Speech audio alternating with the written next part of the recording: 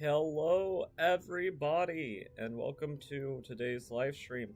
I'm gonna try to finish the Still Soul file that we started, which should be this one. Yes, okay.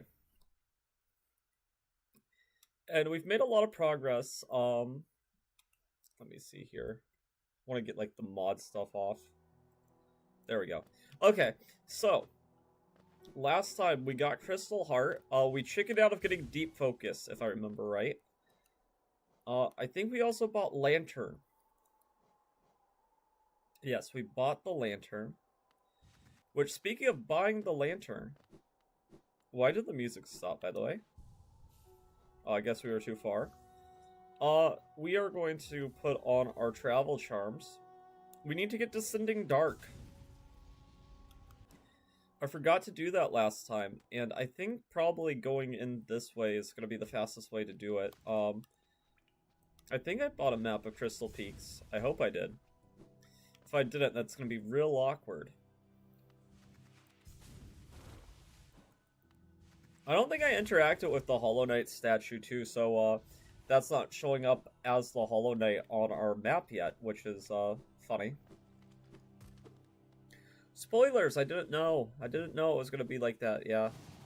Well, such is life. So actually, interestingly enough, I've been going through some VODs, and I've been looking at, Oh, okay. Okay, Milo's aggressive. I was like, I thought that they were supposed to, like, be sort of out of it. We are gonna spare Mila because I don't want everybody on YouTube to hate me. But,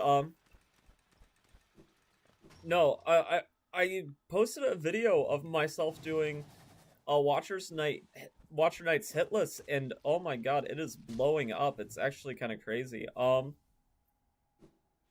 I'm like, man, maybe I need to do more shorts content. I also did some of the Lethal Company stream with my cousin. That hasn't really blown up yet. But that one clip, oh my god, it is just freaking hilarious.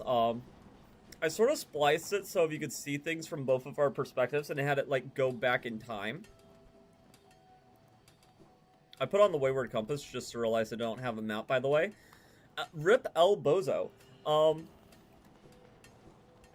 But no, it was hilarious what had happened. I hope people like how it was spliced together. It might be too much since the video just repeats itself, but if you've only watched it once, I don't think it really matters. As a person who was like trying to figure out how to edit that, it did get a little bit tiresome at a certain point, but that's from the perspective of somebody who had to retry that a dozen times before getting it right. This is a dark room, right? No, it's not. Okay, I have no idea where I am in Peaks, and I don't think this is the right way. I'm trying to get Descending Dark. That is the objective here.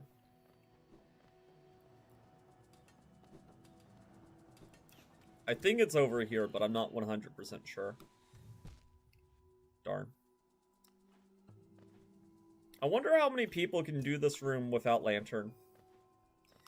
It does have a pretty important upgrade behind it, so I feel like it would be a room worth learning to do in the darkness, but who knows?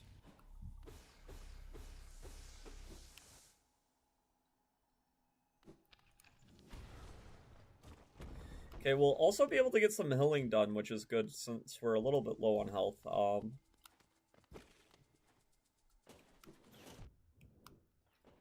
This area, I feel like, is more than enough since it has one of the most powerful spells in the game. I like it aesthetically a lot. Just Crystal Peak is really beautiful. It sucks that it has, like, in my opinion, and this is probably, like, slander for some people, because I know some people really just adore, the track here. But I do not like Crystal Peak's ambient theme that much. I don't hate it, don't get me wrong. I think it serves the area alright. I just feel like it could have been better. But I think they did exactly what they were going for. So I do respect that. And, of course, whenever you create a game like this, There has to be one area that soundtrack isn't as good as the others. I mean, Howling Cliffs is objectively worse because it's just like so isolated, I guess, from the rest of everything. I'm gonna turn the desktop audio up a little bit because even the more meh parts of the soundtrack are still absolutely the like God's gift to Earth. Okay. So let's just fall down into resting grounds. I don't think I have to do too much awesome peaks other than that one charm. Oh, I do need to fight the buffed up Guardian. That's another thing.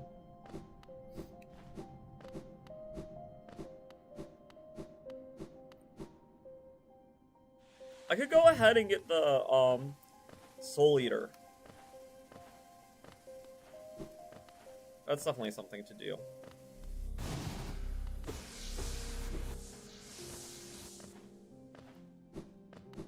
Okay, let's get a full hill. We're playing this cautiously. If I could get the Still Heart achievement, that would be crazy. By the end of the stream.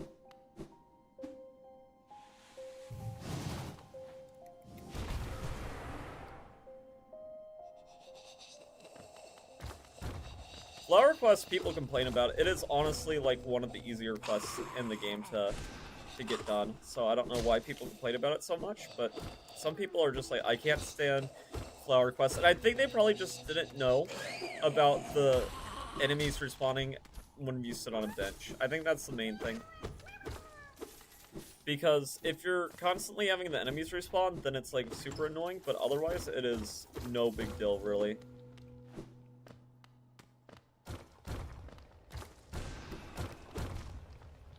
Wait, is this not the room where there was an enemy? Oh, it's the next one. I just wasted a perfectly good Shaman Stone Fireball.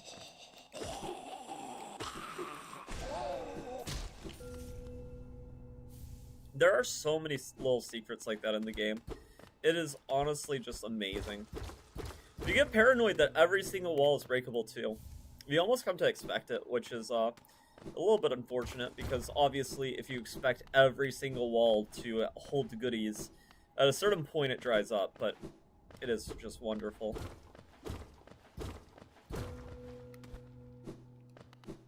That's Flower Quest. Okay. Don't need to go over there. We'll go over here. Oh, that's just the way we came. Oh, was there a breakable wall over here? No. Okay. There's one nearby, somewhere close. There we go. Those birds are just so annoying. Okay. There we go. Where to head next? I think I'm gonna go for getting... And let me check the stream chat. Yeah, so for anybody wondering what we're doing, we're playing Still Soul, and we are going to, like, bench warping is just not allowed this run. That way, there is no dispute on whether or not I won it fairly. Anything the game doesn't count as a death, I don't count as a death, so we've died in, like, some of the dreams, but the game generally doesn't count those as deaths, so we're not counting it ourselves.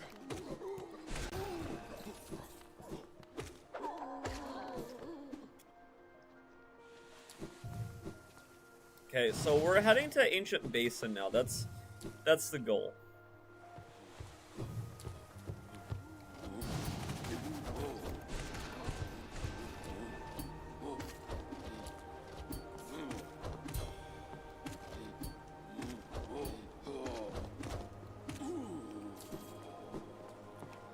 And yeah, I'm trying to think of things to say. I mean, this area is just beautiful. It's a shame that we're going to be in it for so little time. The city is undoubtedly, it's not even close. It's my favorite area in the game. Also, getting D-Dark means we can just go ahead and get Lost Kin done once we're there.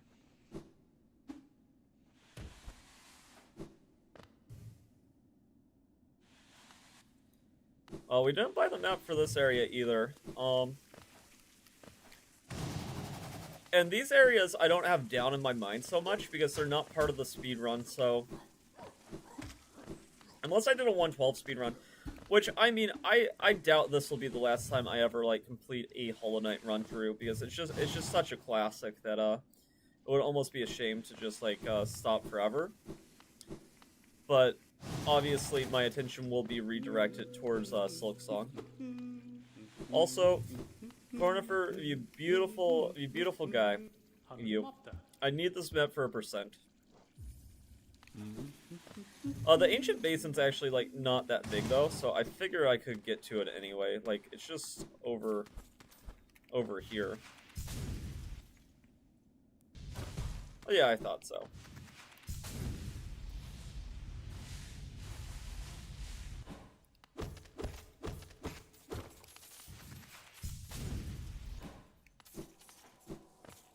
Okay, so we're gonna be getting wings. And Mila's fully infected, so there's no reason to not get wings at this point. Also, we don't have to worry about the Hunter's Journal, so killing these little guys here does not matter. Kind of nice to not have to worry about it. You kind of have to go out of your way if you don't get the journal entry and we're trying to get all the entries.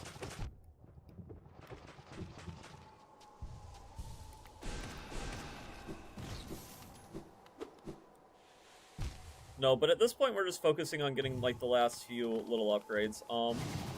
In terms of game completion, I think we've actually done a lot. The main thing I'll struggle with is just some of the charms.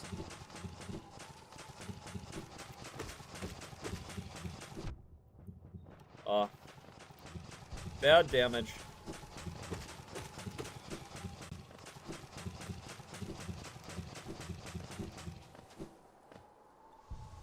Do I go up in this room? Yeah, I go up in this room. I don't even remember what's... Oh, actually, I should go down real quick. I just remembered. It's a simple key. Do these things give soul?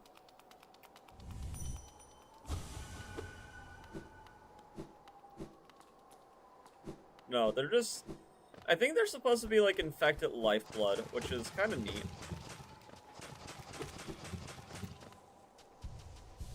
Okay, let's heal.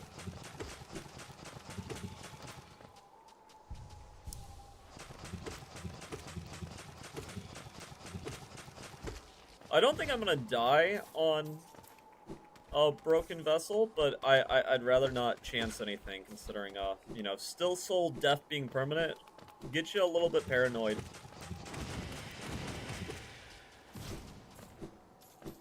Okay, but there we go. We got a simple key too, which is wonderful.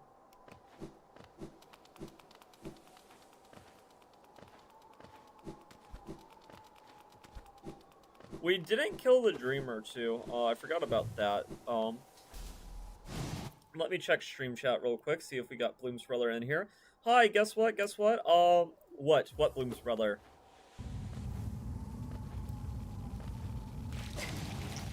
Have you been playing Hollow Knight 2? SilkySongie is September 4th. It is so close. It is actually unbelievable.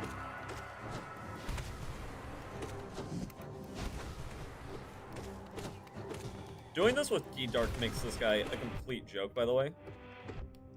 I say as I get hit a billion times to him. I will check chat after I kill this guy.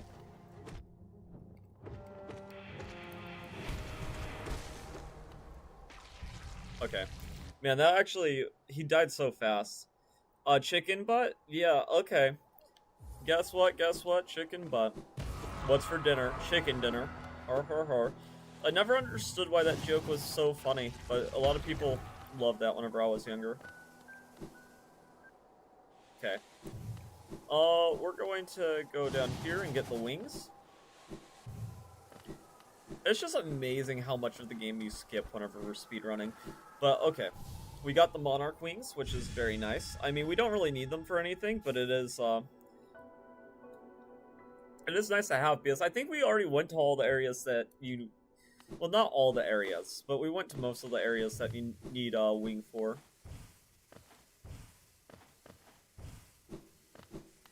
Okay, we have a safe place to die on the Silsil run. These are few and far between, so enjoy it. I mean, just because I can die here doesn't mean I want to die here, so hopefully it'll be alright. That's on a good start.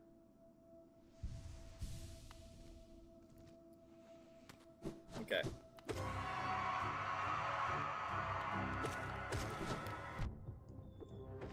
Oh, man. We do have so many upgrades, so this boss should not be that bad. Unless we just don't know how to dodge. Then it will be the worst thing ever. But that's like most bosses. If you don't dodge, they're obviously going to be much harder. This guy does have a lot of HP, though, so we do want to play... Okay.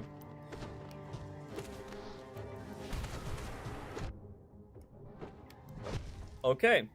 Well, I'm glad we don't die in dreams, because that was just absolutely terrible. I cannot believe I just let him crush me like that. Because he is a hard boss, don't get me wrong, but he should not kill you that easily. I'm not gonna say he shouldn't kill you at all, but he just, like, absolutely dunked on me. Whoever made the decision to not make dreams count is, just such a wonderful human being. Also, interesting parry. Okay.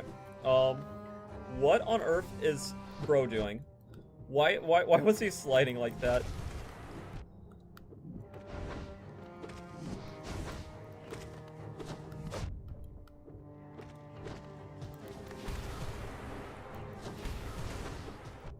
Oh my god.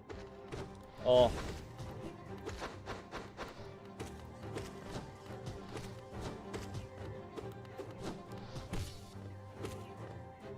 It's these darn balloons that make him so bad.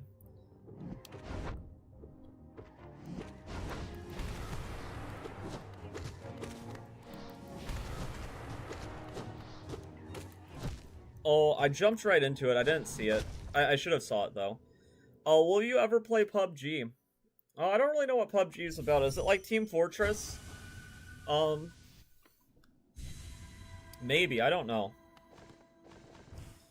I'm very much more into the indie scene more than anything else.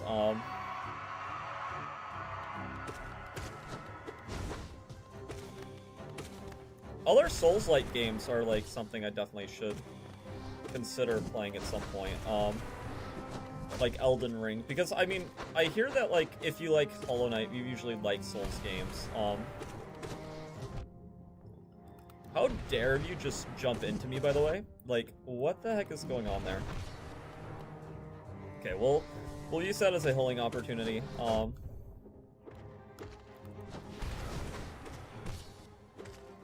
Also, I realized why I'm doing so little damage. I don't have strength on. I have Gathering Swarm on.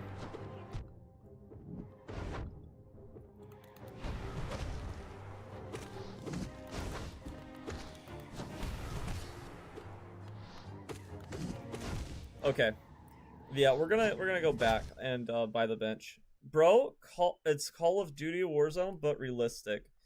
I mean, maybe. The Call of Duty games never really appealed to me. I'm gonna put strength on.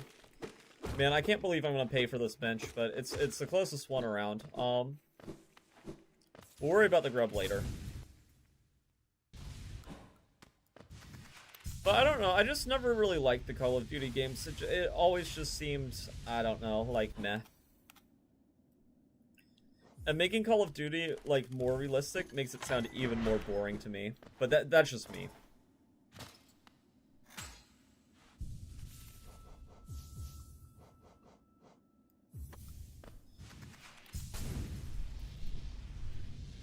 I mean, but we're more than welcome to love it. I mean, it just doesn't sound like my thing. Oh my god, taking so much bad damage. I think going back to the dream makes it so that you have full health. If not, we're gonna suffer, but we'll see. Okay, let's see here. Yeah, but I'm glad to have you back, Bloom's brother. Last stream went pretty well. We went around 4.5 hours, which was a good amount of time, I'd say, for sure. Oh, we're gonna absolutely crush this guy now that we have strength on. It's not even gonna be close. Okay, maybe a little close, but it's gonna be nowhere near as close as it was before.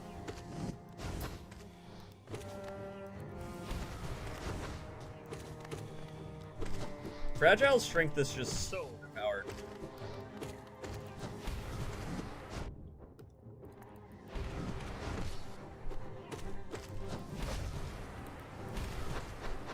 Yeah, he got dive, but my dive's better than Rue dive. Come on, you should be so close. Yeah. Okay, there we go. See, not that bad. All you need is Fragile Strength and Shaman Stone, and you are good. He's also the highest essence reward in the game. I don't know if you need to get 2400 to get a percent. I don't know if Seer going away counts for anything. Maybe it does, maybe it doesn't.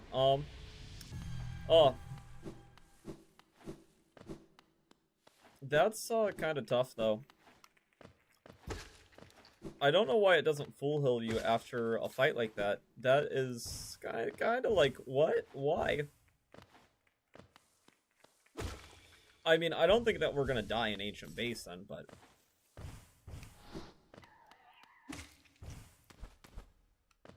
I would have very much appreciated a full heal. I guess that's what I should say. Nope. Oh, okay. You know what? Let's go back to the bench. Playing cautiously is how you win a still run. I don't want to lose all my progress because I got fixated on saving the grub. We bought the bench anyway, so... And also, I can take strength off. I don't need to be a sweaty Andy anymore. Okay. And then I'll check chat again in a moment after I save this grub. But no, the Watchers video really blew up, so I'm kind of like wondering, whenever if SilkySongie has like a boss gauntlet like Godhome, I guess I'm gonna make sure to clip like us getting the bosses hitless.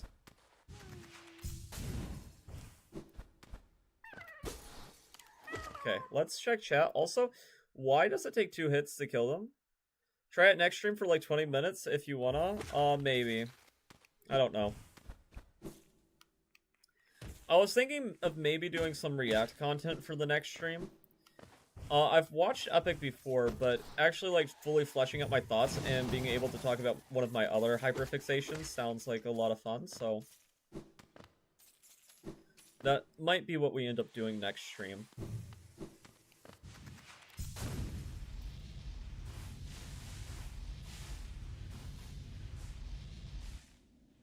Okay, so where do we go from here?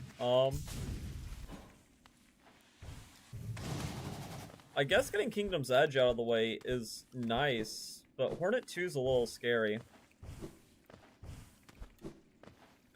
I might want to get another Mass Shard before doing Hornet 2.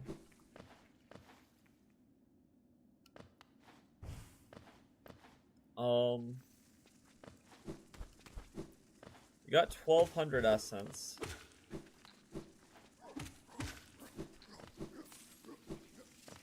Which I guess at this point, what makes sense to me is since Mila's already infected, and so are the Crossroads, with picking up the double jump. Let's just go ahead, kill Lurian. Oops. We're gonna kill Lurian, and then I think that'll spawn a White Defender.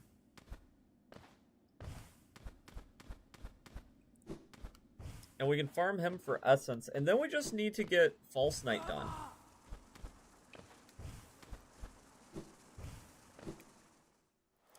And then we'll have a fully upgraded Dream Knell, which is awesome.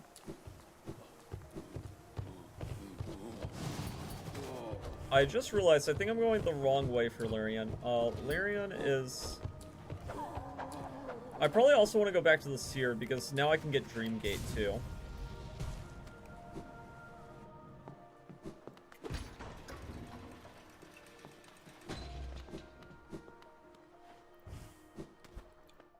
Let me check chat. Guess what? I'm gonna guess chicken butt. I learned from my mistakes last time. I thought it was going to be something serious, and it ended up being goofy, so... This time, I'm saying it's going to be something goofy.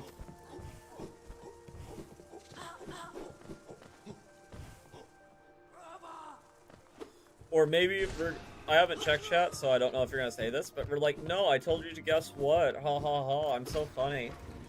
Let's see here. Why would you guys check chicken butt? Oh, we're just so ridiculous. Honestly, kind of crazy. Okay. We killed Watchers last stream. That's like my best performing clip so far. So we'll go to Lurian.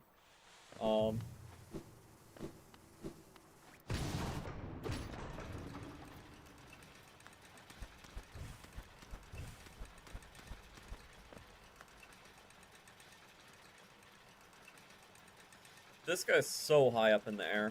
Crazy. Shows you how big the map is, too.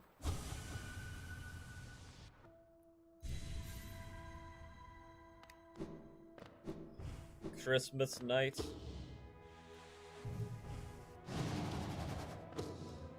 That was not very effective. Let's try that again. That was also not very effective. Okay.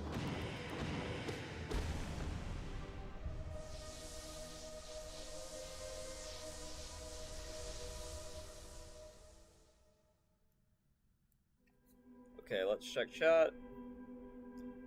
You have stage 4 bone. I have stage 4 bone. Interesting. So my bone is stage 4. That sounds serious.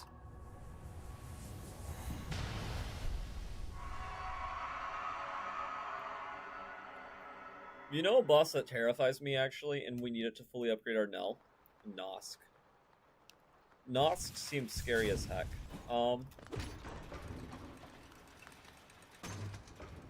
But with Lyrian down, we should be able to fight White Defender.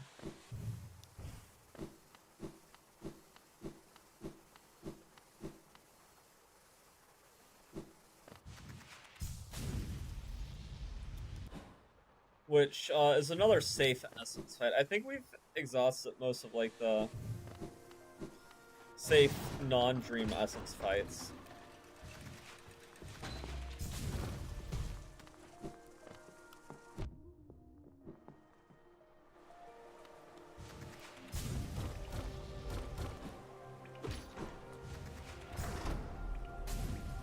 What's over here? Just another way down into city, I guess. Oh, I don't have the map for the City of Tears. Well, that's another shortcut open for later, I guess, if we ever go this way again. Oh,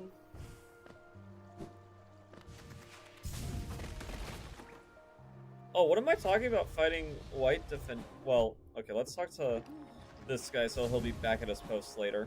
But what am I talking about? I need to do regular Defender first.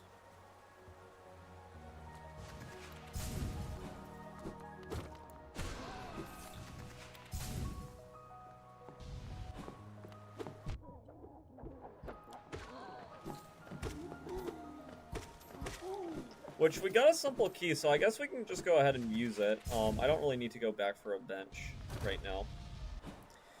Because I was thinking of benching, mainly to switch out my charms, but I don't even have White Defender unlocked.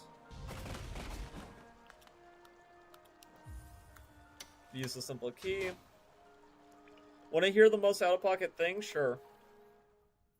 If it's super out-of-pocket, I might not be able to repeat it.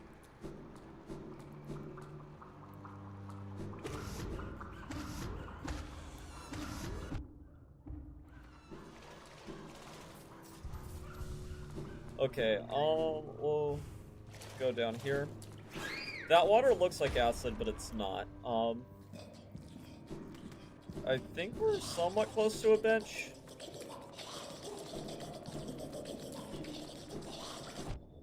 Oh, I hate the noises these guys make.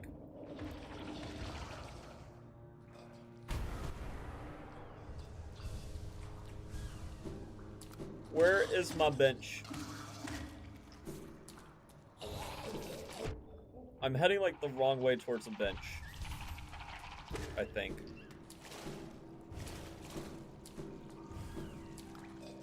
I don't know. I always tried to get done with this area as soon as possible every time I played, because it's so just gross. And I say that while acknowledging I'm probably like going the opposite of the right way.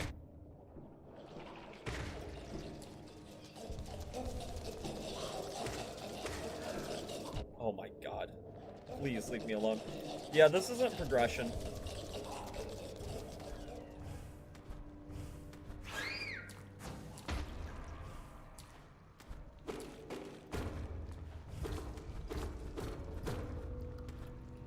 Okay, let's see. What's the most out-of-pocket thing? Cookie crumbled chocolate. Yeah, I don't understand the rest of that, but that's crazy, brah.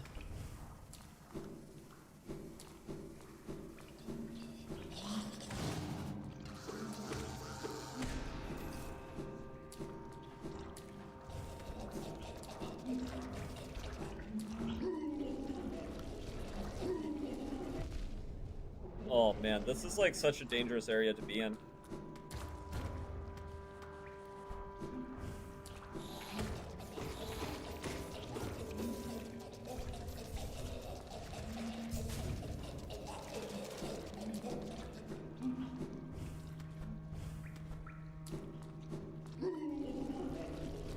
Okay, okay. I don't want to die, please. I need to get back to where I was before, because this is just, like, not it.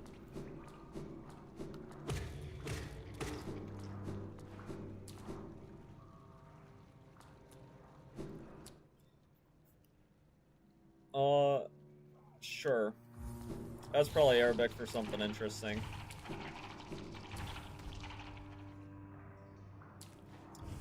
I feel like I'm so close to a bench, but I just don't remember where it's at.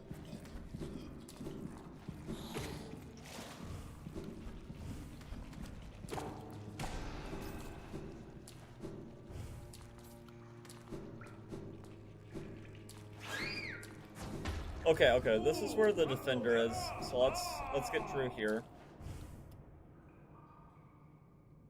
I'm not worried about the defender at all, especially with having D-Dark. This guy's gonna be a joke. His stream variant, though, might be worth worrying a little bit about.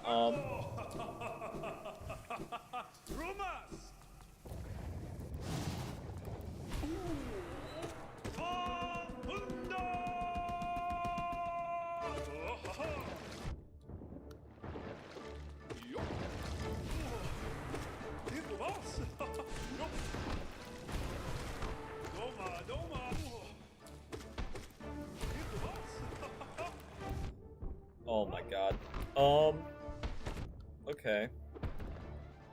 Need to heal. I don't need to heal, but it's the safe play.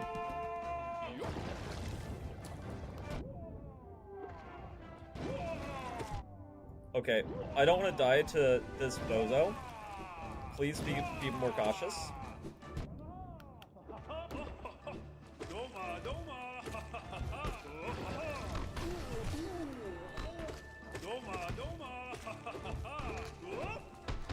Okay. Oh my god.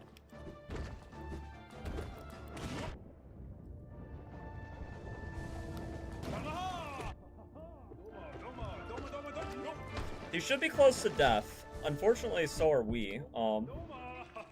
Okay. That was like such a poor fight. What is bro yelling? He's yelling, bro, Dodoma, Dodoma.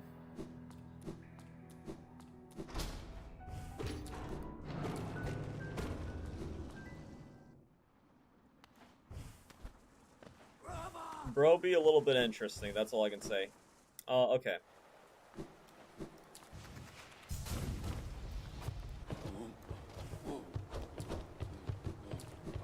We're getting strength, that's what we're doing. Also I'm gonna get Dreamgate. Because it's honestly just cruel that you don't have the HP, you don't get your HP restored.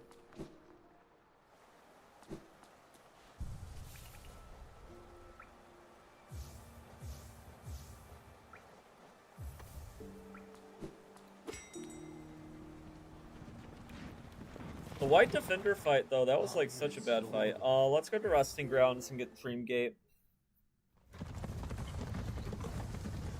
Dreamgate's so clutch.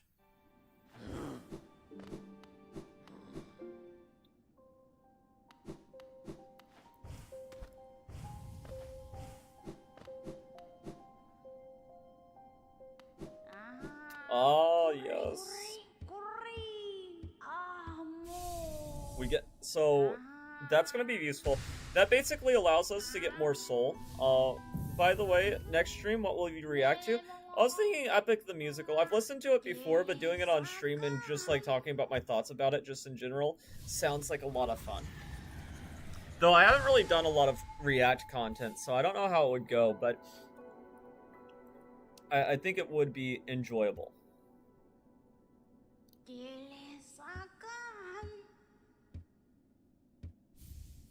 Okay, so that's money. Probably a couple different things, though. If I do stream like a reaction, I probably would also record it so I could upload it as like long-form content on YouTube. Okay, so let's go back to King's Station. We also should sell our stuff soon, get money for it, and then... I don't know, I don't know what the plan is from there. We'll do something.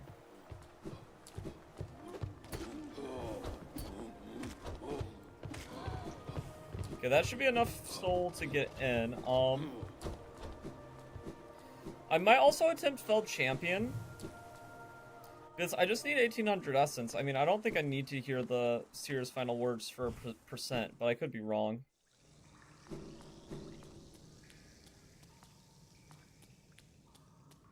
I think it's like... Oh, he's still alive. Okay.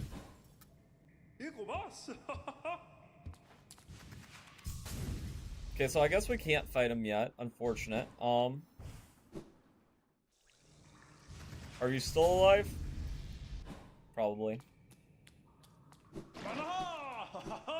Well, can I go ahead and open this? I can. Okay.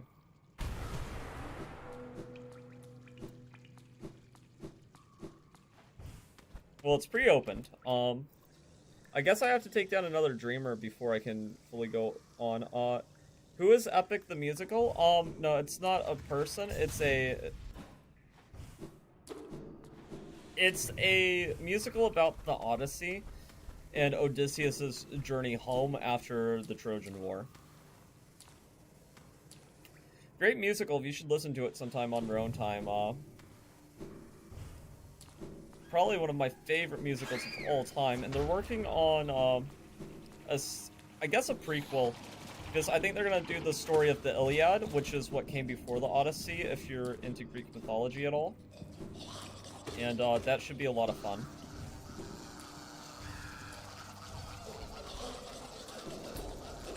Okay, that's a breakable wall.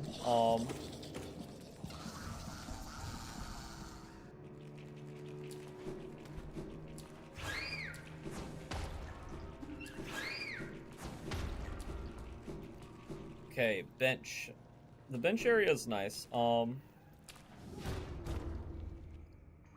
gonna immediately head back up, but this is nice to have unlocked.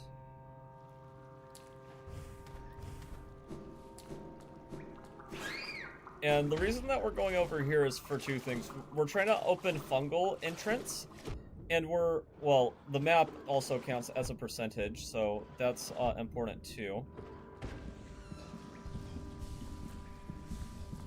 And we want to save Bretta.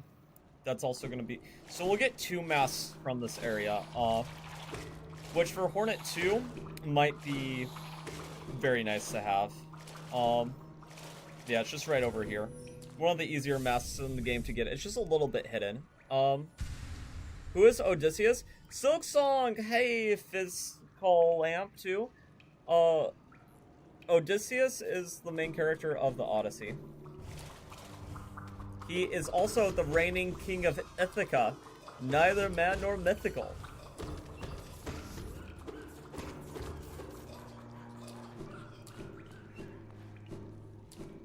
But yeah, SilkySongie is going to be here so soon. It's so hard to believe that we are in the final days of waiting.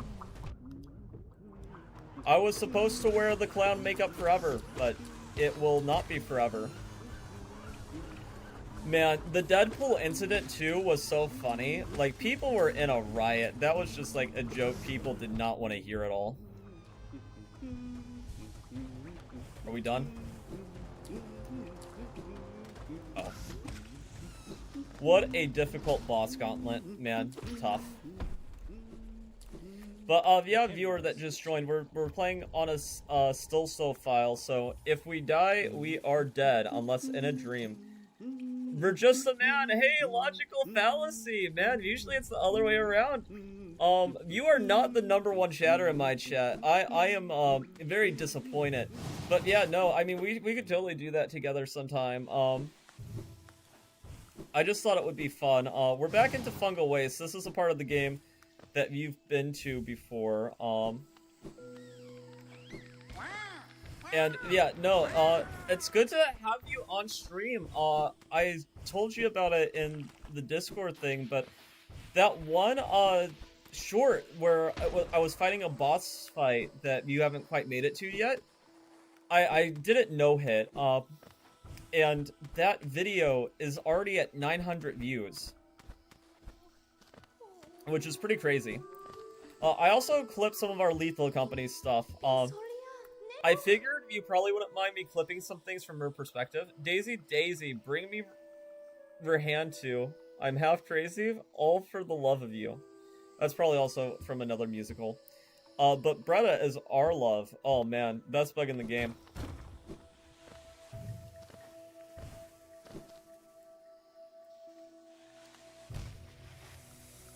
Okay, so we saved Bretta.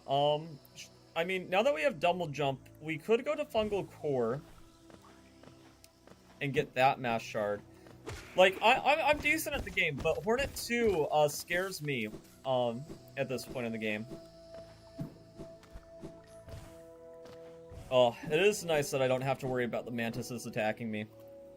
That is just such a tiny detail that I really love about this game. Dang, there you go. King, get you out of here. Yes. Oh, man. The amazing digital circus. Yeah. I was trying to find more things to clip from the Lethal Company thing, too. But there were only a handful of moments that I was like, oh, man, that would make a good clip.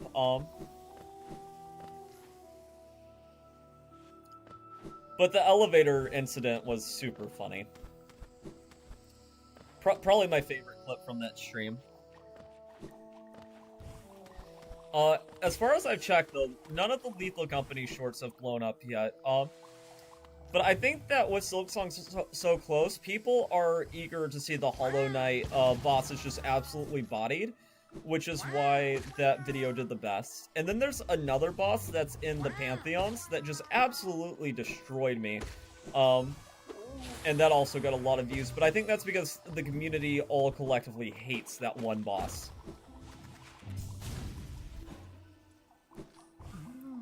We also did a Still Soul run before this where I died in a very hilarious way. It was just such a stupid way to die, that's all I can say. I can think of some really funny moments from Ruined. Yeah, I was trying to scour Verthing and try to find the music box thing. But VOD was 4 hours long, and I was just like scanning through it quickly, so I wasn't able to find it. But what I did in one of those clips was I took part of your stream and part of my stream, and I sort of just like blended the two moments together. I wanted to get it to play where you could see both videos at the same time, but I wasn't quite able to figure that one out. I also learned that you have to have it vertical, which kind of looks weird if you're watching on computer. On mobile, it looks fine, but on computer, it looks a little bit iffy. Man, it is so exciting that you are joining one of my streams. I think this is maybe not the first time, but like I don't think it's been this way too many times. Let's see. Nightland, is it normal to go insane? Yes, it is normal to go insane. Yes. I was crazy once. Do you guys remember whenever that was a meme? I remember one of my chess friends. They loved that meme and did it all the time. Okay, another mass shard. I'm getting all the mass shards because I am just such a scaredy cat for whenever I fight these. Logical fallacy, I forget. In your first playthrough, did you ever make it to the Mantis Lords? These are... It's probably one of the best bosses in the entire game, without a shadow of a doubt. I remember I did it very early on in my first playthrough, which caused all the rest of my pathing to be so strange compared to how most people play the game. Excuse me?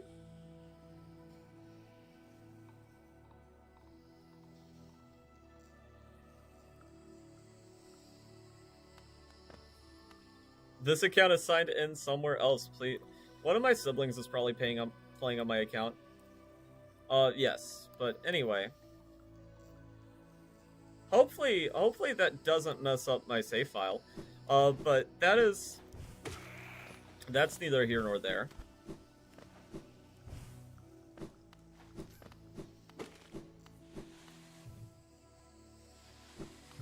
I've never had my Steam account just like randomly tell me I'm signed out and had the game still run.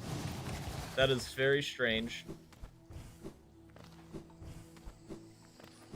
Yeah, well, a nice detail about doing this boss, and actually it might have not signed me out because I'm playing on a modded copy of the game, but is that the mantises no longer are aggressive once you defeat their leader. I wonder on OBS if that's showing. No, on OBS it's fine. No, I do know the area. Watch it, yeah. Okay, so we're gonna go to Bretta. She has a nice reward for us. So Bretta is one of the few characters in all of fiction that can be described as a female simp. Which, you know, we need more female simps out there.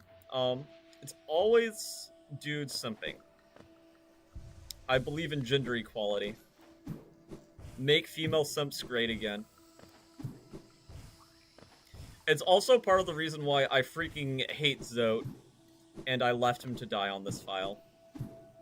I think you ended up saving him on your file, which, like, objectively makes the game harder. Which is just really funny.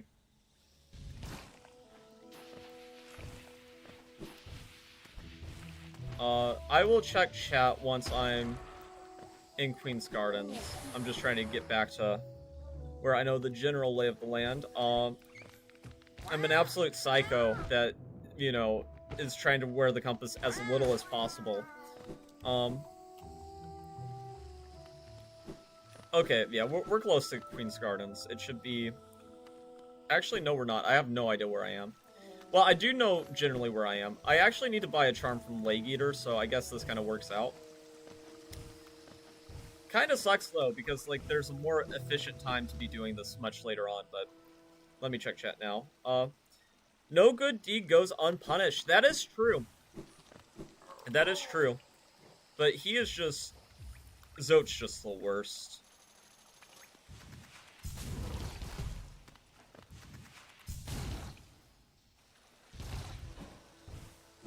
And it's actually really cruel what they do to you if you do a certain action with Zote.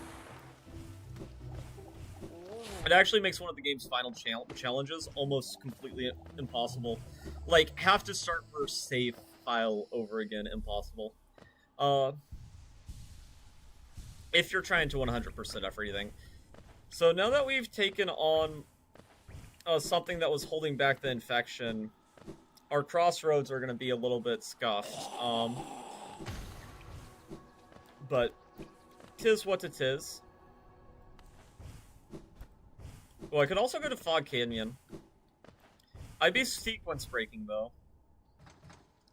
And it's a little bit harder without some upgrades, but...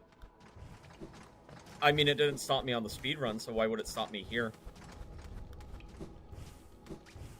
Okay. Let's check chat again. Hey, Fallacy, is it okay to kill a human named Nightland because he can't read Arabic? Understand Arabic typo. So in general, I'm not sure advocating killing the streamer we're watching is, like, necessarily, like, the best idea. Sounds a little bit crazy to kill somebody for not understanding a language, you know? I would never want to kill somebody just because they don't understand English.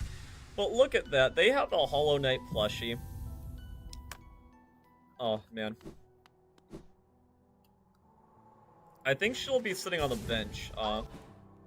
Yeah, Bretta. I'm gonna sit by you. Okay.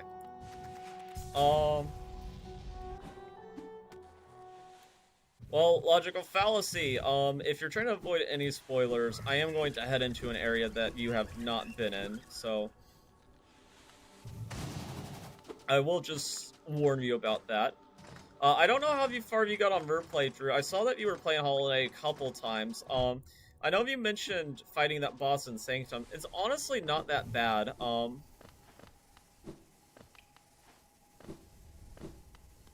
Actually, before I head to that area, I'm gonna fight the buffed up version of a boss. But no, it's not okay to kill anybody simply because they can't understand a language. The differences that people have can be beautiful. And I've listened to songs in Arabic. It is a pretty language that can be sung very beautifully, even if I can't understand a lick of what those people are saying in those songs. Same with French and Spanish. Feliz Navidad. Feliz Navidad.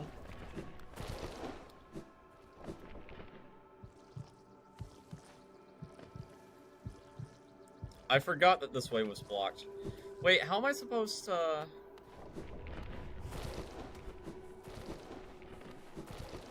Okay, I guess we won't head that way because it's blocked. I forgot that I can't head that way once it's infected. But logical fallacy, just dodge. A physical camp. I appreciate you chatting, even if it is light. It helps engagement, helps the stream. We're definitely going to be playing SilkySongie once it comes out, so if you are excited for that, make sure to subscribe. You might have to, like, go radio silent and not click on any videos when SilkySongie comes out, because I plan on doing everything that there is to do in that game, assuming that it is reasonable.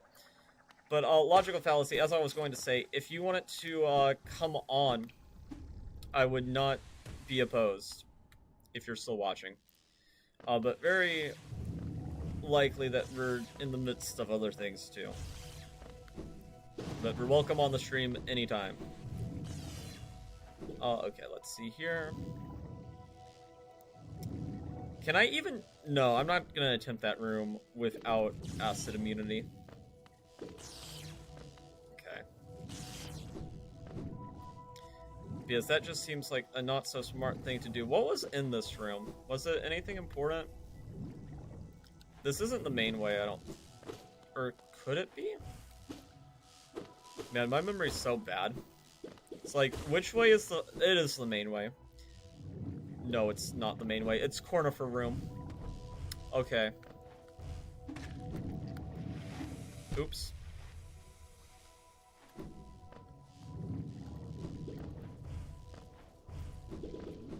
Okay. Hi, Cornifer. We'll take the map. It's not like we're ever gonna use it, but I will take the map just because. I'm eating lunch, but if that isn't distracting, I wouldn't mind. You might stream later on. Yeah, no, I don't mind. I don't mind. I'll give you a call on the good old Discord. Also, congratulations for being #2 chatter. Let's see here. By the way, there's a Arabic song by the same person that has a very bad N-word. Wait, you mean to tell me that there's bad N-words? I thought the main N-word that people had to worry about saying was Nightland, you know?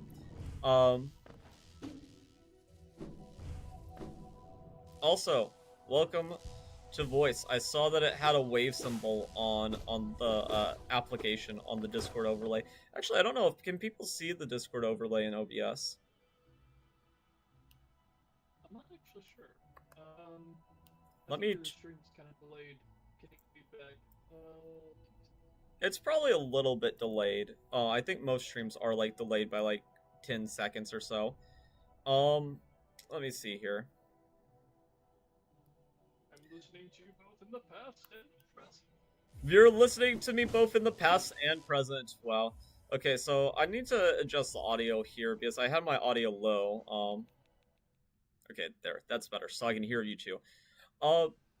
Yeah. No, thank you for joining the stream, both with your voice and with, you know, your chat. That is awesome. Absolutely. I see some familiar faces in here. That's awesome. Yes, Bloom's brother. I will say it was funny. I noticed, so yesterday night, somebody must have not liked the shorts because yesterday night before bed, I was at 35 subscribers and then I woke up to 34. So somebody, and there was like somebody who like disliked, I think 4 of the shorts. So they were very not happy with me posting shorts. I'm like, oh no, he's a content farmer now. And I was like, well, I don't know why we're upset at this, because it is the one thing that's actually getting views. Like, I woke up and that one video got 900 views. Just... Yeah, holy crap, that's awesome. Yeah, it's like, oh my god.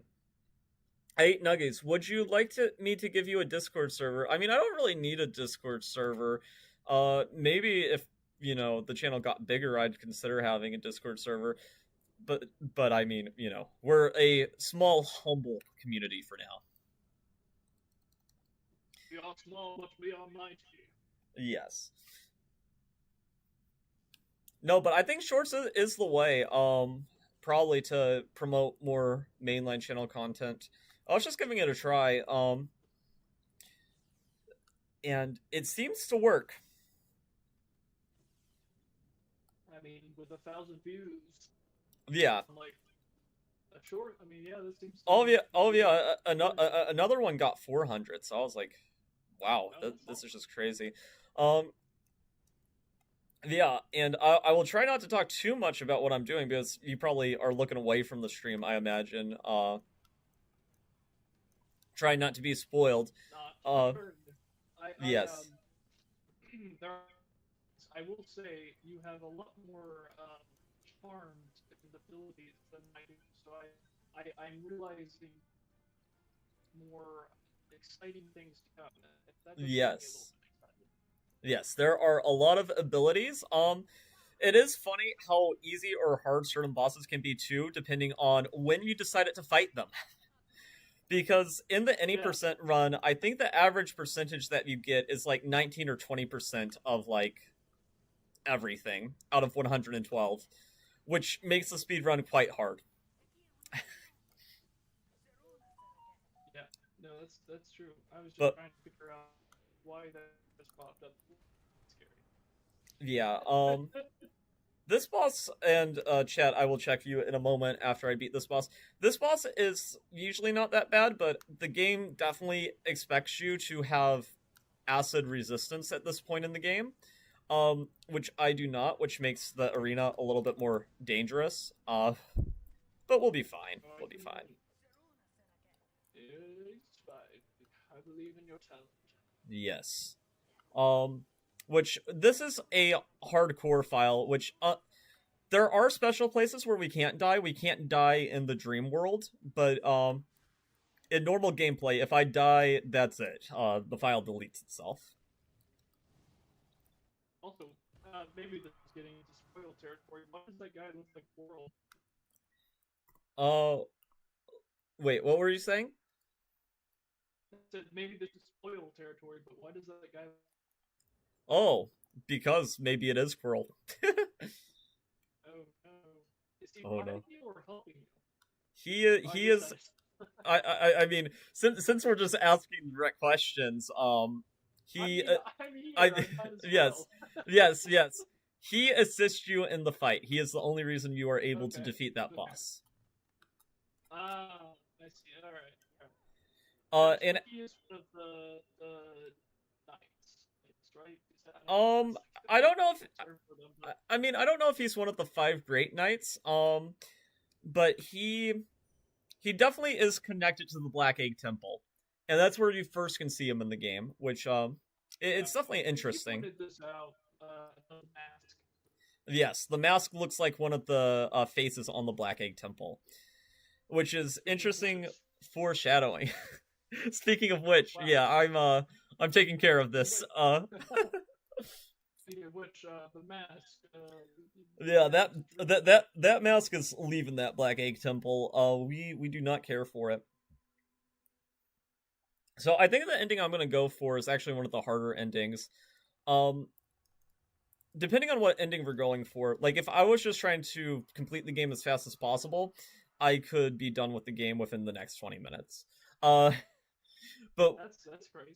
we're going for a harder ending, which requires you to actually engage with the game more. We also have made it a rule for this stream while I'm playing hardcore mode. Basically, still soul is the proper term in the Hollow Knight community. We cannot save quit. Save quitting to benches is like the fastest way of traversal, but I feel like if I do that if I'm low on health, it's sort of taking away from the point of a hardcore mode.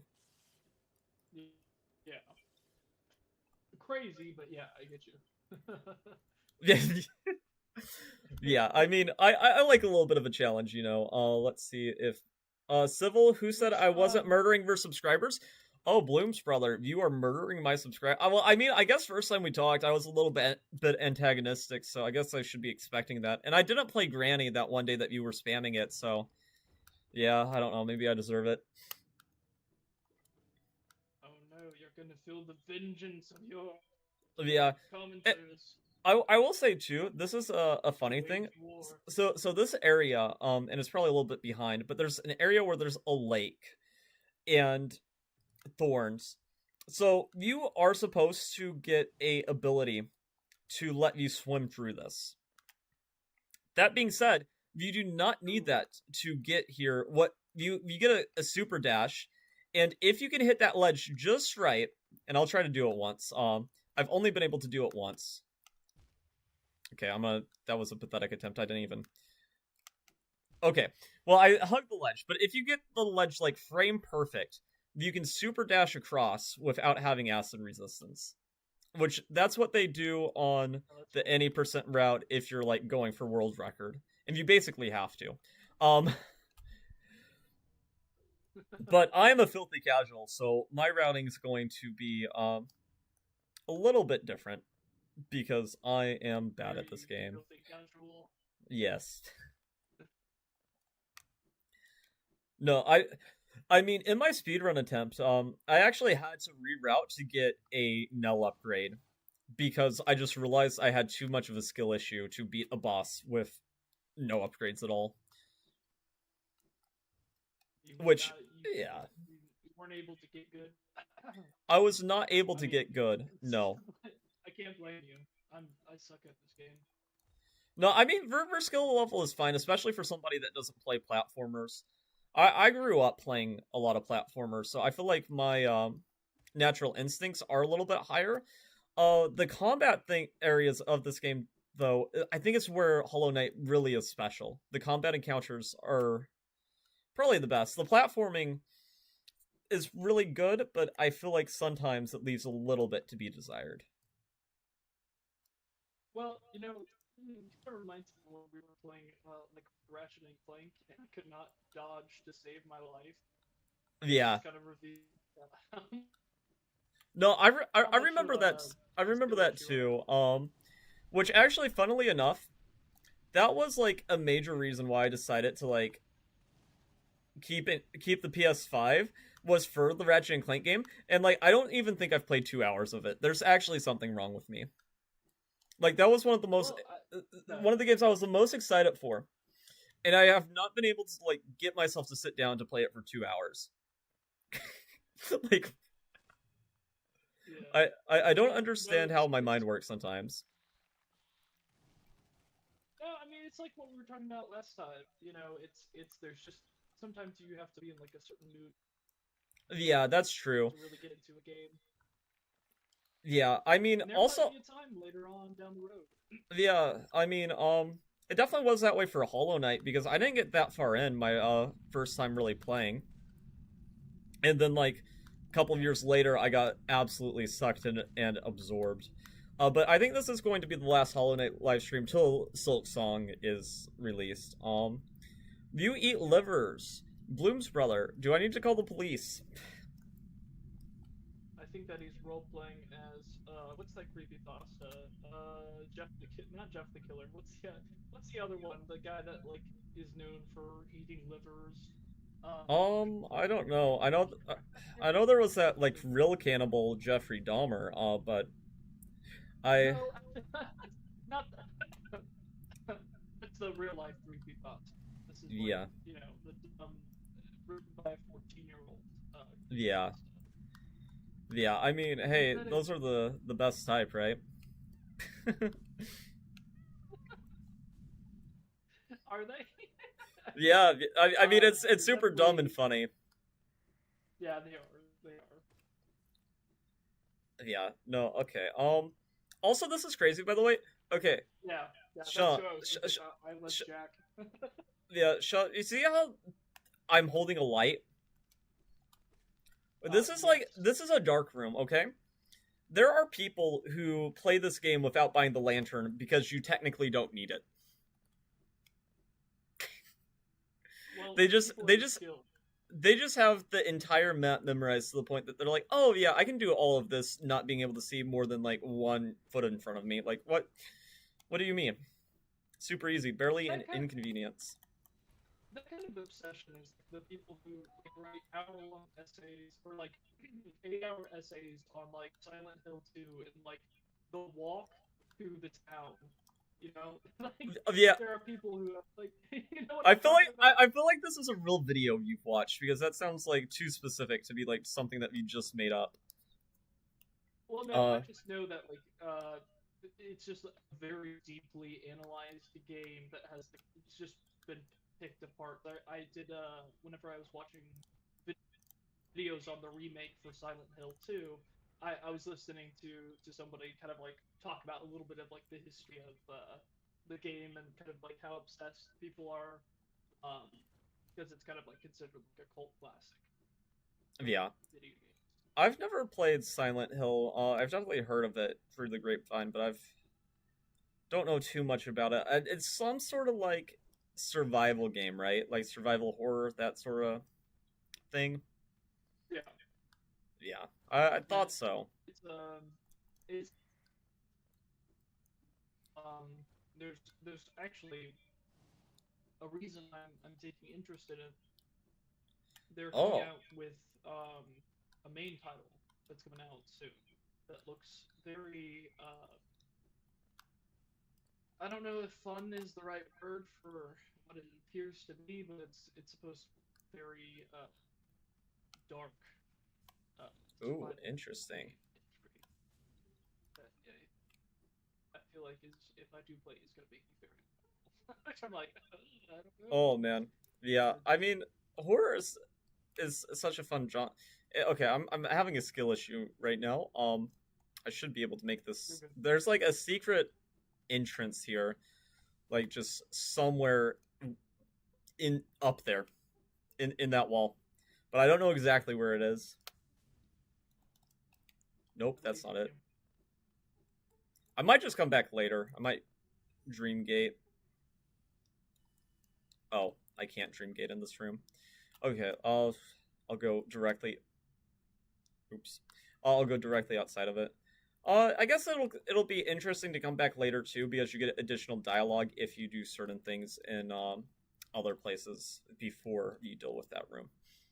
That's something that's really cool about this game. I like how like there's so many interactions and like I remember going into like that like what's it like the spring, the soul spring, and there's just like some just random people in there and they're like talking and then you approach them and they stop talking. It's just really funny. Oh yeah, no, it is interesting, especially because it changes old areas that you've already been in before. Where it's like, oh, okay, this world's lived in. It's not just me here. There's the people are moving around. They're not just stationary. Yeah, it's interesting how much life there is. A place that's like specifically desolate. Desolate, and most of the things that you encounter, not everything, but a lot of the things you encounter are literally husks. They're Oh yeah, literally non-living. yeah, they're Which, undead at yes, best. the mantises are one of the exceptions. They are not overcome by the infection. They just hate me. Yeah, they just are like a very tribal sort. They're like, hey, if you come into our territory, you will die. You know, another game that I really want to play that I saw being compared to this game is I was watching somebody play through a little bit of the beginning, and he mentioned that the story, the beats, and like the feeling of it reminded him of Bloodborne, which is a Oh, game that I okay. feel like which is a Souls-like. Not a Soul. I don't know actually. People will get mad at me comparing that, but it's very Souls, I believe, inspired. I think it's made by From Software. Um, Oh, okay. so I don't think that's who made Dark Souls. Yeah, I mean, I've never played Dark Souls. I figure I'd like it because I do like games that are just tough as nails, like almost to the point that there's probably something wrong with me. Uh, it's like, oh, this game's gonna cause me pain and suffering. Sign me up. I wonder whatever happens in that game that I got really into.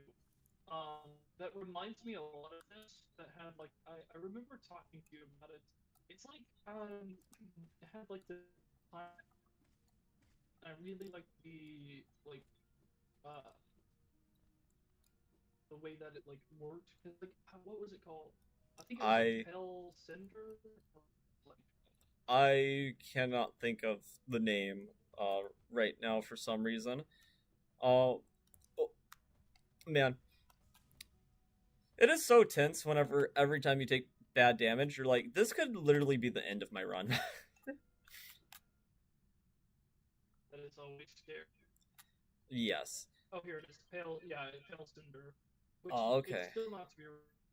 I hope time because I know how long these types of games can be can take to make, but I don't know if there's been any like updates or anything. Yeah, and I mean, it is better for them to just take their time and really polish the game than, get the game quickly, even if you're excited for it. I heard a couple of YouTubers talk about, and I've just sort of listened without really paying attention to the audio.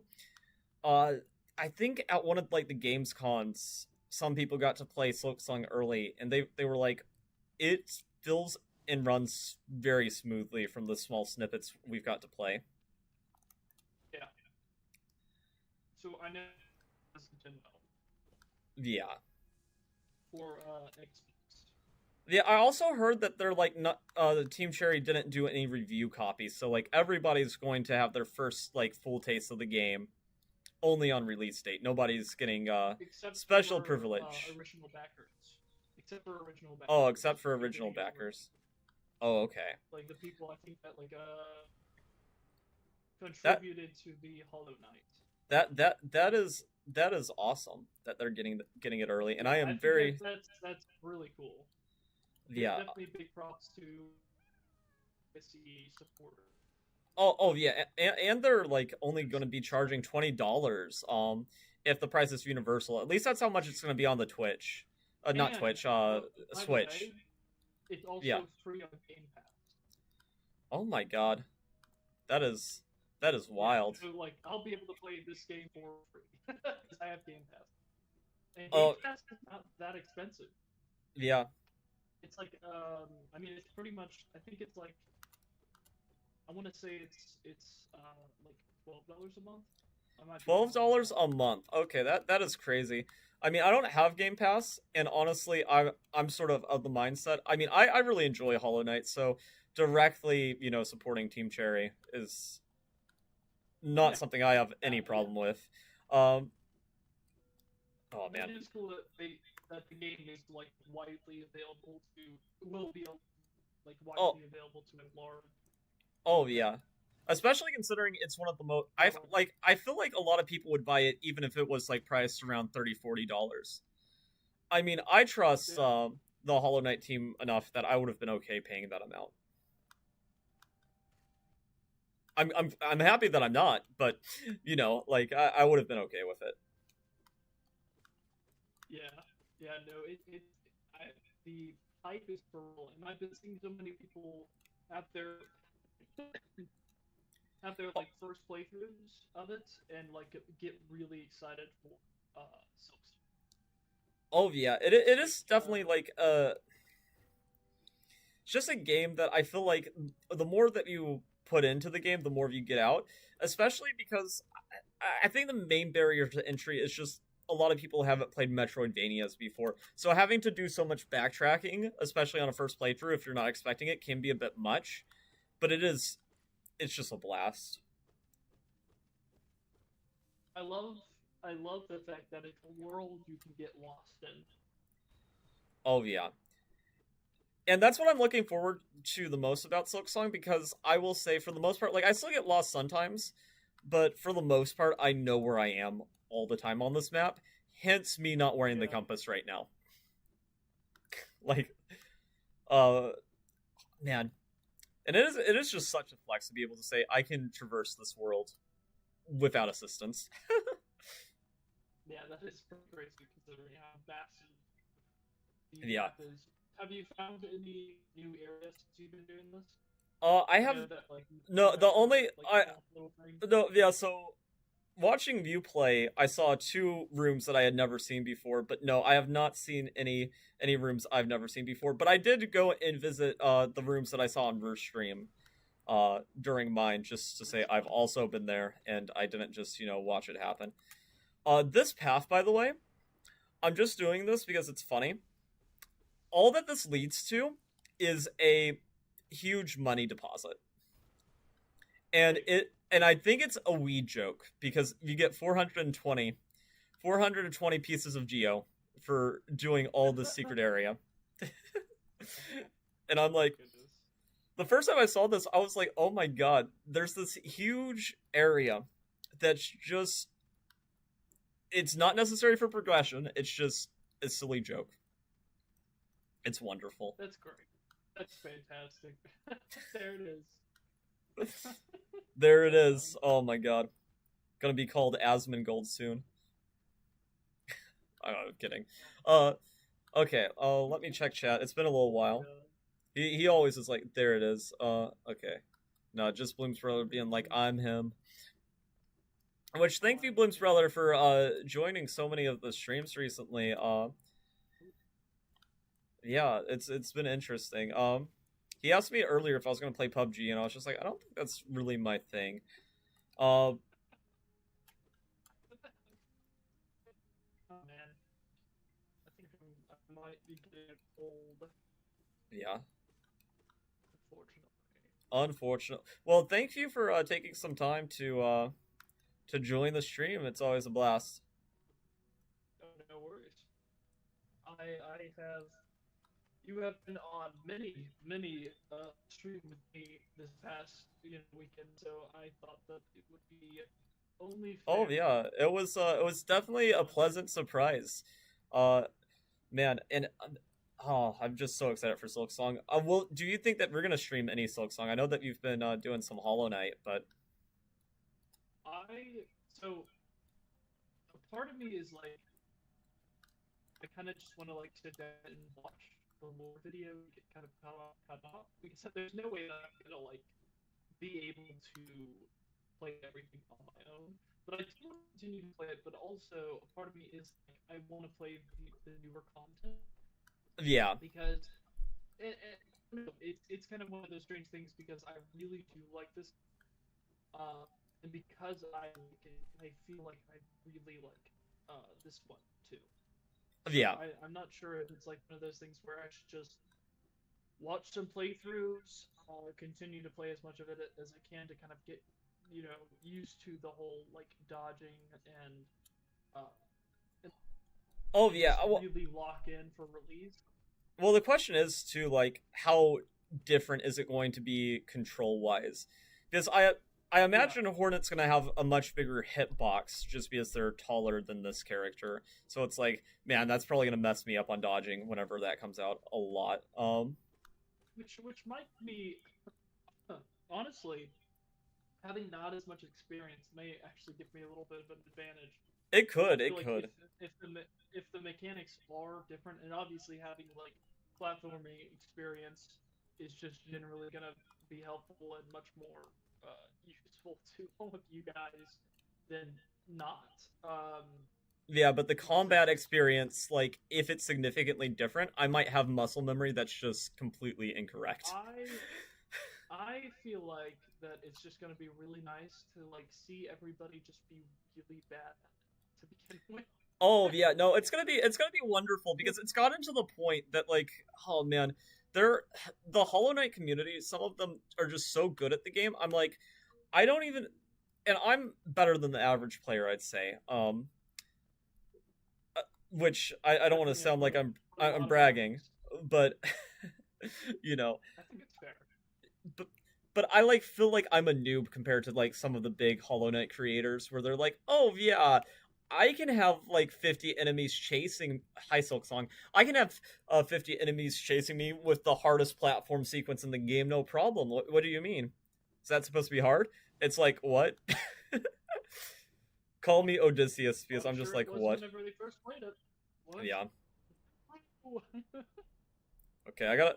I'm not as good at this version of Hornet, so I'm not gonna be able to just like bully it like crazy. Unfortunate. I cannot even Has imagine she leveled how up? hard this boss would be if I had no upgrades. She has leveled up. The attacks are very similar, but it is a little bit different. It's like different enough that like I don't think I'm gonna die, but if I did die, I'd be like, oh okay, that kind of makes sense. Yeah. No Hornet. Hornet. Still behavior. Okay, man, I did a lot of damage. Let me check chat. There you go. Why are you? Okay. Why are you bullying your sister?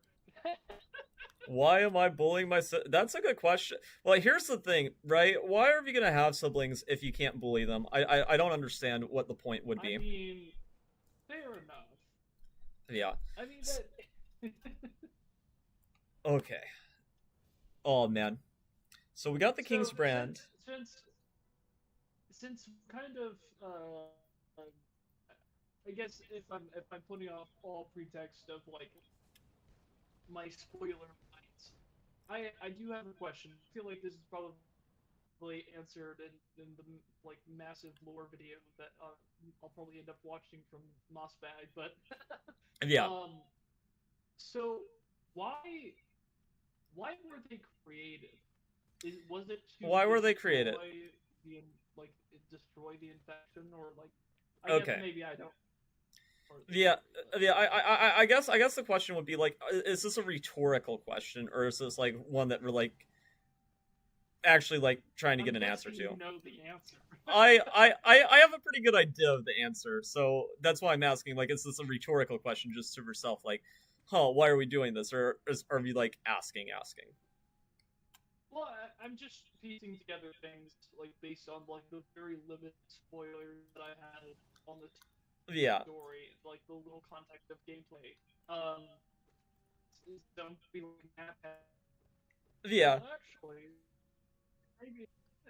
Well, the thing is, okay. Well, one thing's for sure, we aren't the Pell King. The Pell King, we're probably related to, but we are not the Pell King. Well, the implication is that we were like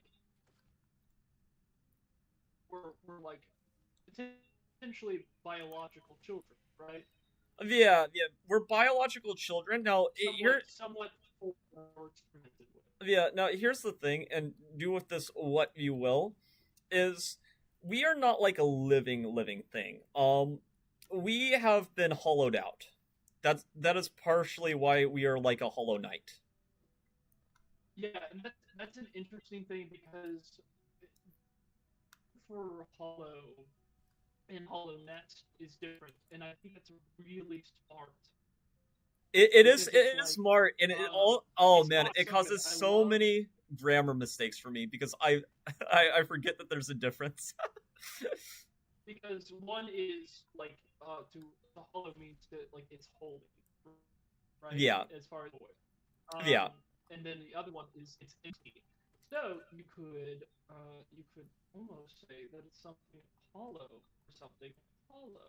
yeah. Oh yes, Apollo, Greek mythology, which is why like an epic reaction is in order at some point.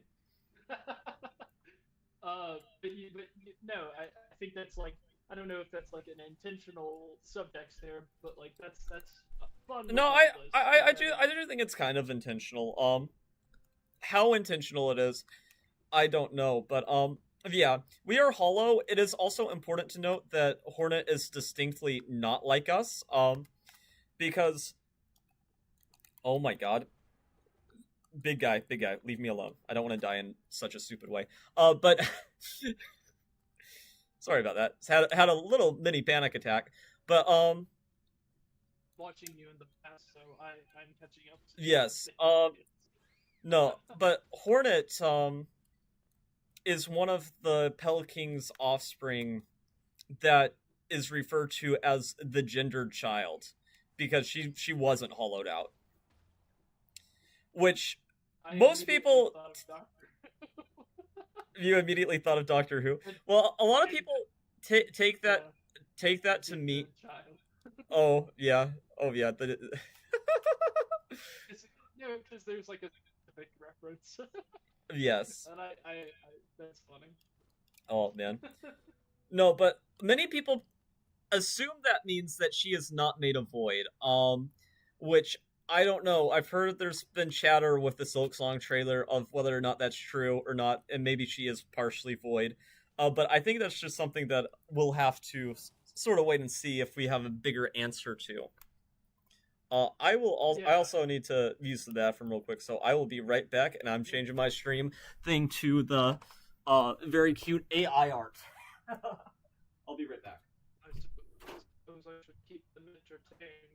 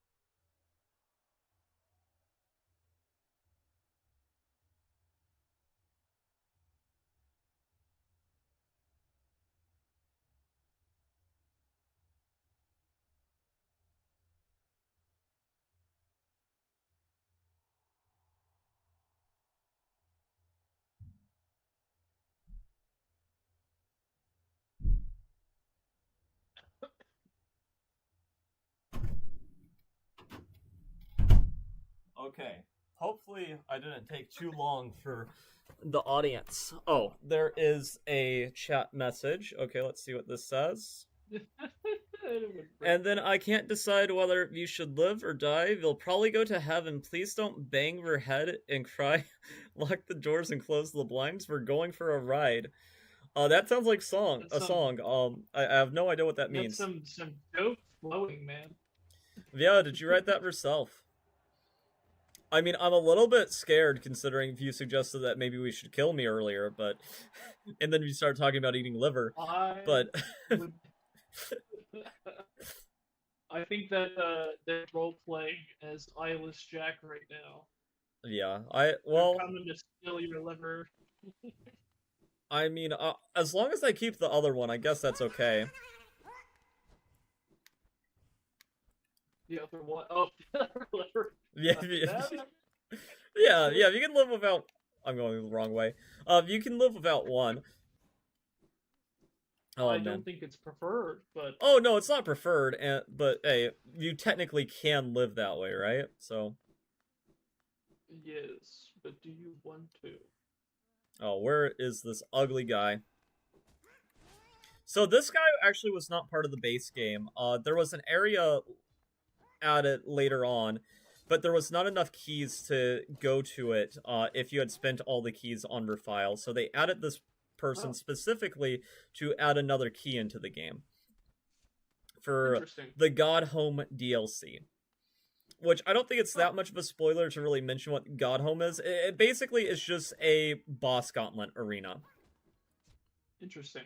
And it is also why I will never be able to get every single ending in the game, because you have to beat all 50 bosses in a row, and they're all buffed up, of course, because why wouldn't they be, without dying.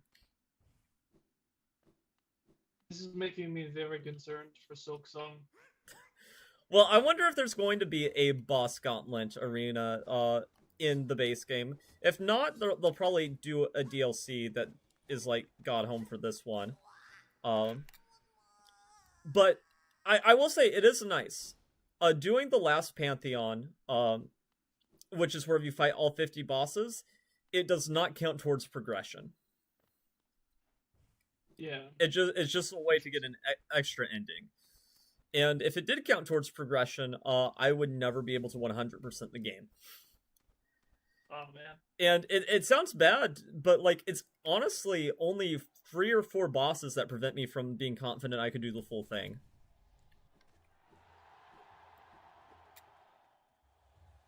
Unfortunately, like, 2 of those bosses are the final 2, which is, like, the worst time to die. Yeah. Let me check chat real quick. No more lyrical bangers. I'm disappointed. Dang. I'm disappointed as well. Okay. I'm gonna do, well, what should I do first? I guess what makes the most sense is probably to get the, final few spell upgrades.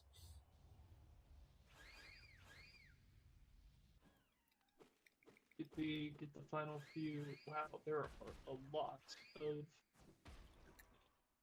What you call them? What I call them off stream and what I call them on stream are very different things. What I call them off stream can get me canceled. Jokes aside, I don't know their technical names. Notches? Yeah, I don't know. I think they're like called weevils or something. I didn't pick up the bestiary. On Merfile, it would tell you. The bestiary, the reason I didn't pick it up is because if you don't pick it up, it doesn't count towards the percentage. But if you do pick it up, you have to complete the full thing in order to get the full percent. Oh, which I wouldn't have a problem with, but sometimes you have to kill an enemy more times than they appear for you to get their full notes. Which, if you're dying a lot on a first playthrough, does not matter. On subsequent playthroughs, a little bit annoying. Just a wee bit annoying. But it is nice that they give you the option to whether to get it or not, because if you don't get it, that percentage is just automatically complete it for you. I was a little bit disappointed though because I was like, "Oh my god, I wonder how these speedrunners on a 112 run are gonna handle this journal." Um, and the answer was they didn't because you don't have to. and I, and I was like, "Oh, okay." Which my solution for that in Silksong, I want to see a bestiary, but I want you to only have to kill enemies as often as they appear. Like, if you see an enemy, Yeah. we're expected to kill every single one of them at least once, but we're not going to ask me to kill, like, 14 of a certain enemy type whenever they only show up 10 times. Because then you just have to grind areas, and I just don't enjoy that particular gameplay. Like, it's a very small nitpick, though, considering it's not something you have to deal with or engage with if you don't want to. Yes, but if you're a completionist, Yes, if you're a it completionist, that is true. does matter. Oh, hold on 1 second. I have to go get my laundry. All right. I will be right back.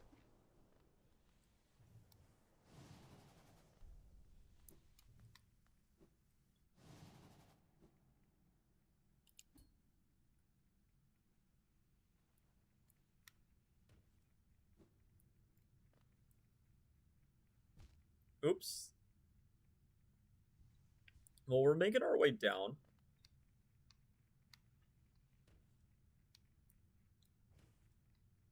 I don't even think I need Isma's tier for anything, but other than the percentage, which we're obviously gonna get it for,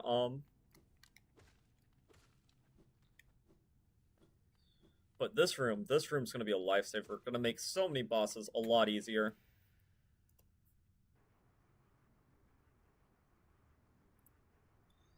Fizz Call Lamp too.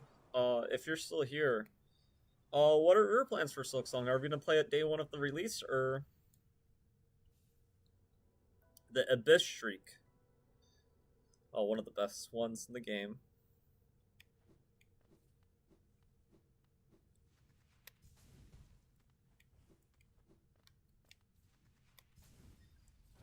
I am glad that I didn't have any trouble with Hornet 2. That is the spot where I think a lot of people could lose their run. But we did get a lot of upgrades before even attempting that fight, so it wasn't that bad. The big question is, should I be having Strength on or Quick Slash? That's like the real question.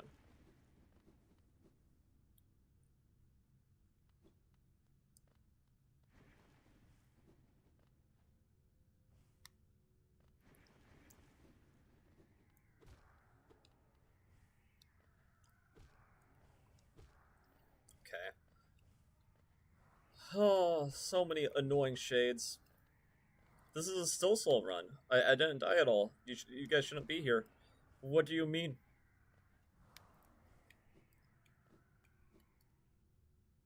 Okay. Go here. Gotta try to remember how to do everything. Turn it off cannot. My king, I'm sorry, the sea calls. Yeah, so that guy literally only has one job, which is one job was to not turn off the light. The light was turned off. What's up with that? Don't know.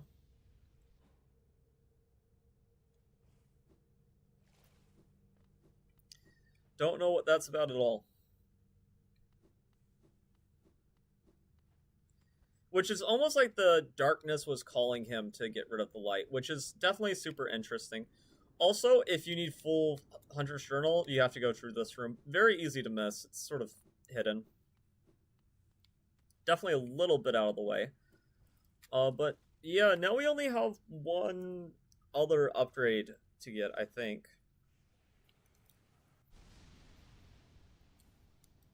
Which, honestly, that boss fight is a little bit scary, too, if you don't have enough damage going in. But I think we should be fine.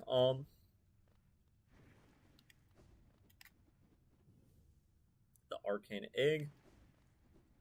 Oh, you know what? I don't need to do any of this. Let's just Dreamgate out of here.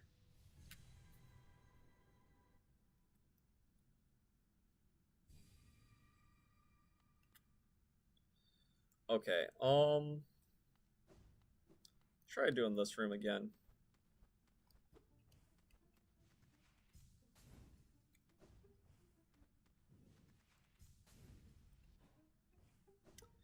Yeah, it must be that chandelier, right?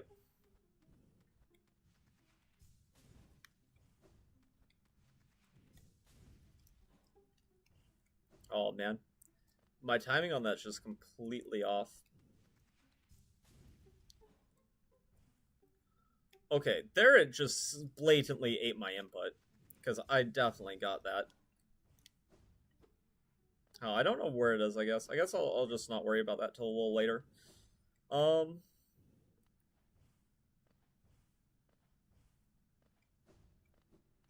It's honestly a pretty good Dreamgate location, too. Is it's on a bench, so it's not cheesy, but,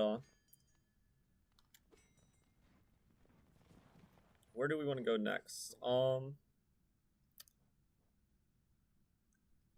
Let's go to Dartmouth, see if there's any upgrades there we can buy.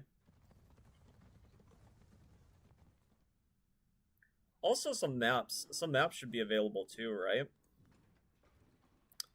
I feel like I've missed a couple maps, which they are needed for percentage, whether or not I need them or not. And they're kind of just useful in case I do get lost. City of Tears, absolutely. I'll take your map. Crystal Peak, yes. Tram pin's kind of useful. And stag pin's also useful. I think I know where most of them are, but just in case.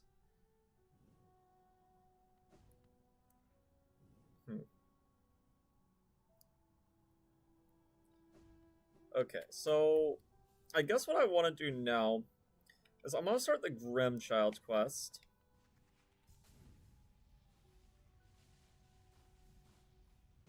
And the first one is in... No, it's not in King's Pass. It's in Crystal Peaks. Interesting. Okay. And we'll put on Wayward Compass just to help me find these little flames, because unfortunately I don't have all of them memorized. I also don't think I got the grub earlier. I think I forgot about it. But I might have got it. I don't remember. Which we need to save more grubs if we want to upgrade our Nell again.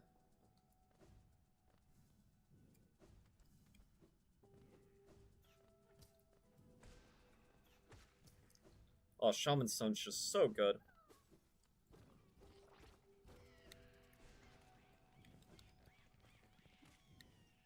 Yeah, we got the grubs in Deepness. That's what I'm thinking of.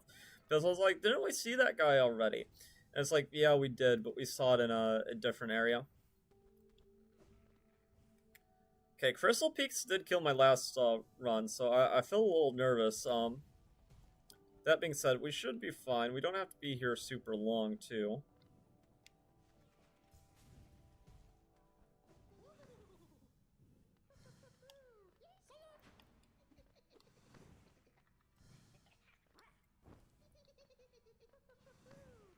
Oh, let's see here.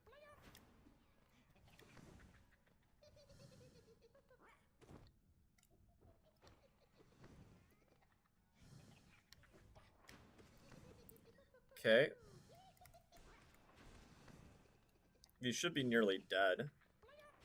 Come on.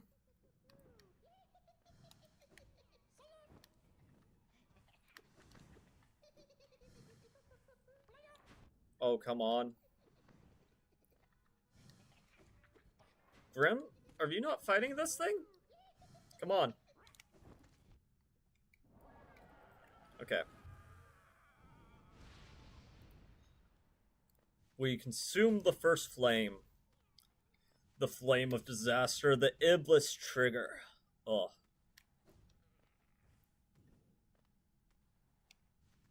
Okay. Let's get off this godforsaken peaks. I don't want to die here.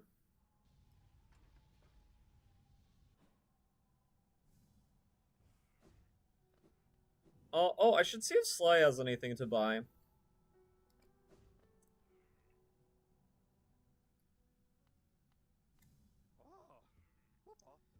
Yeah, we got the key. Oh, we want to buy his eloquent key if we have enough. Yes, for sure. Then he has another simple key. So we're broke again. unfortunate. But that's okay. I think I just want to deal with the Grimm's quest for now.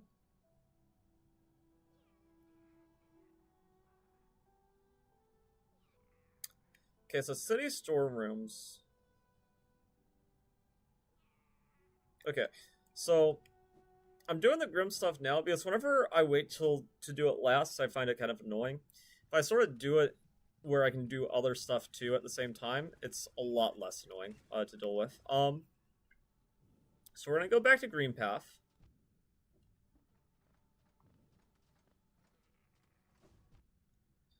Which Green Path is actually an entrance into Queen's Gardens too.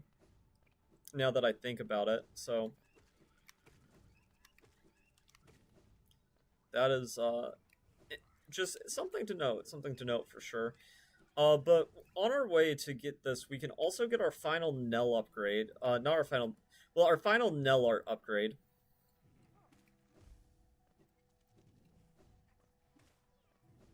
And the reason I didn't do the Coliseum of Fools whenever I was there was because just Shade Cloak is going to make it a lot easier internalize some of the enemies there. I don't even know if I want to do all the Coliseums for percentage, because if I am going for like 100%, there are 12 things that I can just leave out and be fine.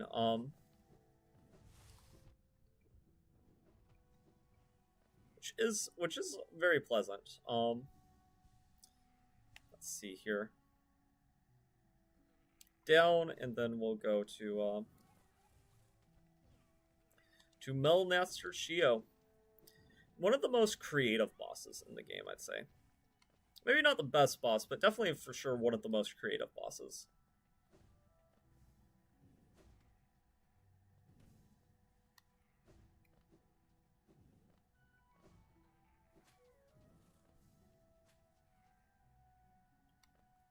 Okay.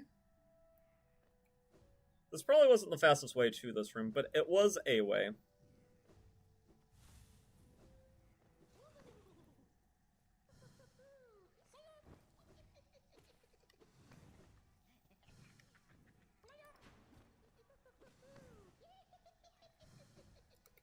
Oh man, that just completely missed him. And this guy is kind of danky.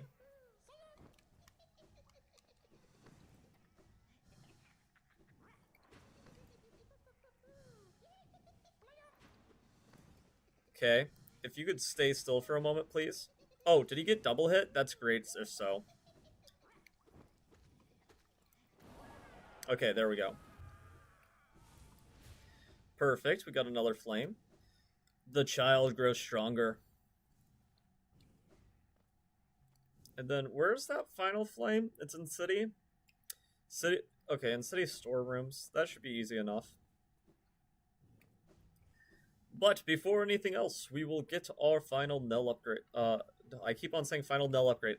We will get our final Nell art.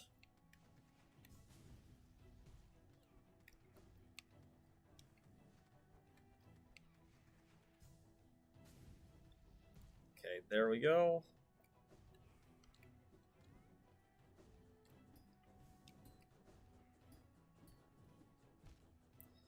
Okay, I am just completely failing at pogoing for some reason. I feel like this controller is eating some of my input sometimes, which is a little concerning considering SilkySongie's so close, but we will worry about that some other time. I think with double jump, I could probably make that, can't I? Yeah.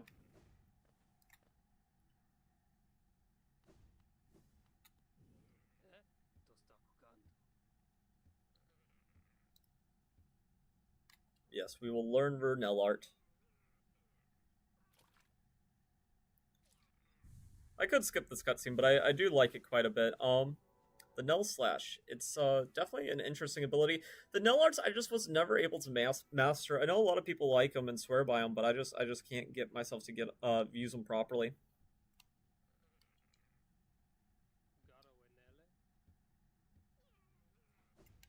Okay, I guess we'll yeah, we'll Dreamgate. And before we go to city storerooms, I'm gonna take on False Knight again.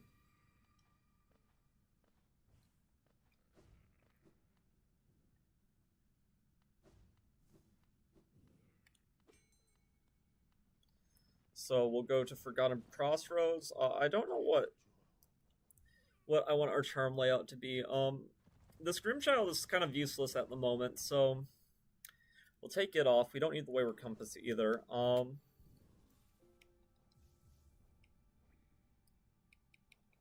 Kinda want to do Dream Wilder.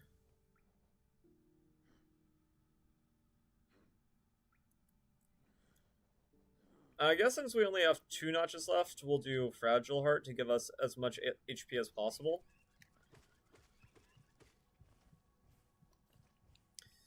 I was looking at one of my clips, and in one of them I said, you know, oh, we have Frad, and then I was like, just Strength. That's just like my mind being so pedantic. It's like, no, it's not Fragile Strength if it can't break because we can't die. But that's just being silly. And these don't die in the dream world, so they're not fragile in any sense of the word on a Soul file. Hopefully we can get this guy. I think I should be able to first try this. But we shall see. I could just Crystal Heart if not.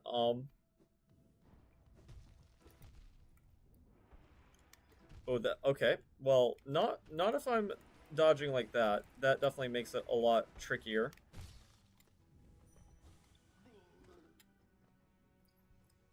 Oh, Longnail's actually kind of a bad choice here, but that's okay.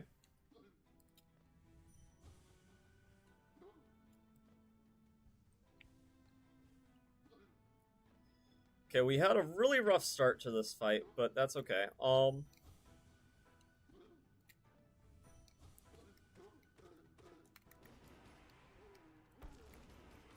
With a bit streak, this should be relatively trivial.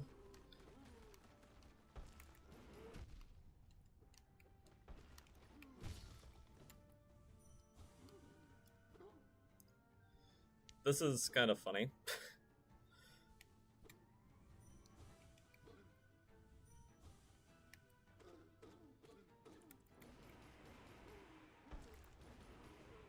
Okay. He should be, like, about dead. There we go. Okay, I knew I was going to be able to get this pretty easily. He'll throw a temper tantrum, and then he will be gone. Bye-bye, False Knight.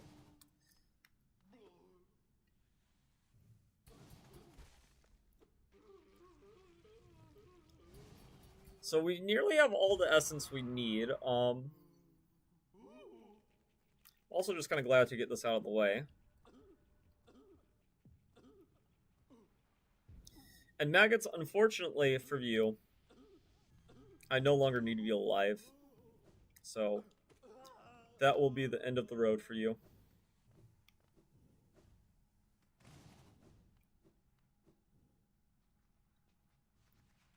Okay, now we'll go to we'll go to city storerooms.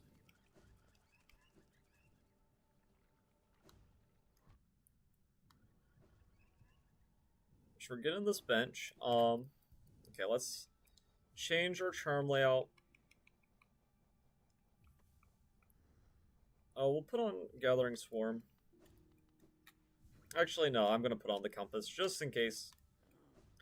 Just in case we get lost. Okay, fastest route is probably King's Station to city storerooms. And I don't think I ever picked up the simple key there too, so that'll be a nice thing to grab while we're on the way. What's the fastest way?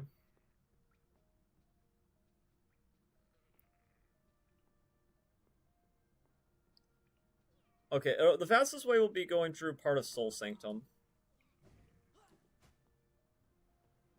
There is a faster way, but I don't remember opening up the shortcuts, so...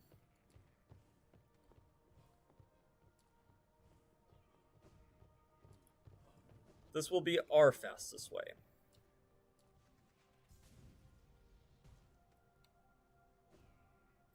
Could also scare.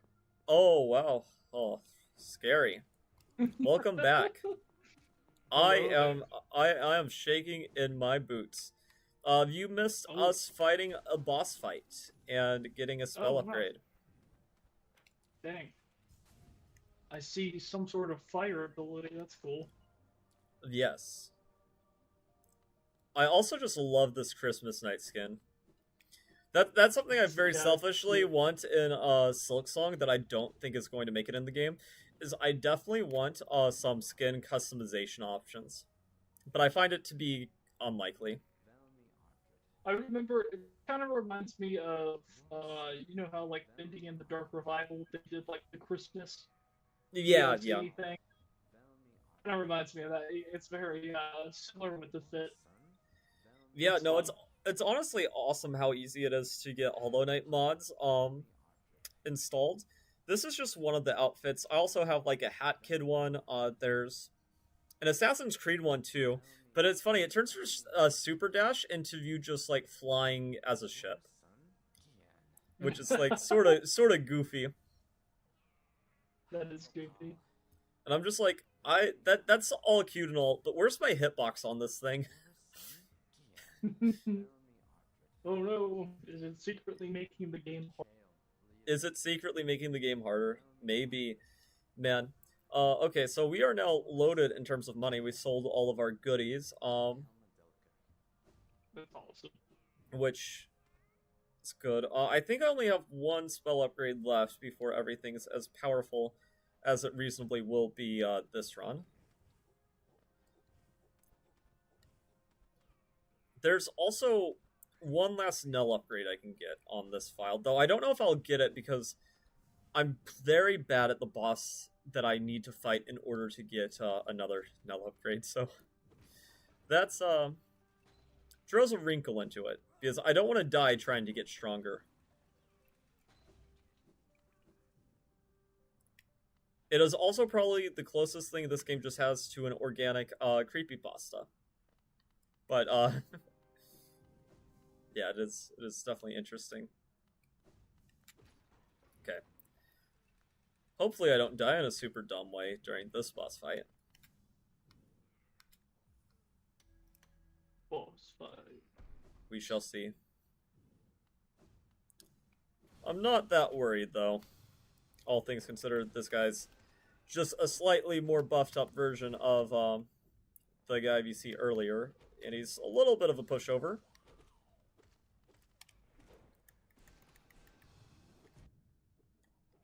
That being said, I'm taking like 10,000 hits to him for some reason. Don't know why I'm doing that.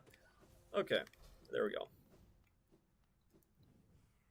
So we have also started the Grim Quest, which is part of the circus that you can summon to Dirtmouth, which I know if you like anything related to the circus. I do a lot, indeed. He is probably one of the best. He's definitely in the top 5 boss fights in the game. And then he has his dream variant, which is the stuff of nightmares. One might even say a Nightmare King. Lord. Okay. We are upgrading the child, though, to compete in the circus. Oh. Shade Soul. Consumed the Shade Soul. Yes, we consume the Shade Soul, so that's basically is a DPS buff to Revengeful Spirit. Cassie? Yeah, Cassie, Never, yeah. That will never not be funny. Yeah, no, Cassie... My nerd brain forever will always do that. Well, no, actually, whenever we were playing Lethal Company, the day that I died and you went up the elevator, before we went down, I called you Cassie. Which is just hilarious looking back at how that day went. That is so funny. Oh my gosh. Except Cassie made it in that version of the story. A little bit different. Yeah, supposedly, if we're assuming the worst, which I don't know. I feel like I think Cassie's dead. I feel like Cassie, she's as dead as they come. Is dead as a doornail. I Which mean, I don't I think don't that. I don't know. You could be right. Maybe we'll see an appearance of her, in the future. Maybe we'll find out that she got saved by like a fireman. But I don't think that's really how the FNAF stories usually go. That's too happy of an ending. I think that she's probably going to like probably face like a fate worse than death, likely. Quite Oh frankly, yeah. but she is alive. Uh. Likely getting like integrated into the system. Oh, that sounds awful. Machines taking over. Neuralink. AI. It's almost like dreams. It's almost like dreams. That is true. Okay, let's go here. I don't remember if you have to upgrade the child once or twice for the boss fight. A little bit scared if it's twice. Yeah. I don't know. Well, I mean, you probably would really like the circusy theme of this guy. I'm excited to see. Also, I love the fact that you have 7,000 Geo. Yes, Fantastic. I do have 7,000 Geo. I was broke earlier, but then I sold all my my things. Which means quite I don't know. What are you saving up for something specific, or are you just flexing? I'm mainly just trying to be able to afford all the charms and upgrades in the game. That is the main thing. Because those all count towards percentage of game completion. And I'm trying to complete as much of the game as possible. Okay. There's still a couple charms I need to buy. I look at this guy and I immediately know his entire personality. I'm guessing you've got into the troop master part, which is a little bit behind. No. Oh no. Okay. Yeah. Yeah. I don't. It is a little bit delayed for me, so, or for you. No. It's not delayed at all for me.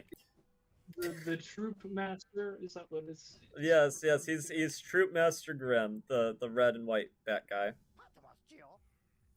Interesting. What do we think about him? He has one of the best designed boss fights in the game. That's the main thing I think. I agree. It does remind me of something. I don't know if Oh, what does it remind you of? I guess if it reminds me of. I have not watched the show, but I am aware of it because I know there's a character from Hell of a Boss that looks extremely like that character. Oh, I haven't watched Hell of a Boss, but I think I know what we're talking about.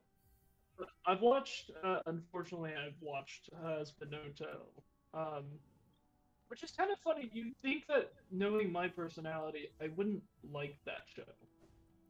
But I don't know. I don't actually know. I haven't watched it in a while. I mean, I haven't really watched any of it, so I've just seen like some art here and there. And I think I've seen it like recommended like a time or two. It's very. But I didn't really think much of it. I said that I'm surprised that I like it is because it has that very. I don't know if this is gonna make people upset. It has that very I guess like Rick and Morty type humor. Oh yeah. Kind of like raunchy or whatever. I don't know. Yeah, I definitely can see that sort of humor. The thing is, it just depends on if the show has like a good heart too.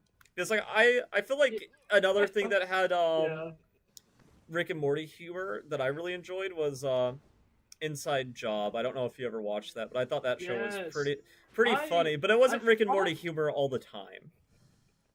I thought that I introduced you to that show, but maybe I'm wrong.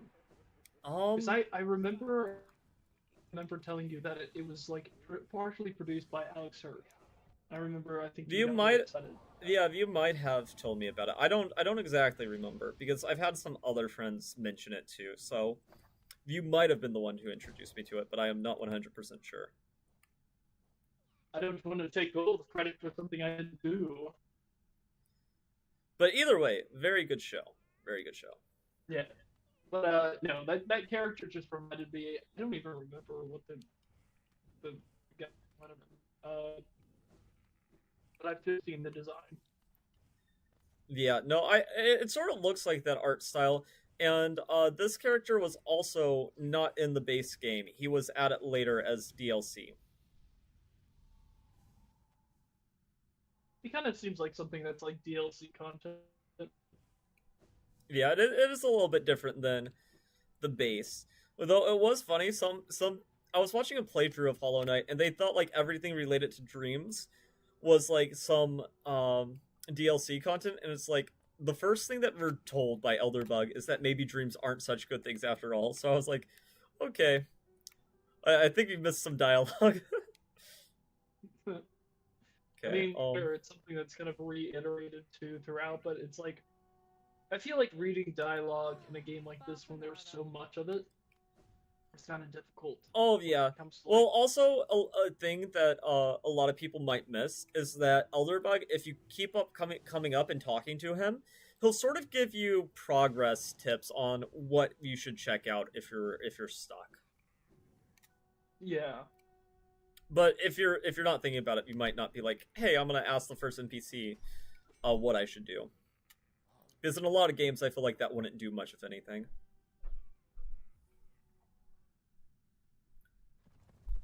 But no, I mean, there's so much excitement that I have towards Silksong, and how many? I think Hollow Knight has 17 different areas in total.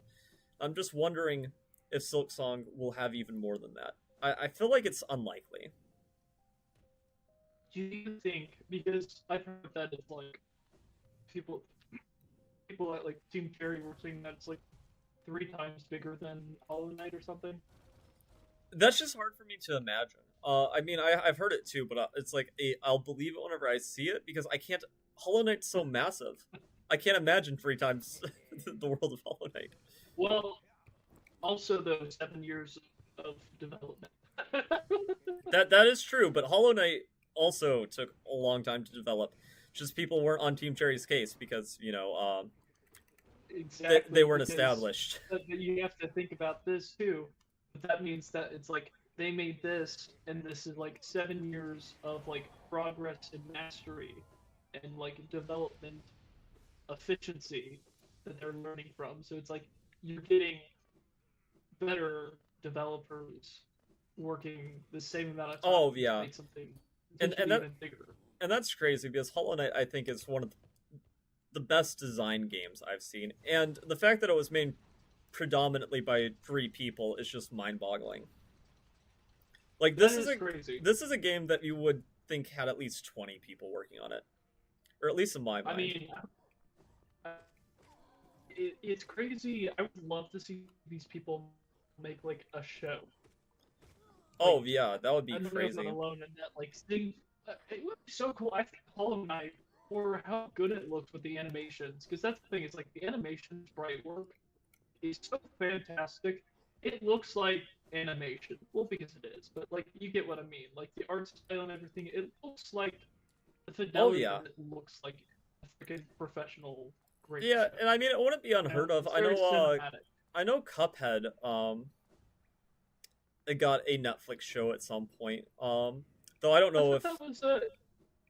I really liked the show. Yeah, I didn't really watch it. But I did hear that it was pretty okay. I mean, I thought that it was really good. It definitely kept in the spirit of the games. Yeah, I haven't played through all of Cuphead. I've only played through some of it myself.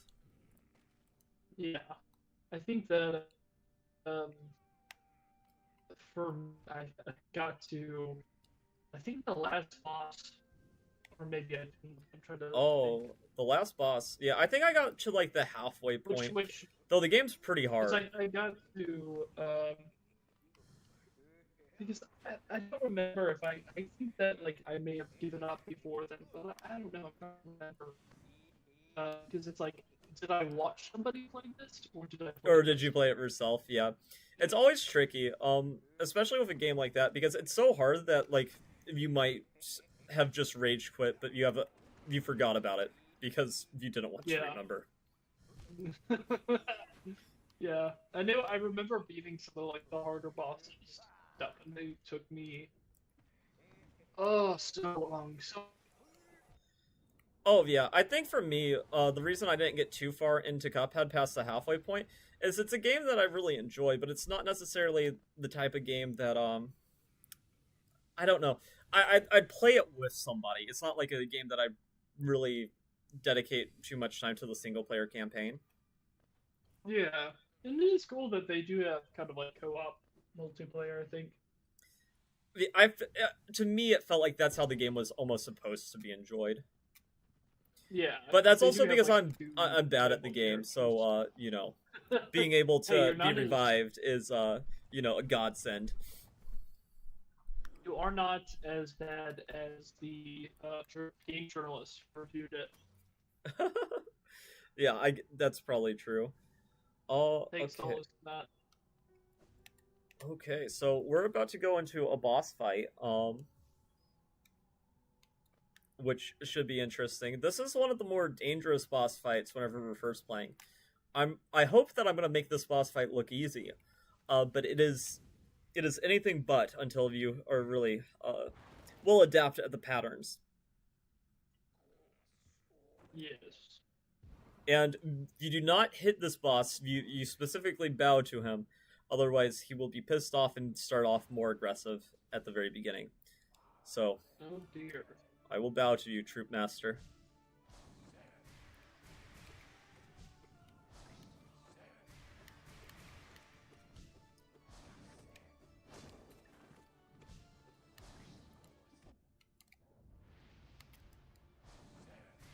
Oh, bad time to heal. Oh, dance with me. Yes.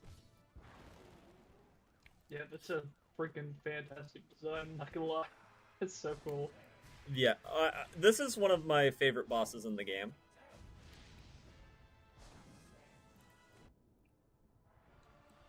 Oops.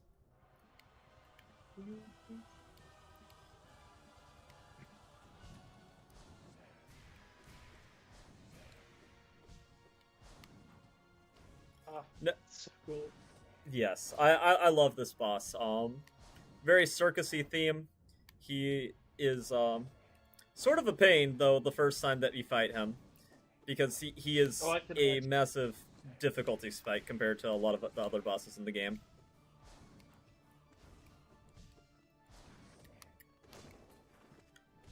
Oh, I should have put on Steady Body Yeah. too. Oh, the best charm in the game. Oh man. That's my Hollow Knight take. There's so many people who dislike Steady Body, and I'm like, Steady Body is a lifesaver. Which I that charm feel is like the one that makes you take no knockback. oh, uh, okay.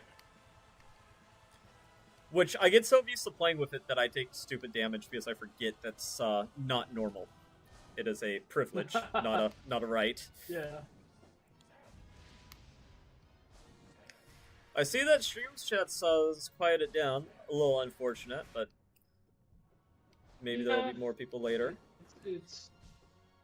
I think that it is an unfortunate thing about streaming for a period of time. You look over and not a whole lot of people, but it's alright. Yeah, Having fun.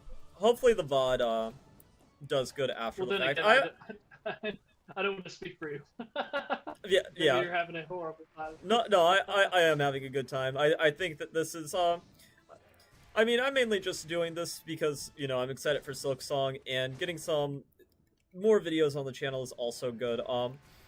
Especially because the internet here was just so bad for so many months that live streaming was just not an option for me.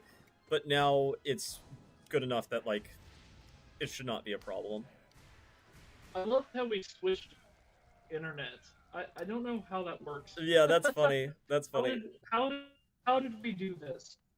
I Because have when no idea. your internet got good, my internet now sucks, and also I was having some sort of update driver issue where my charger, like, um, my computer was like glitching and randomly switching the like performance settings, Oh making no. my computer just lag.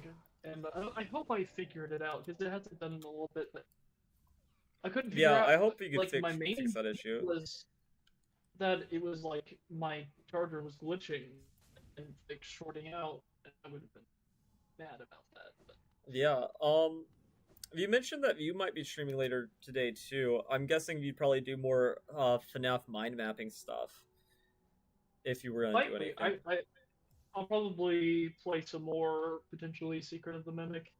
That's what I'm thinking. Or, I mean, always up for more Hollow Knight. Although I'm not looking forward to going against that boss for some reason. That boss scares me. Yeah, I definitely made it look easier than it is. Do not think that the fact that I beat that, well, the funny thing is he does have a buffed up version, and that boss is even scarier. Actually, probably the I worst. think the biggest thing is like I can't figure out how to get past him, and he has like the lava attack or not the lava attack, that's a different one, but like shooting the things. Oh, the I orb don't know what they're attacks, actually the called. orb attack The in orb Souls. attacks, yeah. Yeah, yeah. No, I know what we're Those talking things about. suck. It's it's not that bad. The main thing is just you gotta just timer jumps, right? Yeah, that's the biggest thing. Is like I don't know how to effectively down pogo on something that has like that big of a hitbox. Yeah, well, up slashing would be probably the way to go for Soul Master. Yeah, Down pogoing, it's kind of hard to because he floats in the air for a while. Though there is one attack where you could effectively down pogo on him. yeah. But that boss, I don't think we would have that much difficulty with, just from the simple standpoint. Uh, if you are struggling with dying, there are plenty of healing opportunities that boss fight. Yeah. Which there are some bosses in the game where it's like, well, if you get hit, we're probably dead. But he is not one of them. Oh, that's good. Yeah, I just gotta figure out how to beat that guy. I will say, once you beat him, that is major progression on your save file. That will That's open good. up a lot of new areas for you. Okay.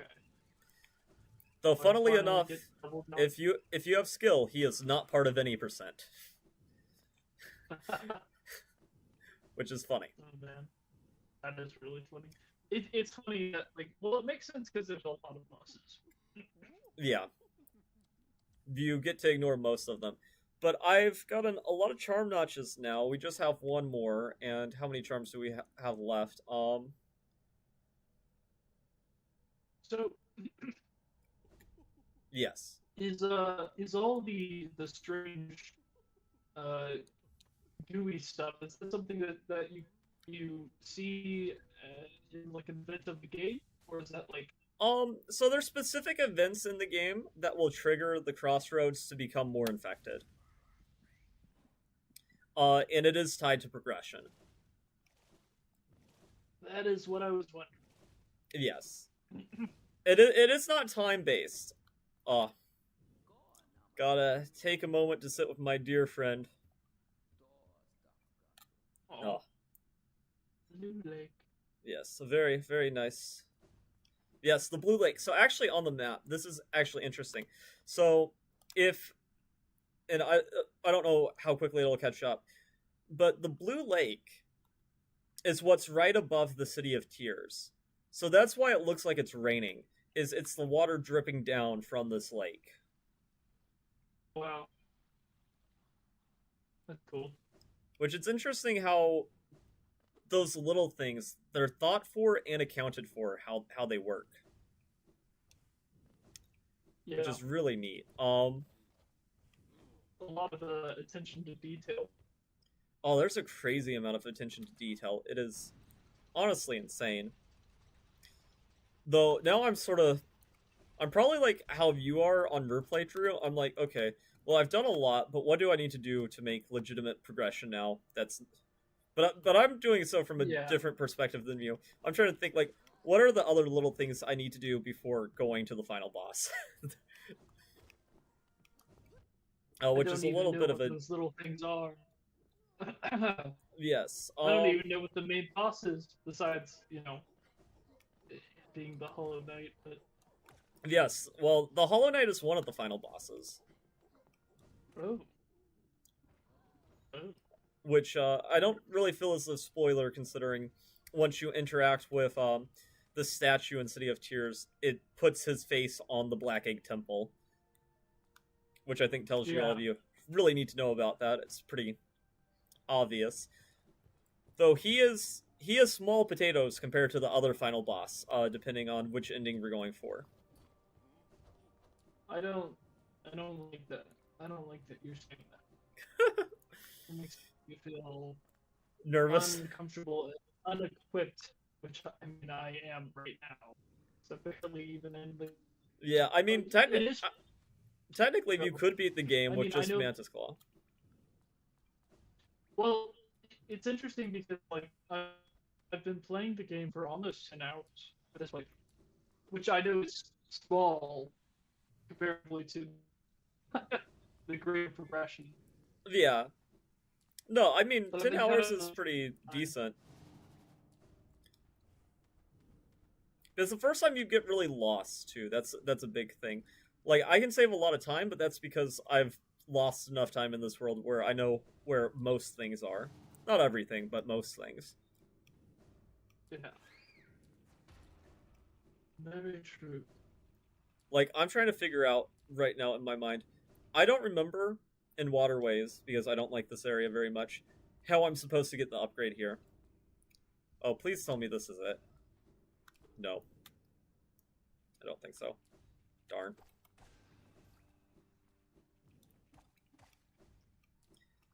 Yeah, no, it's so easy to get lost. Even if you know where we're going, it's like, oh, okay. Well, I thought I knew where I was going, and that's also another thing.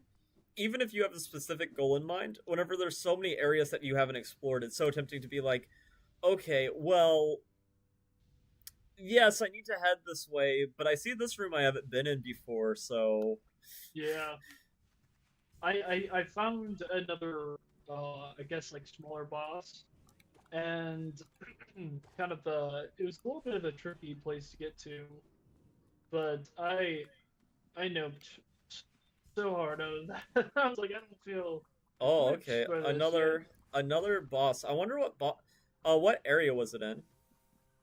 So it was it's like the bottom. Whenever you're in Crossroads, you go to it's like there's like a secret door that you can break through that like, you have to do some Oh, okay, yeah. parkouring, but Yeah, with so a lava. this is going to sound funny. I think I know what boss you're talking about. That's the first boss that I fought on this hardcore file yesterday. Oh wow, that's really funny. I imagine that it's not really too difficult once you figure out the mechanics of it. It's Oh just yeah, it's not I that bad. just like the other boss, I couldn't figure. I was trying to like jump on it and like Coco, and I realized that was not what I was supposed to do because the hitbox was just like way too big. Yeah, no, yeah, but that boss, it's not that bad, but it is much easier if you do it later in the run. I was having some failed speedrun attempts, so I just kind of wanted to flex on the game a little bit. That was the main reason why it was the first thing that I fought on this file. Because you can get to that area without Mantis Claw. It's not the easiest thing, Yeah, but I saw somebody in a playthrough trying to do it yeah, and like somewhat succeeding. yeah, and that is super funny too, and that's definitely going to be my personality whenever it's like doing SilkySongie is I'm going to not want to be gatekept from doing bosses. But in a Metroidvania, yes, you can do the hard bosses very early, but you'll make your life so much harder. Yeah, I can imagine. Also, I am so far off the map. I don't know what the quickest way out of this room is. Up. Up, yes. Somewhere up. Somewhere. We're probably right. I do think there is a room. Oh, yeah, okay, I'm back to City of Tears. Okay. There you go. But no, I mean, the infection raging on and changing the first area, I think, is a very cool gameplay detail. And it shows you how we're affecting the world around you. You're messing it up. Yes, sure. We're messing everything up. Or just simply revealing what was already there. That's another way to look at it for sure.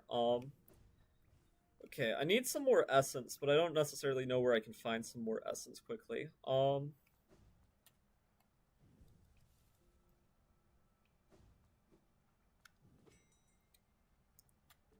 Okay.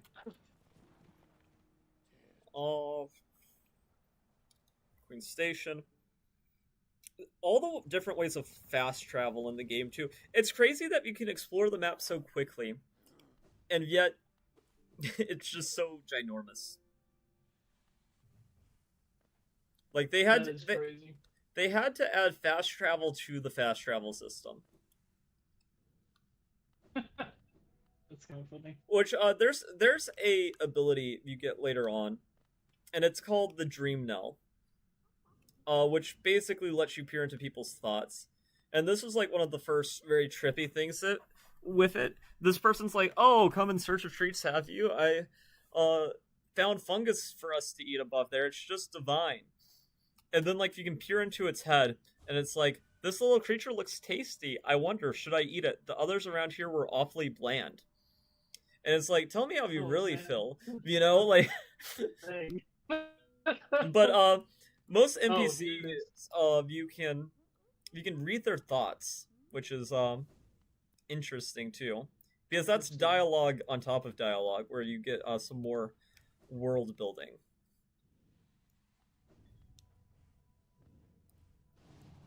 Which is definitely interesting. No, you can't, unfortunately. Definitely should kill it, considering, you know, what it was thinking about. But such is life. Yes. So we're now immune to acid, which opens up a lot for us.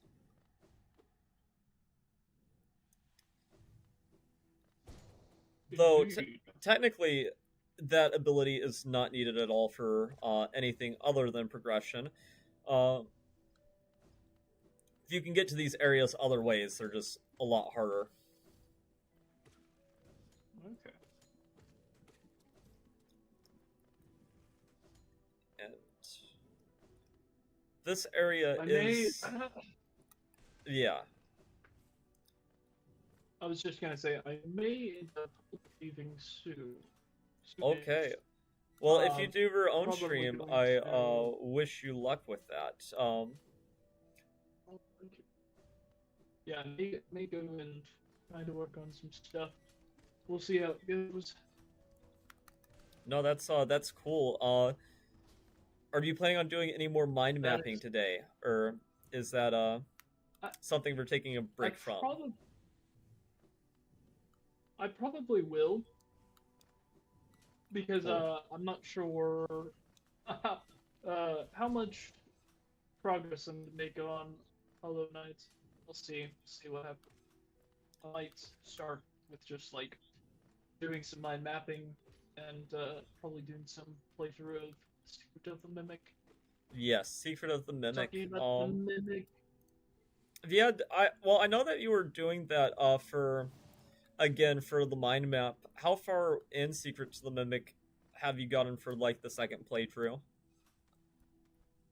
So I've got to the spring lock section where you're like going around getting all the spring lock parts. Yeah. And as far as like the mind map, the like biggest thing I've done is just like I'm recording like the messages and stuff throughout the game and trying to okay. gather them all together, and that way I can like ties and connections later on. Are you just My bad. using OBS for that, or are you like using some other thing to like clip all the messages?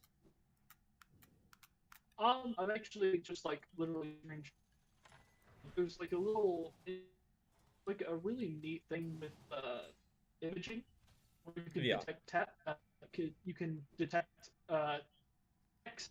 I'm trying to speak.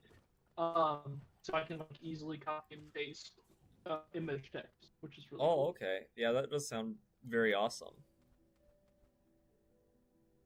But especially besides for that, something just like that. doing like screenshots Oh, okay. and then posting images, Yeah. Oh man. which I haven't done too much organization with that yet. I have honestly not made probably any progress on most of it. I'm just kind of laying down the foundation for it. Well, there's just so much to do whenever it comes to FNAF mind mapping too. And I'm also curious how much of the Yes. lore of Hollow Knight, like, a person's probably gonna start a Silk Song, mind mapping, and I wonder how much Silk Song's lore is going to change how we view Hollow Knight lore. Because I feel like Well, most people feel for very confident yeah, about the answers in Hollow Knight. But that might change because there's like people who, if you even suggest that Darling Hornet is void, we're gonna be in some trouble. I think that's a little bit. I feel like that with there being just one game out right now, that like having with how much it seems like this game really does give you in like a complete story sense. Yeah, It is really interesting. I think that too. I feel like it's kind of a rough mindset to have whenever you're dealing with like theorist community is like being kind of like closed off to new possibilities or like it kind of does really remind me of like the whole MatPat situation, and this is why I think I get a little bit concerned whenever everyone's like, "Oh, MatPat got a theory wrong." Uh, I feel like it's such a bad, honestly, just like a bad perspective to have of being like it's fine to rebuttal and be like, "Oh, this is all this yeah, person isn't quite right in their assumption," but I think there is something that is closed off whenever you gatekeep your community to the point of being like not allowing people room to be wrong and like yeah, really explore possibilities that you may have not have like thought of or may just be directly contradicted because like it allows you to talk and discuss things. I don't like things with concrete answers. And to be honest, the fact that like every canon, uh, like every ending is canon, tells me yeah, that there's more to the story than perhaps people realize. You know, yeah, because yeah. I mean, it's I a question definitely of like interpret it as why. like every ending being canon.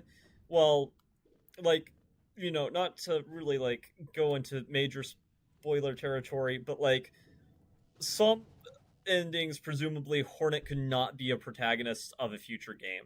Uh, you know, so Yeah, I'm very much banking on that. Silk Song is going to be a prequel. Um, that's sort of but my here's the thoughts. thing that would limit it to. Here's the thing, like if Silk's ending, would that not make all of those canon as Yeah, well, that you is could, like well, if you what could, is the logical reason? well, if you could make a Silk Song, if it's a prequel, it could have many different canon endings, as long as Hornet doesn't die in any of those endings. Yes, but It, logically, if there are endings with Hollow Knight where Silksong died, there be endings with Silksong where she died. I mean, there could be, but it would make the whole all endings are canon thing very confusing. Unless like we're doing like a sort of like multiverse Well, it's sort of already sort of confusing. thing. I mean, Exactly. sure, Like, sure. why? This is like, this is like whenever the creators of like "Don't Hug Me, I'm Scared" says that like all theories are because it's like basically like you can kind of encouraging people to make theories, which kind of is like on the other side statement that I'm making, which is like that frustrates me equally because I want there to be a logical reason that this person has thought through, and I think there is. I think we need a sentiment of Well, don't don't have be me. I'm afraid to make scared theories, to like and has like a very nobody abstract like nobody hidden cares. story. Yeah, and this very clearly isn't like abstract. It Yeah. doesn't seem to be. Yeah, no. I don't know. Like I mean, Hollow Knight's thing, it's pretty concrete, I'd say, for the most part, like how people see it. The biggest thing is just like, okay, so obviously this infection is affecting this world in a bad way, but the big question is, things naturally should have like an end, and clearly the creator of this kingdom wanted it to last eternal. Is it a good thing that we're fighting yeah, nature to keep this kingdom going on? Like, are we in the right? yeah. I think that's an interesting question. I think it goes back to what is our purpose, what is our design, and what are we a design of? Yes. Well, we are born of two Because voids too, which tells you that there's more than one void, which it's like, okay, what does that mean? Because how can a person be born of two voids? What's the difference between the two voids? perhaps a void is a species. Per, per, I mean, it does seem to hint that it is like a prior You need two to civilization. tango. Yeah, I suppose so. Um, though I don't think that's really I what mean, in it's a certain respect. I don't think that's really what it's implying, because I think like, yes, it takes two to tango, but like we are void stuffed in somebody else's offspring. Yeah, That's a strange this is sentence to interesting. say, So but we're going from a lore perspective. It's fine. yes, yes. It's the same thing of like, it's the same thing of just being able to be off just saying like, yeah, there were it's stuffed into animatronics. Like, Yeah, that's a yeah. normal thing to say for this specific fandom. Yeah, yeah, we were just like It's just like, stuffed inside somebody else's offspring that like, we're not like I don't know if what we were initially before Void was living. I don't know that lore answers to that question. You would assume so, though I don't know how bug fertility works. well, isn't there like I thought that I was listening to a theory about this. This is like the one thing that I did listen to. And is there a mention where they basically like kind of sort of boast about their ability to create us as like a vessel? I forgot who was saying that, but Well, I don't know if they boast supposedly what would be about creating us, but there's like, we obviously we weren't the first attempt at a pure vessel. So yeah, yeah they're very confident in their ability to create these vessels, and it is presumed.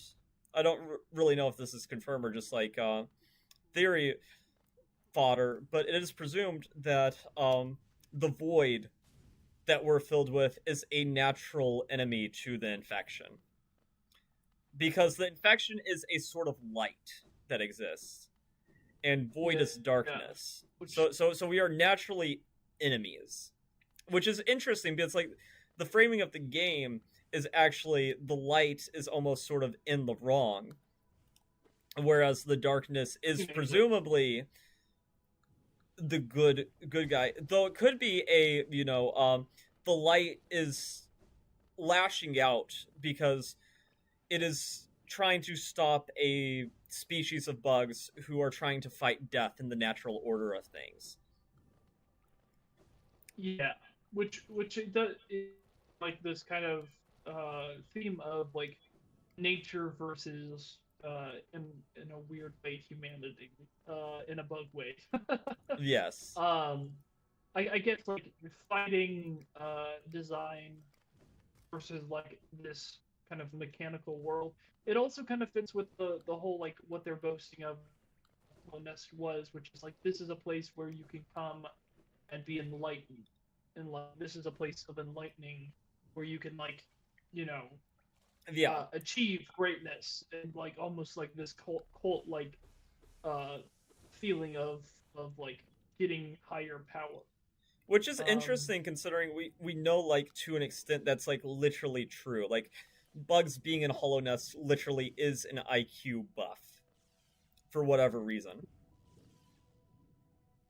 it is really interesting. I do find like the lore based on like the little bit of it that I do know really fascinating. Um, but like immediately my brain always goes to it's like, but what is there that we're missing? Because like for me, I like to, and maybe this is like the wrong perspective to have with this game because I feel like whenever you're analyzing any type of media, you have to look at like for how detail oriented this game is. It feels like everything is intentional. Like there's no part of Yeah, this game that like the developers have not thought through. So like the fact that there are multiple endings that are canon, I don't think there isn't a reason. Um, yeah, but it's also I don't think one of those things where it's just like we just accept that that's true and that just is and makes sense without having some yeah. sort of Well, mechanic I will say there behind is it. also like a certain ending that if there was a canon ending, pretty much I'd say almost everybody who's 100% at Hollow Knight probably would say the Dream No More ending should be the canon one if there had to be just one canon ending. Yeah, I don't and even I think it think would be that there disputed. is. Yeah, and it does seem like there's probably an ending where it's kind of universally good for everyone, where like we get maybe what we want. I don't know if that's what that ending Um, is, but like, well, there is an ending where we end up in. Oh my god! Oh, that's so bad. I'll what happened? explain what was going on. So there is a flower quest, and you are supposed to bring one flower to a certain location. You can't use fast travel. Um, and I was a room away from where that flower needed to go. It needs to go right here. Um, and if you get hit, it destroys the flower. It is a very delicate flower. Oh no! Um, Oh no! unfortunate. Well, I'm gonna be doing the walk of shame back, but anyway, so in terms of endings where we get what we want, there's an ending where we kind of get what we want, I guess you could say. Though it doesn't come without a great price. I'll put it that way. Like Yeah, even the endings where we achieve what we want, we do have to sacrifice quite a bit for it. Um, yeah.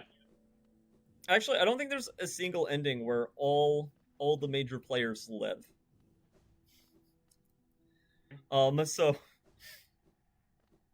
like at least somebody's on the chopping block in every ending that I'm aware of. Yeah. Which is interesting. Which I, is it the fact that there has to be a vessel? Well, well, for most of the endings, that seems to be the case, and then there's like one outlier where it's like, what is even happening? Are we the good guys? Wait a second, maybe we are worse than the infection. Uh, Yeah, which is interesting because you could almost consider being like nature taking over. yeah. Which I Like yeah. Well, I think also a big part of like this nature thing, it's actually sort of like there's a lot of like religious subtext in Hollow Knight oh because yeah, the infection taking over, basically, it was one of the gods of this world got forgotten too. That was a big part of it, and that's like yeah, another thing. Like they were jealous that their tribe abandoned them whenever this leader of Hollow Nest came and like they stopped being worshipped, and yeah. instead they were worshiping the greatness of this kingdom and the intelligence that it gave you. Oh, interesting. So it kind of does fit that whole thing we were talking about earlier with like kind of man's design versus nature. Like this Yeah. whole idea of like us kind of worshiping our own, which does actually have a lot of like I guess you could almost consider it kind of biblical subtext because there's a lot of Yeah. biblical examples where that's 100% what happened. Um, almost like a Tower of Babel, Yeah, Tower of which is Babel interesting. situation. Yeah, no, it definitely is interesting. And mind you, in the world of Hollow Knight, there is multiple deities that exist. Like View were in Green Path, and Yeah. View could see what the mind of Un created, and then this infection is the wrath of like a different deity too, which it's like, what does it mean to be Do a we know what? forgotten deity in a pantheon of gods? Well, interestingly enough, what is he a god of? Do we know? Um, yeah, so I do. If you want the answer, I can tell you, but Is it dreams? so not exactly dreams, but they are one of the gods connected mostly to the dream world. We're like almost right on the money. So the Well, infection I would comes imagine from, that most likely. yeah. So so Sorry. so the infection comes from this god that's called the Radiance, which is the god of the moths. And the moths are attracted to light. So it was a light god. Interesting. Okay. And it had the most power Which over the dream realm, compared to the other deities in Hollow Nest. But the moths started getting attracted to the light that the Pell King had to offer instead, which offered enlightenment. oh, interesting. Love the play on words there. Yes, so it's definitely an interesting thing, and that's also why the Void's the natural enemy, because the Radiance is like the god of light and dreams, and the Void. I think it's generally accepted that the Void is also a deity figure in itself, but it's like it would be a god if unified, but the Void is not unified. Hence, when you die, So Mershade attacks you.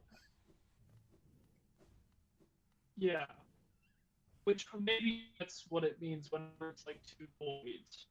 Um, if we're made of void, then how can we exist out of it? So maybe it's like Yeah, or and we die, and like when we regenerate, those are the two separate beings that are unified, more or yeah. less. Yeah, well, there's definitely like a difference because like there's an NPC that you can talk to, and if you don't have Mershade in you, they say that sometimes regrets leave a stain on the world. So like Oh, interesting. That's what that one lady says. yeah, Is she the one who says that? yeah, That's what I that is, assumed. yeah, that is, and it's like interesting that like She says, they can "You don't tell. have any stains." Yeah, yeah, if you don't have any Yeah. stains or regrets, but they can tell if you do have a stain or regret on the world. And then there's like other NPCs that are like, "Hey, we don't know how many more corpses this old kingdom can like really withhold, considering a lot of what is left of Hollow Nest is reanimated corpses by the Yeah. infection, by the light, by a god forgotten Which is uh that's wrathful." yeah. Which it's interesting that like a deity that like got angry at humanity about breaking the design is trying to resurrect his worship through the decoration of the design Yeah, it's of like very, death. yeah, it is very strange. But we also know like the dream world is like, since that's, and I think like you can sort of like extrapolate probably these deities are more powerful the more followers they have, which might be why, at least at the start of the game, the only way that they can really get people is through their dreams, in reanimating them. Interesting. Yeah. If you read through the Hunter Journal notes, especially once you get to the City of Tears, this isn't spoiling anything that you haven't already got to. It mentions that the infection will have them just like mindlessly do the tasks that they did in life, in their dreamlike state. Interesting. Yeah. So that's why like the city which makes sense. soldiers, even though they're dead, are still doing their duty of protecting the city. Yeah. Which interesting. It kind of reminds me of a game called it kind of has like a similar dynamic where it's like you're fighting like the hiss, which is like supposed to be like this like residual thing that like it kind of does the same thing where it's like it takes you over. You're like you're still capable of like performing the tasks that based on like your skills during life. It's Yeah, interesting, but there's a lot of like reality bending stuff with dreams. It's got a lot yeah. of the same steps. And And what then it's and like what you have like an entity within you that like is instructing you on like where to go and trying. Yeah. Funny enough, it also includes like a sibling Oh, dynamic. interesting. Well, the funny thing about all of this is that you can go through the game and have no idea any of that's even like part of it very easily. Yeah, You just could be none. yeah, But a no, lot of that's really people who interesting. don't really pay attention to the things, they get to the point of major progression and they're like, "Wait, are we the bad guy?" Yeah, Oh my which god, I that's can't so believe I. interesting. Yeah, That's I'll so go on. interesting too that like your because like I was looking at um the word for like radiance, which obviously is like brightness, but it's interesting that like the word specifically means something that is reflected, Yeah, like light that is reflected is like the radiance.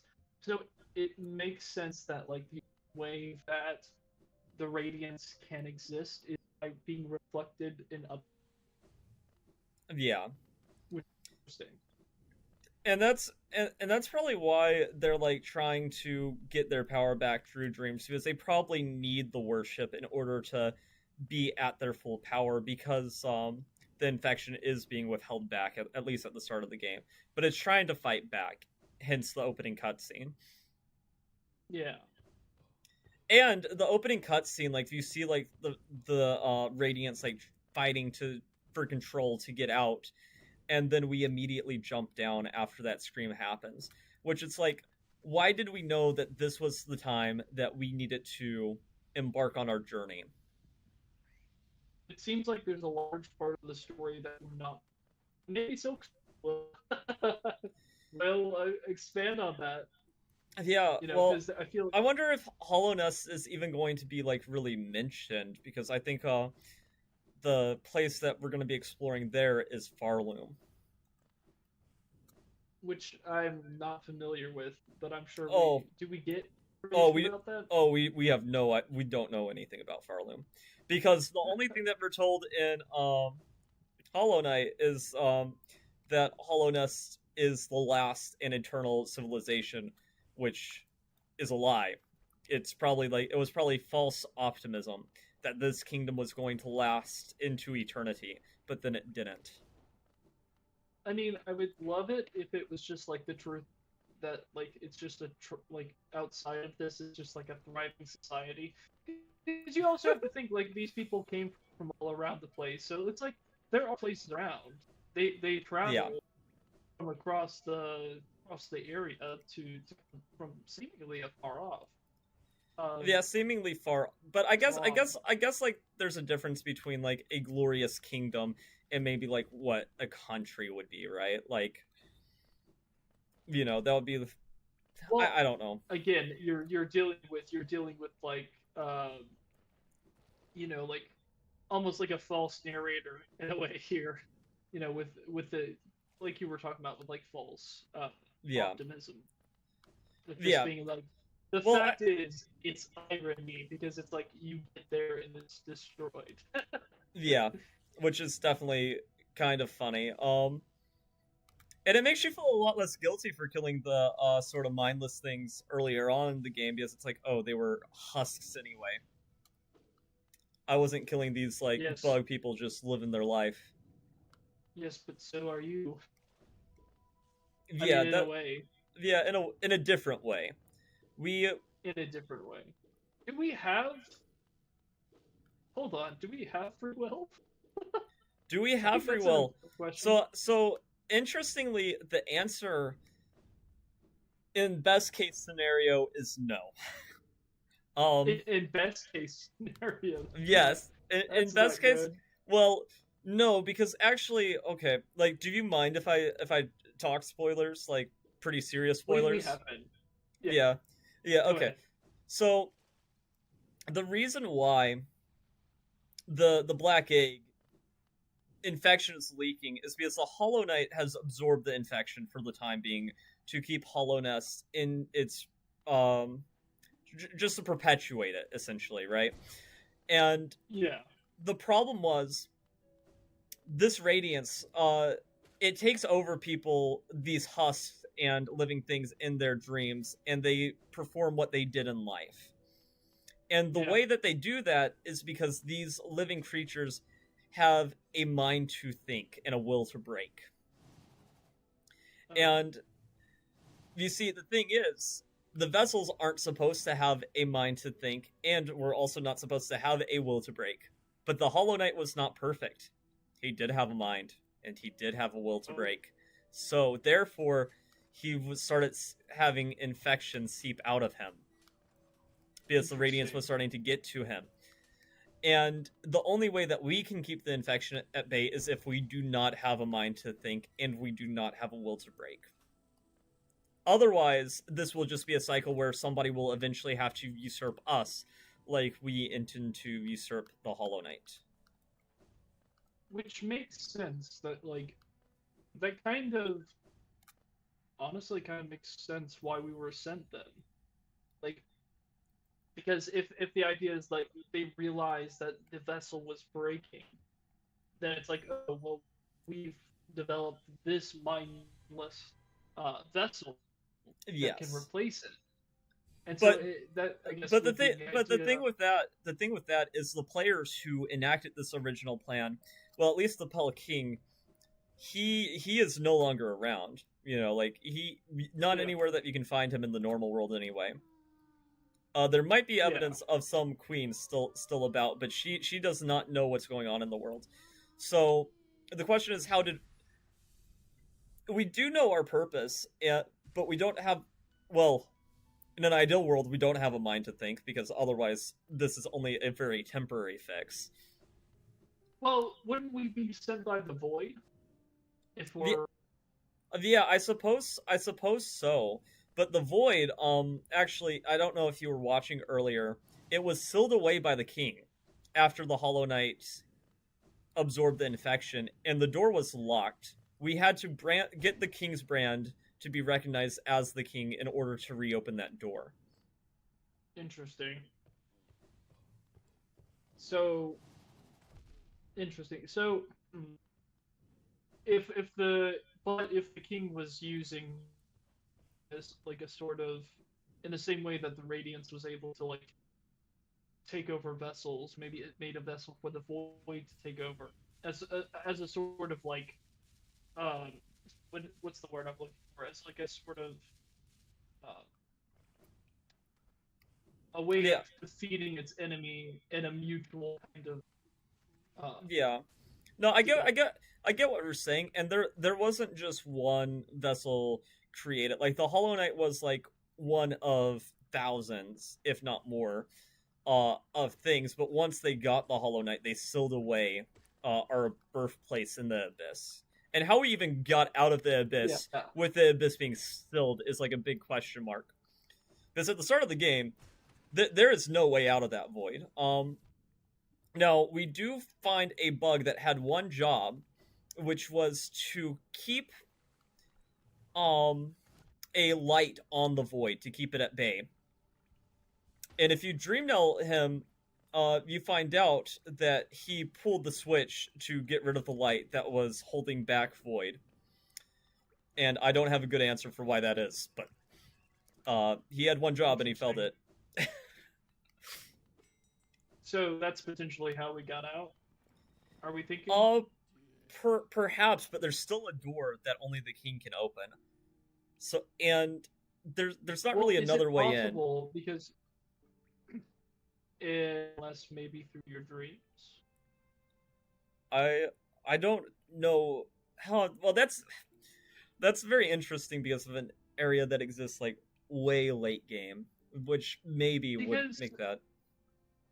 I would think that like the idea of like the dreamscape is that it is not just, for one specific god. I would think that it's for the entire pantheon. That it's like if this is a way to fast travel between areas, that would explain how characters and like these deities are able to like transport all over the place and like evade you as they're going in between this kind of like other dream reality. Yeah. Well, a big question is too: is the Pell King a god in the same way the Radiance was, or was he purely just a false light that had almost like a deity effect without being one in his own right? Like, is he a false idol, or was he also? Makes sense. Yeah. Yeah, I agree from a thematic stance. Thematically, it would make sense. It would make sense if he was like this kind of like, I guess like entity that like you looked up to, but like was not it. Yeah. not one of them. Specifically too, if this is a situation where they locked him away. Yeah. It definitely just or not is the king, the Radiance away. Yeah, like it's almost like a false god imprisoning a real god and making the followers of that god turn away. Yeah. But then that god's like super pissy and it's like, I'm going to mind control all of these people who abandoned me. Yeah. Yeah. And plus, it seems like he was trying to like almost use the light and darks kind of like natural enmity against them to kind of get what he wanted. Yeah. But because of or ended up happening to him, which I don't know if that's something we ever find out. Well, actually, okay, so since we're like talking heavy spoilers already, his fate we actually don't really know what happened to him other than he died, but he did not die in the normal world. He hid in the mindscape in a dream world of one of his loyal subjects. We don't know what killed him in that dream world, but he did eventually die there. Does that not kind of add a little bit of support to what I was saying though? Like, if we're going off the idea like the mindscape, like are the mindscape and dreamscape different things? Well, that's what I'm wondering. Is that's an interesting one place that's interconnected? I say it kind of depends. I think different gods also have different access to how deep the dreamscape is. For example, most bosses in this game, well, not most, but a lot of them have a harder variation in the dream world where they are buffed up. But most of the time they are not strong enough to kill you. However, the Radiance itself, if you challenge them in the dreamscape, even on a hardcore file, you will die even though you died in the dreamscape. Most of the time it doesn't count as a real death, but that is one of the exceptions. So they have more, I guess you could almost say, like object permanence in the dreamscape. And potentially that could be because they have maybe been forgotten. that they only exist in like maybe based on how many like what we were saying with like the followers, Hmm. depending on like the following that they have, maybe determines how real they are in the real world. If that Yeah. makes sense. So maybe No, the yeah, it does make reason sense. that they're not as powerful in like the dreamscape, but the other one is because like he only really exists as like this dream that's like fading. Yeah. I don't know. I Also, don't know. This is just I don't know if you're paying attention to the stream, but spitting I it. we took care of the final dreamer, and it's actually so interesting because most people miss this on their first playthrough just because the order they do things in. But if you defeat this dreamer in Deep Nest, which is like the dark area of the game, normally if you just beat it, nothing happens. But if you've beat Hornet 2 times, you will notice that Hornet is by the Dreamer where the Dreamer was before we killed it. Oh, interesting. And what she says Do in we this know why? case is yes, we do know why, and the answer to that question is very sad. So if you've slain the beast and you head towards that fated goal, I'd not have obstructed this happening, but it caused me some pain to knowingly stand idle. What, you might think me stern, but I'm not completely cold. We do not choose our mothers, or the circumstances into which we are born. Despite all the ills of this world, I'm thankful for the life she granted me. It's quite a debt I owed. Dang. Only in allowing her to pass and taking the burden of the future in her stead can I begin to repay it. So that she is related. Did you just She is related to Hera the Beast, which is one of the Dreamers, uh, and so her and the Pell King had an agreement to have an offspring, and that created Hornet. So, and our offspring is actually the Queen of the Land. So we are half siblings with Hornet. We are not full siblings. oh interesting. Okay. Huh. And then she's just like, So we "Leave me share a alone." father with the Pell King, but we do We have not a have different the same mother. mother. Yes, but the queen Different actually, mother. interestingly, mentions the dalliance, and is like, "I do not hold it against the Pell King," as it was part of the deal for Hera the Beast to basically. These dreamers fell into a permanent sleep in order to keep the sills on the black egg from breaking, to keep the Hollow No. Knight trapped in there, and keep the infection away from everybody, Yeah. which is interesting. So to them it was like a Yeah, necessary thing. yeah, it was a necessary sacrifice in the negotiations. Which it's interesting. Just imagine we're approached and we're like, "Hey, I need you to basically go into a permanent coma to keep the world at bay and stop this infection That's from pretty taking intense. over." Yeah, Yeah, that it is pretty it's pretty intense. intense. So now that we've done this, we've unlocked everything um to fight the normal Hollow Knight, which I think I'm going to go ahead and do just to see how far percentage-wise I'm in. I'm also going to check how long the stream's been going, as I feel like it's been a little while. Oh, 3 hours.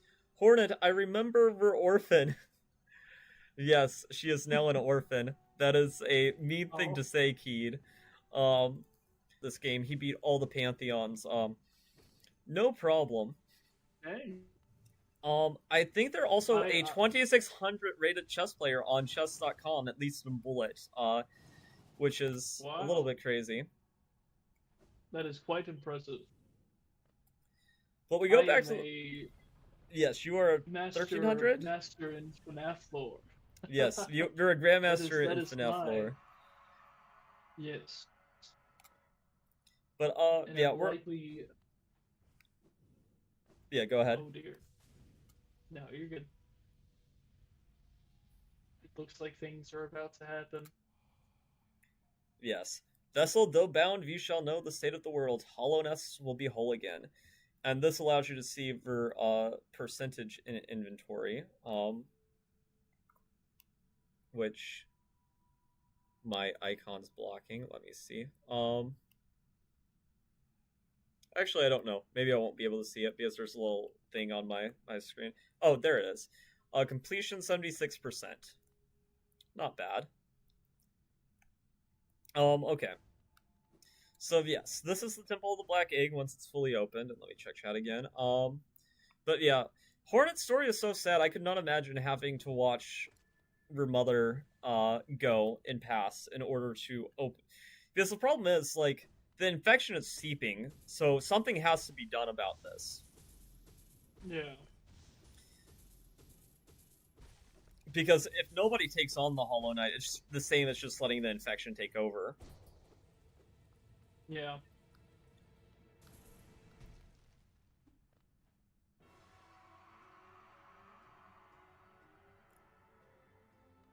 Which you can tell he's in, like, such a sorry state at this point in the game. His eyes are yellow. Wait, it's just honestly, it's one of the saddest fights in gaming.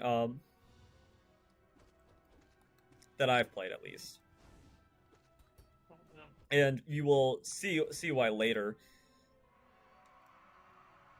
And this is I could have done more, but this is like the basic ending that most people get on their first playthrough, because you need to explore quite a bit more in order to get a different ending.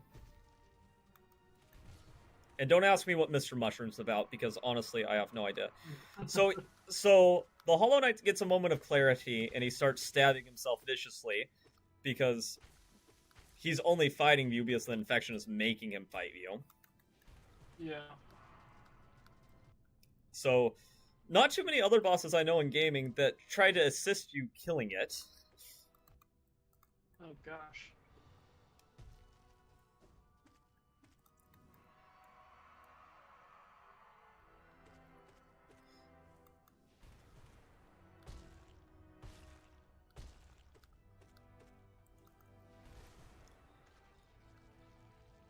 And once you beat it, you get to absorb the infection.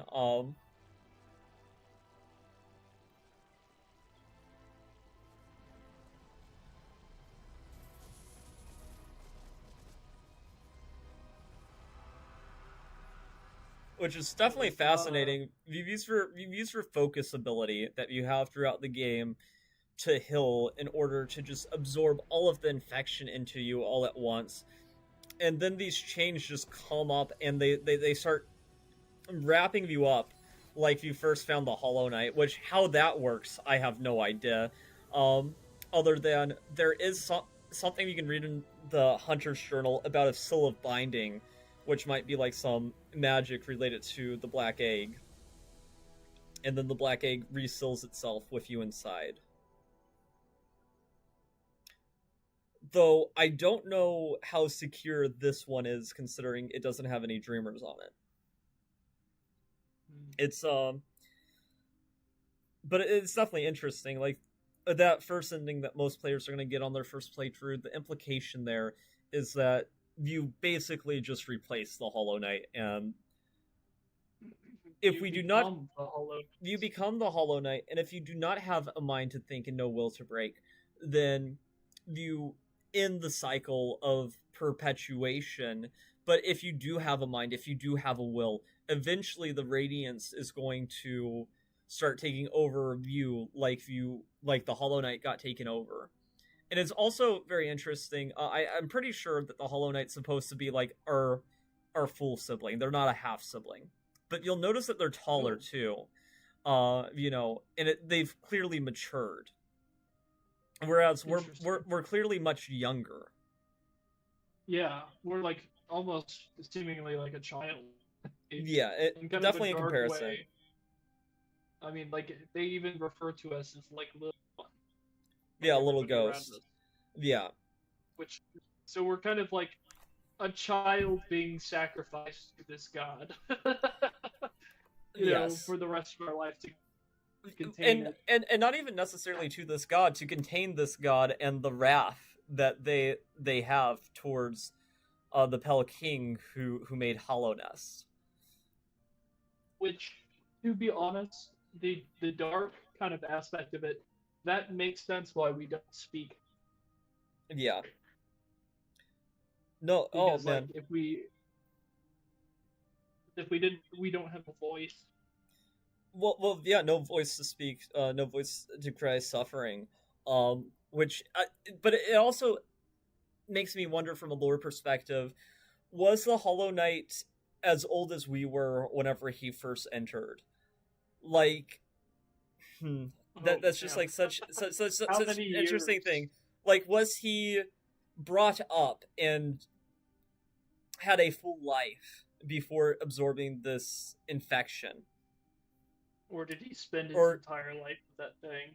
yeah, no, it's definitely such an interesting question, and I know that you mentioned having to go, though. I thought it could be interesting to maybe react to the Mossbag lore video.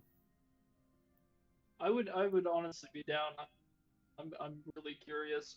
I don't know. I Okay, think that's like a good hour video, right? it's like an hour, maybe an hour and a half. I don't remember exactly.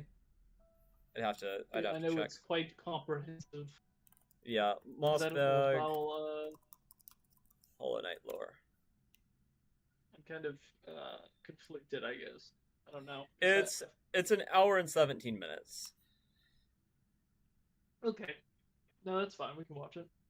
Yeah, okay. I'm gonna close this out, and I'm gonna change my OBS scene just because I'm getting a little bit tired of playing the game. So going to just hearing other people yap about it, and we can sort of expand our own thoughts too, which is definitely interesting. Um, Yeah, let's see here, because I did try to I watch this with cannot wait you to express. a little bit ago. Oh, I yeah, I remember a little bit about it. Yeah, we didn't get super I far cannot because wait the internet. to express all of my. Oh wait, hold. Do I have the stream? There I. Yeah, okay. So this video is 5 years old, but I think If it's you were to still held ask in me, very what is high your regard. favorite video game ever made? I would have to say Cory in the House for the Nintendo DS. I think we watched I through will this be part. a I'm going close to. second. I'm gonna skip the introduction because I think we've watched most of the introduction. Um, Okay. I don't know. Should I also stream it on Discord? Because I know there's a little bit of a delay. Yeah, I think it would be a little bit better if you Yeah. did it through Okay. Discord so that I can kind of see it in real time. Yeah. Just because I don't want us to be talking past each other. Um. Okay. It's a simple fact of life that every human worships a god, be that technology, ideologies, or in rare cases, God. As it turns out, Yeah. bugs and Howlnest pretty much operate in the same This is a way. pretty That funny. From just the started out mosskin real. born from the dream of Yeah, the it is giant pretty slug, funny. to the emo kids of the ancient civilization who literally worship the darkness, there is no shortage of things to worship in the world of Hollow Knight. Our story begins with a creature very much worthy of worship. A creature born from the carcass of a worm. The carcass can still be found in the Kingdom's Edge. and Yeah, it's this is our where you only get good the look King's at what brand. worms actually looked like. At the time Hollow Knight occurs, Okay. it is suggested there are no worms left in the world. They were incredibly long creatures that featured little to no limbs. Another more mysterious property of worms was that they had some kind of prescience or foresight. Basically, they could see the future to some capacity. It isn't clear how effective this ability was. Considering how the entire race went extinct, this foresight ability must have been pretty shit. Getting back I to mean, this you know, particular worm carcass, if you can see it is 2 minutes explained into that the this future, worm that's better traveled than across some the people. distant mountains and wastelands beyond Hallownest. Once it arrived in Hallownest, the worm died. Except not really. Inside the maw of the Yeah, carcass sits a this pale broken egg, out of which hatched a new form of giant worm, a worm being is of the meat or shell. Pelican. This form of the worm is usually Which referred is Oh, crazy. interesting. That turned into this. Like it almost experienced a rebirth, a reincarnation into something much to as the smaller, which Pale is King. very He's the strange. character basically responsible for everything that happens in Hollow Knight. The Pale King is a higher being, a type of creature that exists above all others. His body was said to shine with a radiant visage that harmed those who looked upon him. The ultimate goal of the Pale Radiant? King seemed to be in line with that of other worms. A line from the cryptic Mr. Mushroom reads, "Worms pull bugs into their thrall, till ages pass and kingdoms fall. In other words, it's just in their nature. Dogs wag their tails, cats bury their shit, and worms bring massive amounts of bugs into their service in order to form long-standing kingdoms and civilizations. Very strange. It almost makes it seem like you would think this is like some way of consuming these bugs, but it's not. Because that's like the first thing that my mind thinks whenever it thinks of something like trying to draw you into its carcass, which it's sort of strange to think of Hollow Nest as like a giant carcass of something, of a large worm. Well, that's what it's referred to as. It's referred to as the corpse. The Pale King emerged from the corpse of his former self very and began to build his eternal kingdom, Hollow Nest. There's this one slight problem. Is the entire underground already living there? The area that would eventually become Hollow Nest was already filled with mantises, bees, moths, spiders, mushrooms, and bush cosplayers. Each of these groups were already operating with their own cultures and societies, and each group had a different interaction with the Pale King. One of the more receptive groups to the arrival of the Pale King were the mushrooms of the fungal wastes. These creatures were able to communicate with one another through one shared mind. The mushrooms viewed this shared mind as a strength, and they were kind of smug dickheads about it. Ultimately, the mushrooms wearily accepted the Pale King's rule, viewing his foresight as a shield to the dangers of the future. Another group living in the fungal wastes is the Mantis tribe. The Mantises have a rich cultural history reaching back to long before the birth of Hollow Nest. The Mantises are a proud tribe, believing in the importance of proving one's physical strength. The Mantises are fiercely territorial, but will show respect to those who display great power. These Fight Club enthusiasts were led by 4 powerful Mantis Lords, who I guess just kind of sat around waiting for outsiders. Yeah, so this is also an interesting detail, and something a lot of people miss, is that you can actually see a broken chair in the fight. To challenge them. The Mantis tribe had no interest in the Pale King's kingdom, but the two communities did come to a truce. In exchange for their independence from Hollow Nest, the Mantis tribe kept the beasts of Deep Nest from invading Hollow Nest. Not sure why they didn't just go out the other exits from Deep Nest, but whatever. I'm not an expert on Border Patrol. I don't work at ICE anymore. Let's move on to Deep Nest. Now, many of the different tribes of Hollow Nest were kind enough to leave Lord the rehiring, I hear. Detailing pretty much everything we need to know about them. Unfortunately, the bugs of Deep Nest didn't do that. We know that the spiders of Deep Nest had a monarchy because, why not? Those are always good, right? Also, within Deep Nest are a separate group of spiders that immigrated to Deep Nest at some point in the past. This group was known as the Weavers, and they established their own culture and history within Deep Nest. They used looms of silk to weave stories, spells, and shields. Like a silk song. One thing we know for sure about Deep Nest is that they really didn't want anything to do with Hollow Nest. The struggles of Deep Nest Hollow Nest relations would become painfully clear as time goes on, but for right now, it seems like the two remained fairly isolated from one another.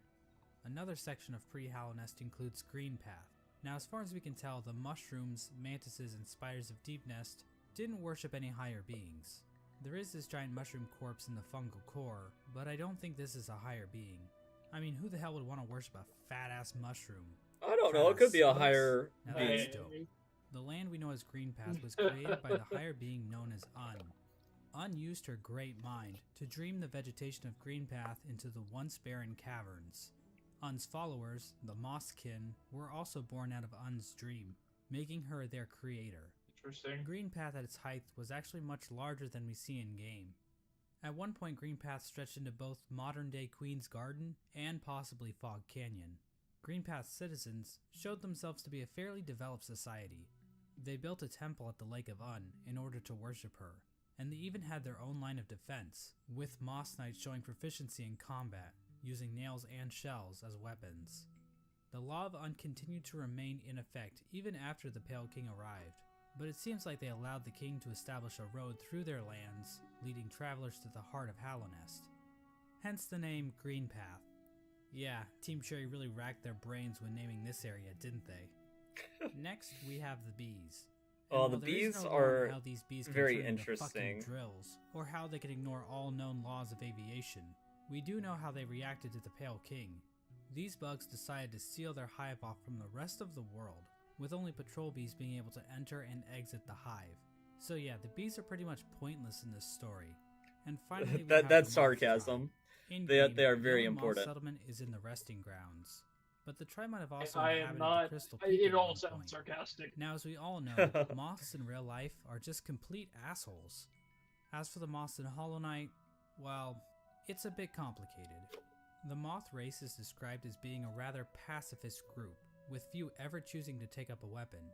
During the Pale King's reign, the moth race delved amongst dreams and the dead, displaying the importance of remembering those who have passed, as well as learning how to shape dreams themselves. Similar to the Mothskin, the moth tribe was born from a higher being known as the Radiance. The Radiance is described as being a light in which the moth tribe basked, so she was basically a giant lamp to them. Another important aspect about the Radiance is her ties to dreams and a substance known as essence. Essence are the remains of wishes and dreams, and are represented in-game by these dreamcatcher particle effects. Essence can take the form of whispering roots, as well as dream ghosts, both of which are memories taking root in the world. The Radiance appears to be a creature made of essence, but she isn't the only higher being to give off essence. Un has green particles, the Pale King has gray particles, and this sexy character named Grim gives off fiery red particles. However, the Radiance appears to be the main that god Grim is scary. when it comes to dreams, even if other gods also dabble in the dream realm. Getting back to the Moth tribe, it is their interaction with the Pale King that we need to discuss. Basically, the Moths turn their backs on the Radiance completely, in order to worship the new light that had appeared, the Pale King's light. So yeah, Moths are assholes in this game too. With her tribe forsaking her, the Radiance became a forgotten memory, a remnant of the past, and a thing that's definitely not going to come up again later in this video. And so the Pale King's new kingdom was established, Hallownest. But there is one His aspect of editing is Hallownest great. that we need to discuss. Unfortunately, to better understand this, we're going to have to read some poetry. Yeah, so In what I Wilds think... Beyond, they speak Yes, your name so this with is what comes up at the start of every first playthrough, which is definitely reverence and interesting. regret. Yes. For none could tame our savage souls, yet you the challenge met.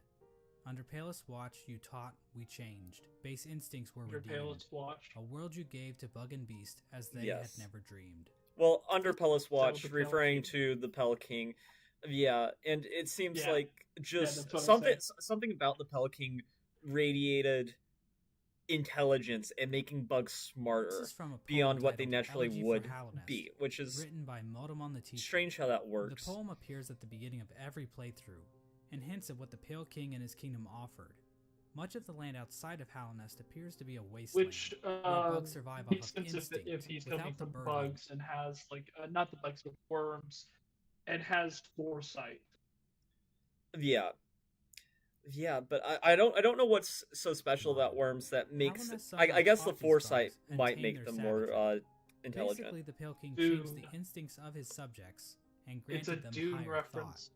To get a Maybe. better picture of this, let's look at two different characters. Is that Boone that is and what Tuck. the worms in Dune These are? adorable panda bug things They have give us the a clear ability display to- of Hallownest's effect.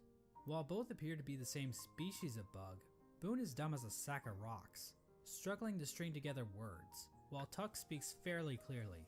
The main difference between these two characters is that while Boone lives outside of Hallownest, Tuck lives beneath the city's capital.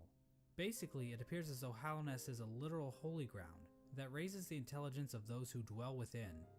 The Pale King established a path, Interesting. starting from the kingdom's entrance in King's Pass, winding through Greenpath and the fungal wastes, and finally ending at the massive capital at Hallownest's heart.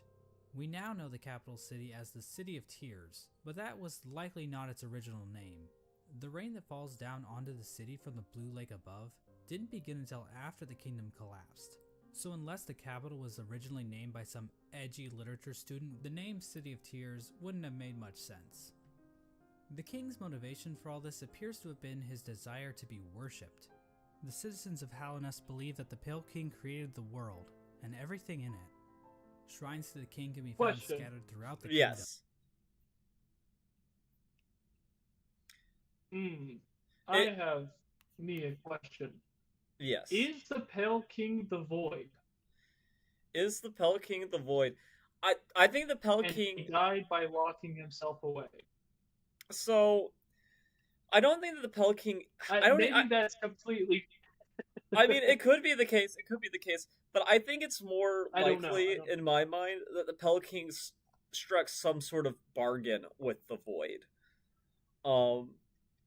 Yeah, because the because thing also is, here's the thing, like, hearing the well, I was just gonna say, like, Hornet, right? She is noted as the gender child because they tried to make so many vessels that the Void hollowed them out, right? So I don't even know if the Void would be able to produce things with mass. Like, I think they can fill other life, but I'm not sure they're able to create new life of their own in the same way that the Pale King tried to with the Hollow Knight, for example. yeah. Mhm. But it's an interesting Okay. thought. I mean, it could be the case. It's also, this video, I think, is going under the premise that the Pale King is a higher being, but I'm open to the idea that maybe he's like more akin to like a demigod or something, and not like the same thing as like the Radiance or like maybe his power is almost godlike without actually being a god too. That's also possible And King's in my Well, mind. created and distributed. I don't mean to keep stopping the video, Oh, but I we're do fine. wonder too, because I'm just trying to think that, and I mean this will become clearer as we get more information, but like if we are, because like I know we're clearly a higher being. I mean I know we've talked about this before, but like the messages have us in the instruction cards for the mechanics and everything, and that's fine, but it's connected to the phrase a higher being. So it's like Yes. if a higher being is in reference to something that is connected to potentially like is basically like is the void a god? I mean it would have to be if it's like the I've duality to I radiance. I've I feel like the Void is probably a god, but I would say it's a god. Well, here's the thing. I think the Void is, it's almost like it could be a hive mind, and if it fully becomes a hive mind, then it is a god. But while it is divided, it's not god. If that makes sense. Here's what I'm thinking. So if we're going under the assumption of like religious pretext, of like subtext Yeah. here, Well, I think the that's very safe to idea say. that's very supported. Yeah. The Pale King sounds a whole lot like what you get with like a luciferic kind of entity. The reason I say that, it is something that is coming down and is offering intelligence and fulfillment, like wish Yeah, fulfillment sort and of like dreams to the its story of people. Adam and Eve And with the tree of knowledge of it's good and evil. described as a radiant being, which is exactly how someone like Lucifer Yeah, is yeah. I mean, described it's in been a the while since I've Bible. You researched know, this stuff, but like, yeah, he's been referred to as like the morning star before, which yeah, like he just for is like example, supposed to be like beautiful, life incarnate. extremely pleasing to the eyes. Yes. So I'm wondering if this is like a false light kind of thing, and it's like the idea that it's pulling worship away from like the radiance is Yeah, really interesting. I wonder if it was like almost as if the Pale King intentionally wanted to steal worship away from like what you were saying with the idea of like this being someone wanted to come yeah. and be Well, worshipped. the thing is too, Like like the ungiant slug thing, right? And the radiance, they're very huge in stature, and the statues of the Pelican are huge and ginormous. But the Pelican himself, he is not much taller than we are, where he's hiding away at, yeah, which is just very interesting. It makes me interesting. think that maybe he could be something close to a god, but I don't know if he's the same as these other beings. But yeah, I'm gonna Yeah, continue now. Attributed to followers of the king. Despite the worship, the Pale King often kept himself hidden from his subjects, possibly to hide his blemishes. I mean, if you look at the size of the real Pale King to his statue in the ancient basin, the man is clearly overcompensating. The Pale King's White Palace was also built underneath the city, separating him from his subjects even more so. At the same time, certain powers became shunned in Hallownest. though we don't know for sure if the Pale King had anything to do with this. Lifeblood is a blue liquidy substance that leaves those who drink it feeling refreshed. However, the use of lifeblood was seen as a taboo, and those who used it were demonized as heretics. The use of soul for combat was also shunned. Soul is a sort of life force in Hollow Knight that animates the bodies of living creatures. But some characters are able to control the soul of others to conjure powerful spirits. But aside from a few exceptions, no citizens of Halnest ever used this power. However, the Pale King didn't rule alone. There was another higher being in the mix, a being known as the White Lady. The White Lady is a weird brute-like being that can be found in the modern-day Queen's Gardens. She is encased in a strange cocoon, and we know very little about her. With as much exposition we get for the Pale King, there is next to nothing on the White Lady. But one thing we do know is that she likes to breed. Like, a lot. The White Lady would often retreat to the Queen's Gardens, an area of land once controlled by the Mosskin. How exactly she walked around and actually went places is a lore question too deep for even my expertise. The White Lady is also known as a pale being, along with the Pale King. What exactly are pale beings? Well, we don't know for sure, but they seem to stand out even amongst higher beings, as being even more powerful. I know that's a little confusing, so let's try using an example. I'd say that regular higher beings are like a TP-Link Archer C7 AC1750 wireless dual-band gigabit router, of course. while pale beings are like the Asus RT-AX88U AX6000 dual-band 8X gigabit Wi-Fi router. Under the Pale King, Halnest underwent a bit of an industrial revolution. I understood He completely. ordered the construction of the stagways, which were used to transport passengers and goods. The Forgotten Crossroads and the storerooms above the City of Tears were used to store goods that traveled along these stagways. The king also ordered the construction of the tramways, because literally no one is safe from the threat of automation. A tram was built between the Forgotten Crossroads and the resting grounds. A second tram was built from the kingdom's edge across the ancient basin over to Deep Nest. And then a third tram was started in Deep Nest and attempted to go further into Deep Nest. Not sure how useful that would have been to the bugs of Halnest, but whatever. The Pale King's a smart guy. I'm not gonna question him. But anyway, the Pale King's super Shown smart here plan being to dead. build a tram in Deep Nest Yep. ended up getting a few of his tram workers killed. The bugs of Deep Nest rejected the Pale King's attempt to build a tram in their territory, further cementing the poor relations shared between the two groups. Aside from convenient fast travel, regular pathways were also used to cart goods around the kingdom. From this was born probably one of the most important groups in Halnest, and perhaps even all of fiction. Oh, okay, An yeah, elusive this... guild of bugs, simply known as the Menderbugs, took to maintaining the various signs scattered throughout Halnest. From the journal entry of one Menderbug, we can catch a glimpse into their ancient and unknowable minds. Dear, This is a dear real diary, thing in the game. Isn't life just the most beautiful thing? Fixing signs, mending posts, let them break, I say. I'm a better mender for all that repairing. I sometimes doubt there's a single bug in all of Halnest happier than me.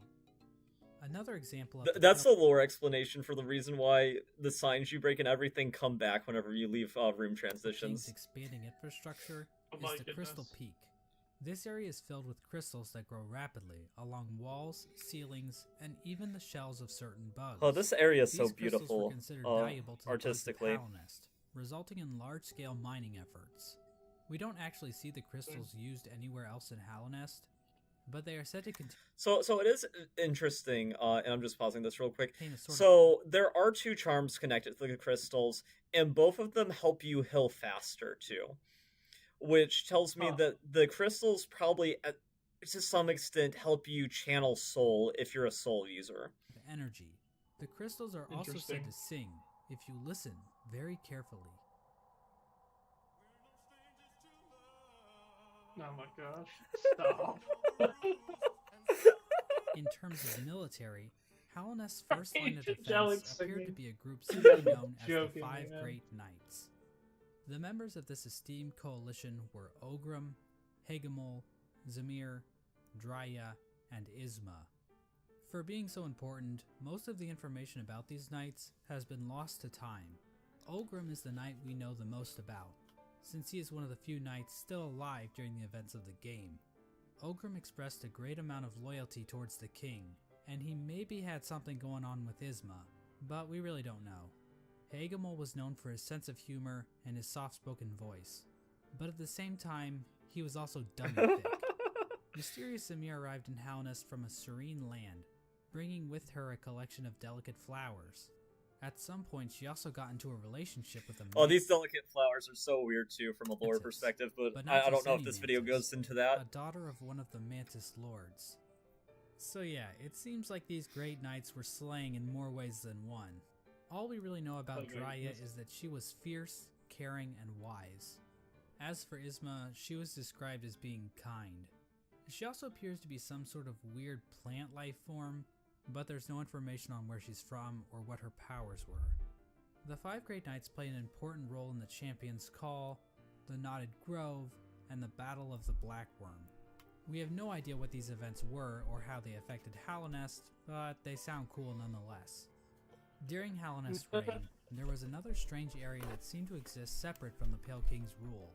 Carved out of the corpse of an ancient bug, an area called the Colosseum of Fools was constructed, and it was a destination for warriors from outside Halonest. The sole purpose for fighting in the Colosseum appeared to be simply for glory, with a mysterious figure known as the Lord Fool overseeing the combat. We don't know when the Colosseum was constructed or if the Pale King was involved, but one of his servants, the Pale Lurker, became a champion in the Colosseum, perhaps indicating the Pale King's approval. And finally, there was the Royal Waterways, where the fecal excrement of the kingdom was washed out into the fungal wastes. Yeah, this area saw the rise of a species of parasite-like creatures called the flukes. The flukes spawned from the fluke marm, a giant monster with cavities in which tinier flukes live. There really isn't too much lore involved with the flukes. They're just gross. I hate these creatures. The fluke marm is canonically a MILF. Like, alluring god of motherhood. The sky is blue, 2 + 2 = 4, and we all want to fuck this thing. And so I don't know, I'm good, Halnest champ. at its height. Halnest was a vast kingdom connected by a network of stagways and tram stations.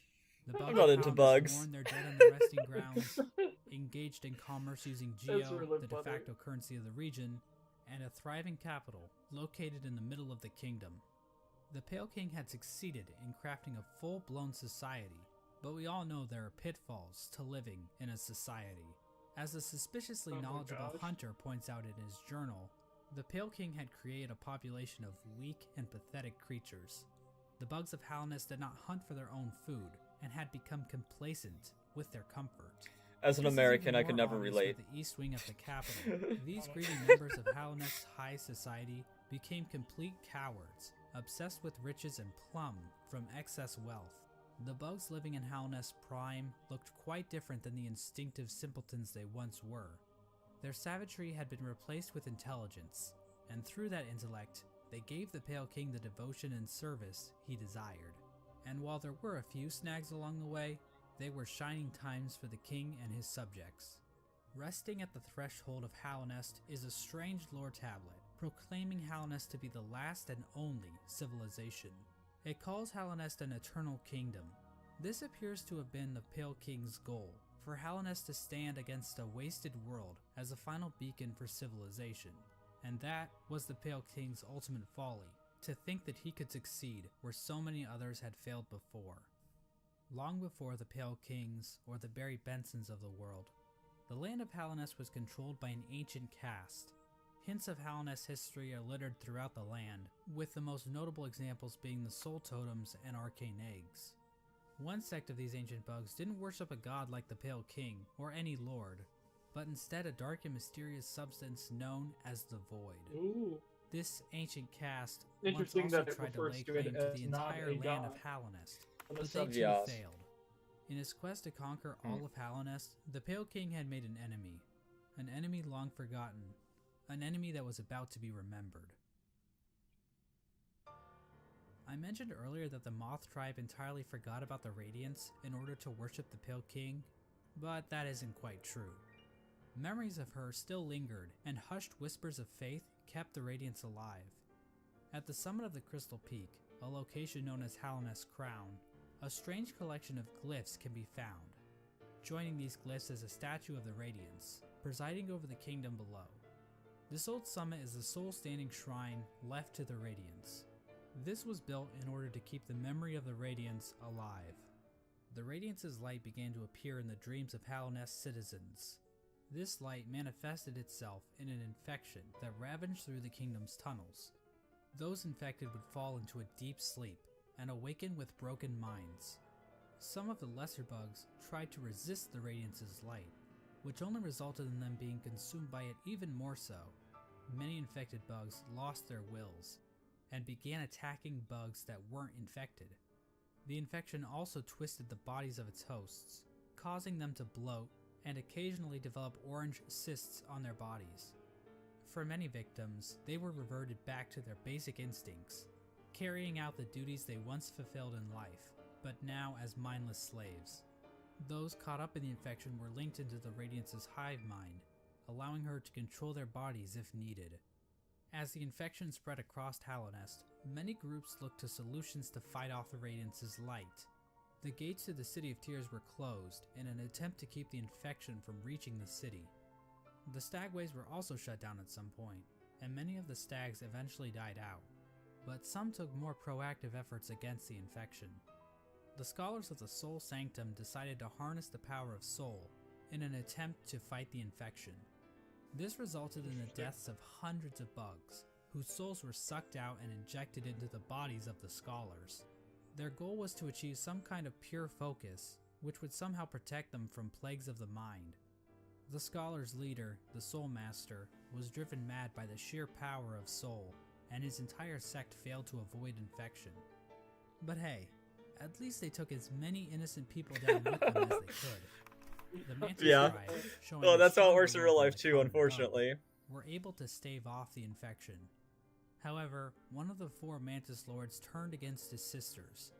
He and his followers took in the infection willingly, as it gave them more strength and courage.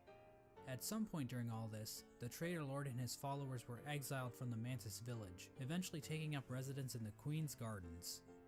The Traitor Lord's daughter ended up dying at some point. This is the same Mantis that was in a relationship with Zamir, one of the 5 Great Knights, but the Mantises rejected their union because of Zamir's outsideness. As a gamer, this type of prejudice is all too familiar, and honestly, it makes me sick. With the 5 Great Knights completely useless to fight against the infection, the Pale King devised his own scheme. A scheme involving a strange substance known as Void. As I mentioned earlier, the Pale King's White Palace was built in an area called the Ancient Basin, but his castle wasn't the only noteworthy thing down there. At the bottom of the Ancient Basin was the entrance to a pit known as the Abyss. Within the Abyss was a lake composed of void. The Pale King realized that this void could be given form, as evidenced by an imprint of such deep within the Abyss, possibly left there by the ancient civilization that predated Hallownest. The Pale King devised a workshop in his palace, where he placed void in armor shells imbued with soul, creating servants known as King's Molds and Wing Molds. These void creatures were somehow imprinted with the desire of the Pale King, so that they would serve him. It isn't clear when the Pale King served. Yeah, which is interesting that somehow you were able, like, the Pale King was able to basically impose his own will on this thing that didn't have a will of its own. Like, I don't know how that necessarily works, but it is definitely interesting to think about. There is evidence to imply that even common bugs were aware of King's Molds. But the point is, the Pale King turned to the void in order to create another creature, one that he believed could contain the Radiance and her infection.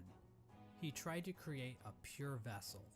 The Radiance's infection needs its host to have a will and a mind in order to enslave it. A pure vessel would be a creature made of void designed to lack those features. The Pale King believed that by harnessing the void inside a pure vessel, he would be able to stop the infection and keep Hallownest lasting eternal. But his method for creating this so-called pure vessel was incredibly cruel. This is where the White Lady and her King Kong-sized libido come into play.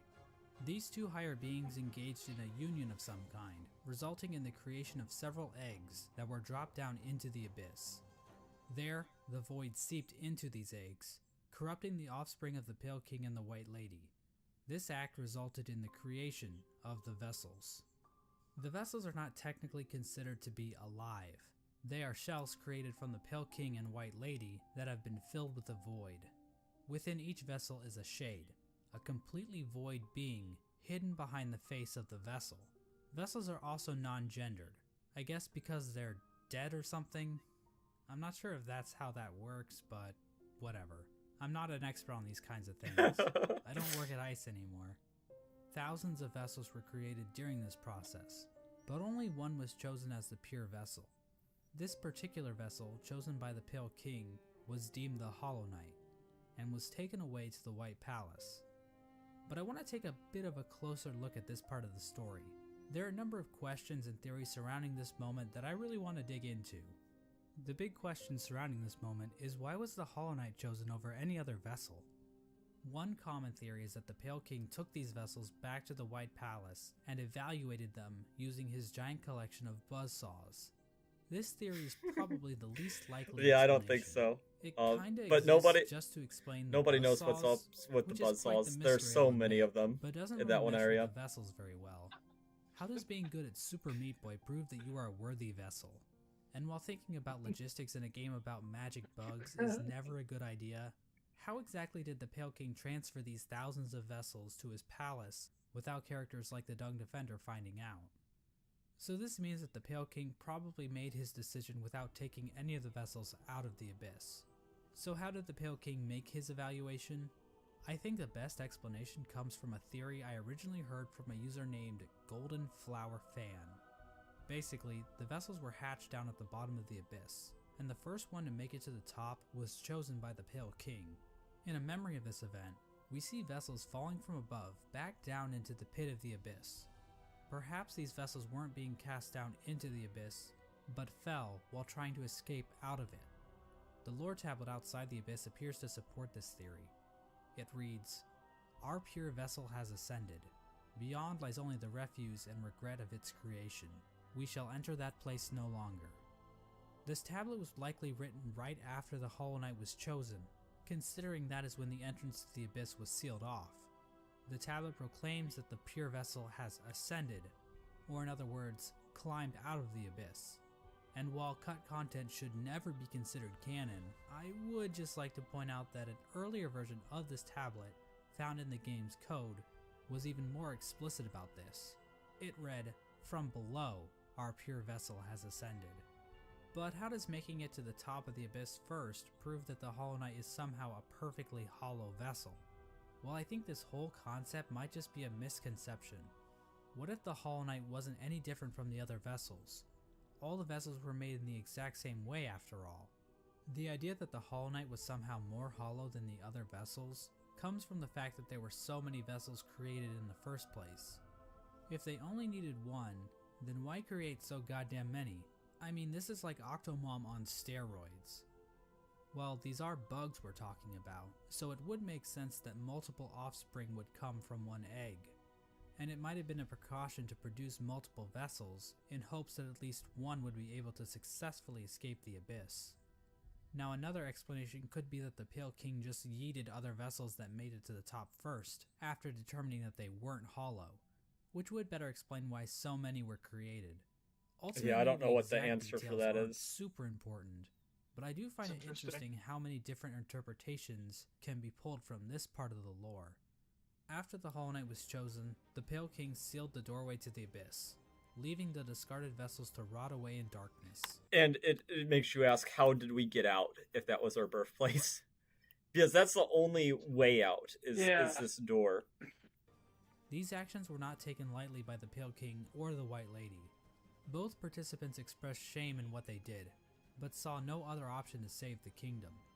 But the vessels weren't the only poor saps sealed away in the Abyss. There's also a lighthouse that was built on top of a naturally formed spire, its light shining down on an ocean of abyss below. Inside was one of the Pale King's royal retainers, who was left in charge of keeping the lighthouse turned on.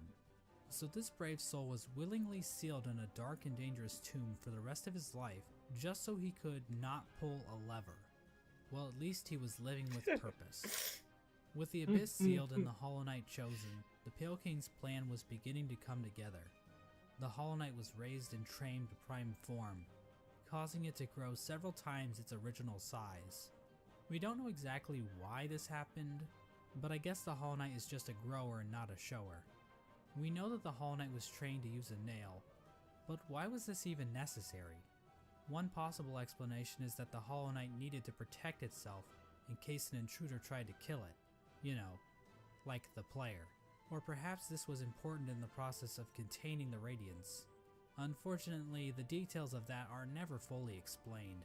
The Hollow Knight might have somehow focused the Radiance inside itself, but Team Cherry gives us no explanation of how that might have worked. But that still wasn't enough for the Pale King. Additional seals were needed in order to protect the Hollow Knight's physical body while the Radiance was trapped inside of it. To achieve this, the Pale King sought the help of 3 particular bugs who would later be known as the Dreamers: Lurien the Watcher, Motomon the Teacher, and Hera the Beast. Lurien is definitely the most mysterious of the 3 Dreamers. He lived in the Watcher's Spire in the City of Tears. From there, Lurien watched over the city with his telescope. Lurien was a pretty big fan of the king, so it probably took little convincing for him to lie down for him. Lurien might also be tied to another strange incident that occurred in the City of Tears. Hidden on some of Lurien's lore tablets are images of jars, the same jars that can be found stockpiled in the Tower of Love. This building sits on the outskirts of the city, and is the setting of one of the most bizarre bosses in the game, the Collector. The Collector is a void construct that appears to have been made from the same mold used to create the King's molds.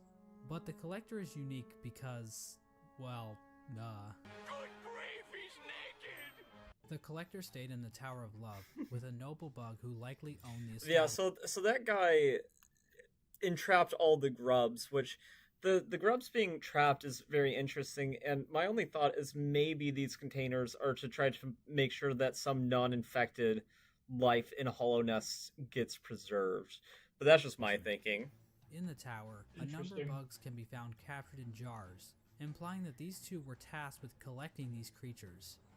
However, the Collector somehow became obsessed with grubs, creating a map to keep track of grubs it captured in jars, as well as keeping a strange shrine displaying a grub in the style of the Vitruvian Man. Eventually, the bug staying with the Collector decided to lock it inside the Tower of Love, and fled to the Queen's Gardens, where it died, likely due to overexposure to the void.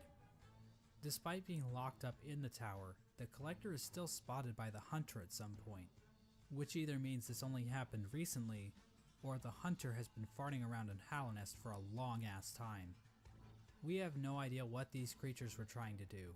It's implied that the Collector was trying to preserve the creatures of Hollow Nest, perhaps trying to protect them from the spread of the infection, but we don't know where the Collector's obsession with grubs originated, and while Lurien does seem connected to all of this, we don't know how involved he was with this operation, or what its end goal exactly was.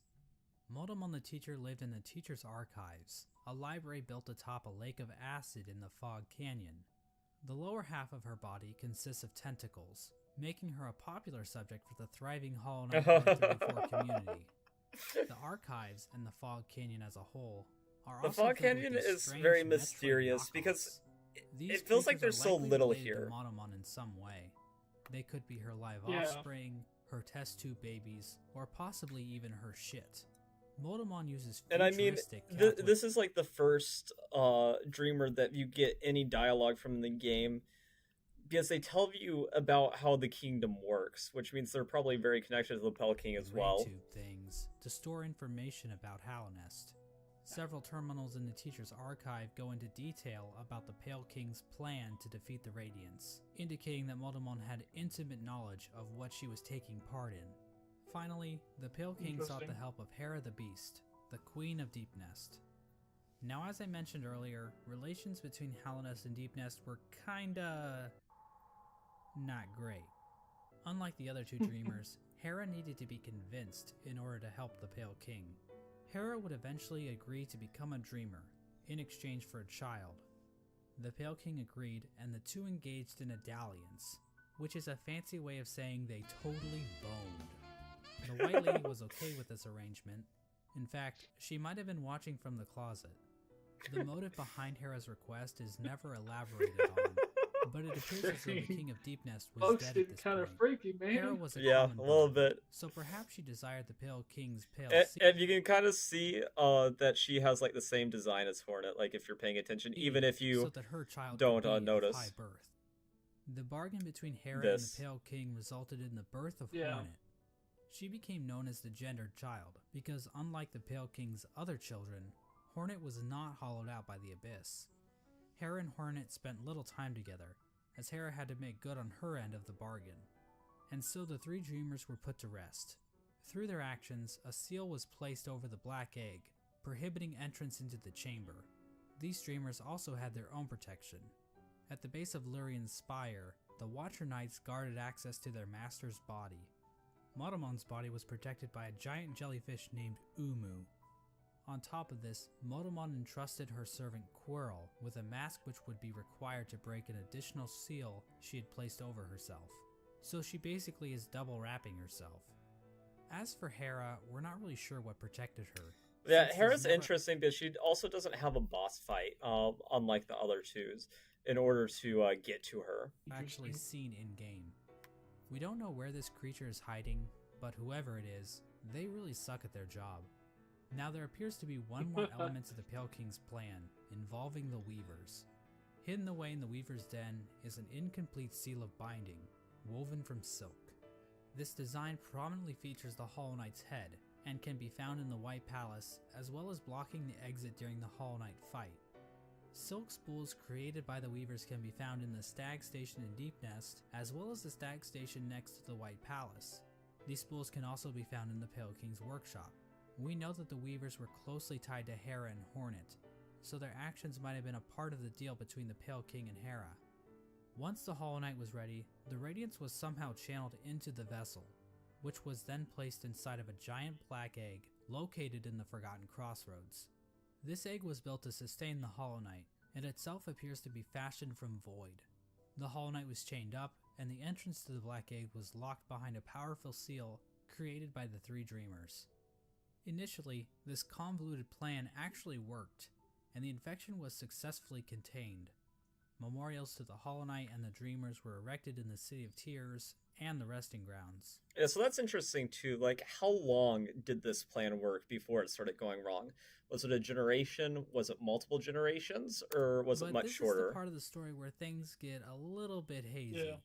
By the time these statues were constructed, citizens had taken to writing on parchment woven from spider silk, which was all destroyed when water started pouring down onto the city. We don't know how long the Hollow Knight was able to completely contain the infection. Bugs from Dirtmouth used to go to the Temple of the Black Egg to pray, saying they felt at peace within the walls. But after a while, they stopped going, perhaps indicating that the infection was beginning to leak out again. The infectious air continued to seep through Halnest for years, eventually even reaching the deepest parts of the kingdom. As it turns out, the Pale King's pure vessel wasn't quite so pure after all. The Hollow Knight had been tarnished by an idea instilled. While the game never explicitly tells us what that idea was, it does hint strongly at what it might be. Hidden away in the White Palace is a memory showing the Hollow Knight and the Pale King sharing a moment. The Hollow Knight might have developed a parental bond to the Pale King, and who could blame it? The Pale King is a pretty great dad after all. You know, if you ignore the infanticide and everything. Yeah, you just have to ignore that little thing. You know, like the thousands of dead the Pale King was a complete siblings. mistake. That shared mind isn't looking too good Nah, now, is it? In the when fungal core, the corpse of your a giant dad. mushroom lies dormant. Yeah. Its final Oh. thoughts were, "Pale worm, what good to see a demise unavoidable?" This could imply that the Pale King always knew that his kingdom was doomed.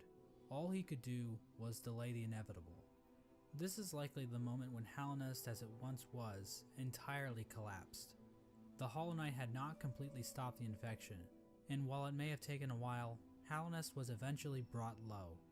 It's at this point that characters and areas begin to resemble as we know them in-game.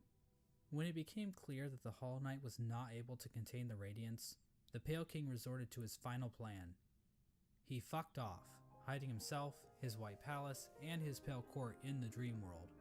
At this point, all of the furniture in the palace was covered under white sheets, similar to how people in the real world cover their furniture while away on long trips.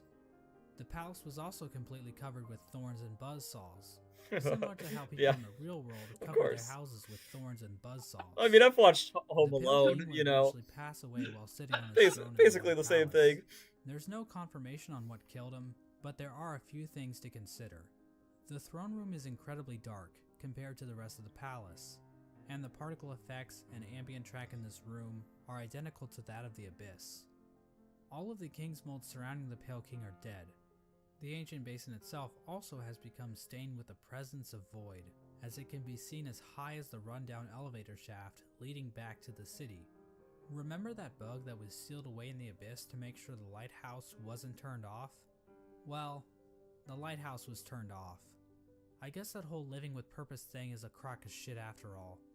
It seems as though the Sea of Void itself actually convinced this bug to betray his king and turn off the lighthouse. Now I know what you're thinking. Exactly how conscious is the Void? Is the Void able to think for itself? Can it form strategies? Does it host a podcast? Well, according to this Chozo statue ripoff, the Void is powerful, but not unified. So while it can thrash around at things that come near it, or call out in unison to turn off a light, it's not a single conscious being. Getting back to the Pale King, one could argue that the Void might have played a role in his ultimate demise, and I've argued that viewpoint in the past, but we have to remember that there isn't enough evidence to know for sure. As an expert lawyer and a good friend of mine, Johnny Cochran, once said, "Any evidence that the Void was involved in the Pale King's death is circumstantial." My name is Johnny Cochran. Just above the White Palace. I don't know if the Void killed him. It's also just interesting that, like, it's something that could be unified, but it seems like it's not just one thing. It's like an amalgamation of ideas. Even if we ignore the fact that the infection was still around, there were other issues that helped lead to the city's downfall. Due to the gates being sealed, some bugs resorted to cannibalism in order to avoid starvation. And there's also that metric fuckton of corpses lining the walls of the Soul Sanctum. When all was said and done, the only citizen left standing is Eternal Emelita, who just laughs her ass off about it like she's a fucking Dark Souls character. The White Lady ends up in a cocoon deep within the Queen's gardens. She decided to place bindings on herself in order to keep her from spreading her seed. She claims that this is because of the shame she feels in helping the Pale King create the vessels, but honestly, it's probably just her kink. The White Lady also diminished her power, possibly as a way to keep herself in God Home, it mentions that, like, she's suppressing a lot of her power too, which is definitely interesting. Outside her cocoon, Dryia stood guard, protecting her queen from the violent traitor mantises. Dryia is eventually killed off by these bugs, which is actually pretty pathetic if you think about it. I mean, we're talking like the Netgear WPN824N N150 wireless router pathetic. Speaking of great knights dying pathetically, let's move on to Hegemel. Hegemel held the city crest, a key used to open one of the gates to the City of Tears. At some point, Hegemel's armor shell was stolen by a maggot. Now, maggots were generally looked down upon and forced to do menial labor. They were incredibly weak, and basically deserved all of the discrimination they got. But this one maggot decided to turn the tide, so he stole Hegemel's shell so that he could defend his downtrodden brothers.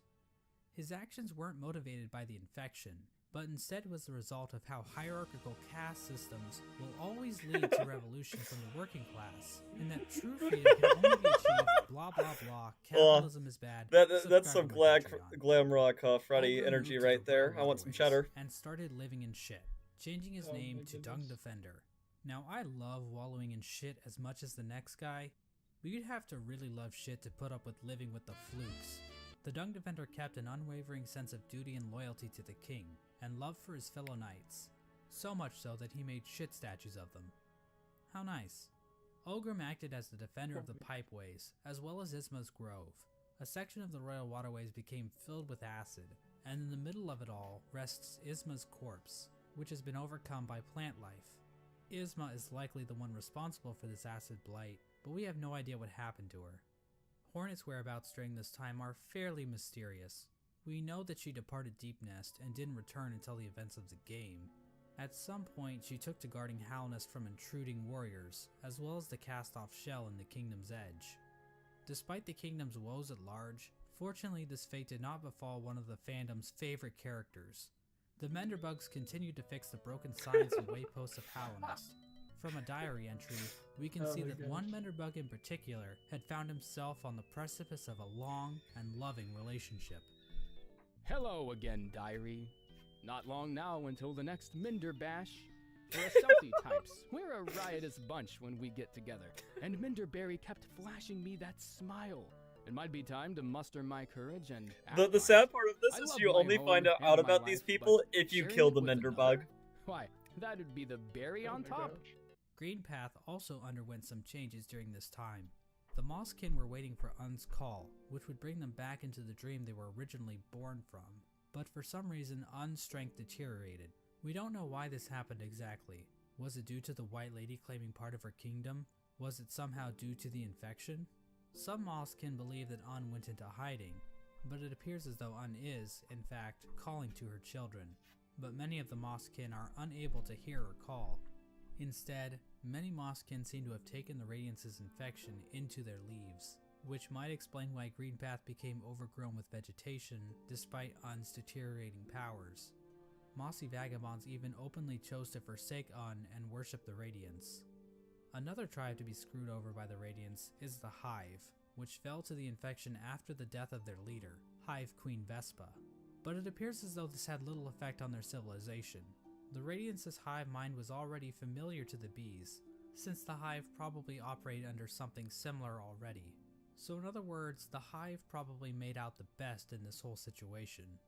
Let's turn our attention back to the moths. After all, it's their god that keeps killing everybody. Well, the moth tribe didn't fare too well actually, as pretty much the entire tribe died out. The only known survivor is the seer. Despite the loss of her tribe, the seer continued to tend to the graves in the resting grounds, while also waiting the arrival of the wielder, a mysterious being that her tribe has dreamt of for a while. In the kingdom's edge, the land became covered in ash molting off of the worm's decomposing corpse. The Colosseum of Fools continued to thrive. The Lord Fool passed away at some point, but nobody really seems to notice or even care. The fools inside the Colosseum were infected, but still seem to have maintained control over themselves. It seems possible that these bugs took in the infection willingly, similar to the Traitor Lord and his followers. This would have given them an edge in combat, similar to using steroids, but without the whole shrinking testicles thing. However, even the Traitor Lord and his followers went mad, so what makes these fools any more special? As for the Pale King's champion, the Pale Lurker, well, she just went the normal kind of insane. There appears to have been another unforeseen event with the Pale King's plan. When the Hollow Knight was originally chosen, the door to the Abyss was sealed, trapping the discarded vessels within. But apparently, some vessels didn't get the memo. Vessel corpses can be found littered throughout the kingdom. There's one in the Ancient Basin, one in Greenpath. Yeah, that's another thing that I didn't really bring up too. There are other corpses that made it out of the Abyss, so we're not the only one who and escaped. Several trapped in Nosk's lair in Deep Nest. Another vessel that escaped from the Abyss is the player character, the Knight. The exact details on how the vessels escaped the Abyss is unclear. There are indications that they might have slipped into Deep Nest through some old passageway, given void influences in part of the area, and all the corpses found in Nosk's lair. At some point, all entrances to Hallownest were closed off, with the old well in Dirtmouth being the only way to sneak back in. Despite this, several people have wormed their way into the kingdom, with few ever returning. Characters like Relic Seeker Lem seemed content to just pillage artifacts from the ruined kingdom, but other bugs seemed interested in something greater. In the Howling Cliffs rests the corpse of a member of the Grim Troop. The task of this bug appears to have been to seek out Hallownest, so that the troop might be summoned to the kingdom in the future. The Grim Troop are basically a group of bugs that serve a higher being known as the Nightmare Heart. The troop keeps the heart alive by feeding on the nightmares of fallen kingdoms. This process also involves sacrificing the troop master to his own child because, hey, look at this cool ass boss. Yeah, I Another don't know a good important answer creature to that one either. Hallownest are the God Seekers. After being abandoned by their old gods, the gods of thunder and the gods of rain, these bugs left their home in the land of storms, seeking out a new god to worship. The God Seekers look to God I couldn't to help save them myself. from their own silent mind. While traveling through the wastelands, the God Seekers constructed devices called God Tuners, which helped them seek out new gods. Through this device, they were able to detect the lingering power of the Pale King, and find their way to Hallownest. When they arrived, however, the Godseeker was forced into hibernation. She was encased in a strange sarcophagus-like cocoon, which was itself chained up with a lock. It's not clear how this forced hibernation worked, seeing as the cocoon appears to have been made by the Godseeker herself. As for who put the cocoon in chains, I think the most likely candidate is the Dung Defender, considering how the Godseeker's cocoon is found in the junk pit in the waterways, an area the Dung Defender has tasked himself with protecting. This was the general picture of Hallownest after the Hollow Knight was sealed inside the Temple of the Black Egg. The kingdom was stuck in a kind of stasis, with the Pale King civilization destroyed and the Radiants unable to break free from her chains. The Pale King was rebelling against nature, trying to keep his work standing indefinitely.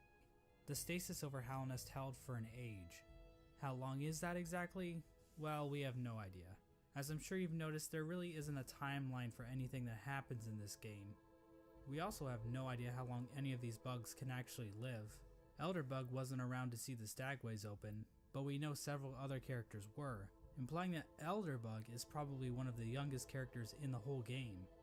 But this stasis over Hallownest wasn't going to last forever. At some point, the Radiance erupted out of the Hollow Knight, cracking its shell and releasing a loud and powerful roar. The amount of infection leaking out of the Hollow Knight became even greater. The many corpses that lined the roads and cities of the kingdom sprang to life with the amplified power of the infection. This strengthened infection prompted the departure of the Weavers back to their old home. Now this old home might actually be Farloom, the kingdom in which Hollow Knight Silksong I guess we takes will place. find But out the amount very of knowledge soon. we have about Silksong right now is pathetic, so I'm not saying that's confirmed or anything. This is also around the time that Quirrell arrives back in Hallownest. His memory of Motomon appears to have been clouded due to his time outside of Hallownest. These events are depicted in the Quirrell prequel comic, which also shows an image of the Hollow Knight with a pre-cracked shell.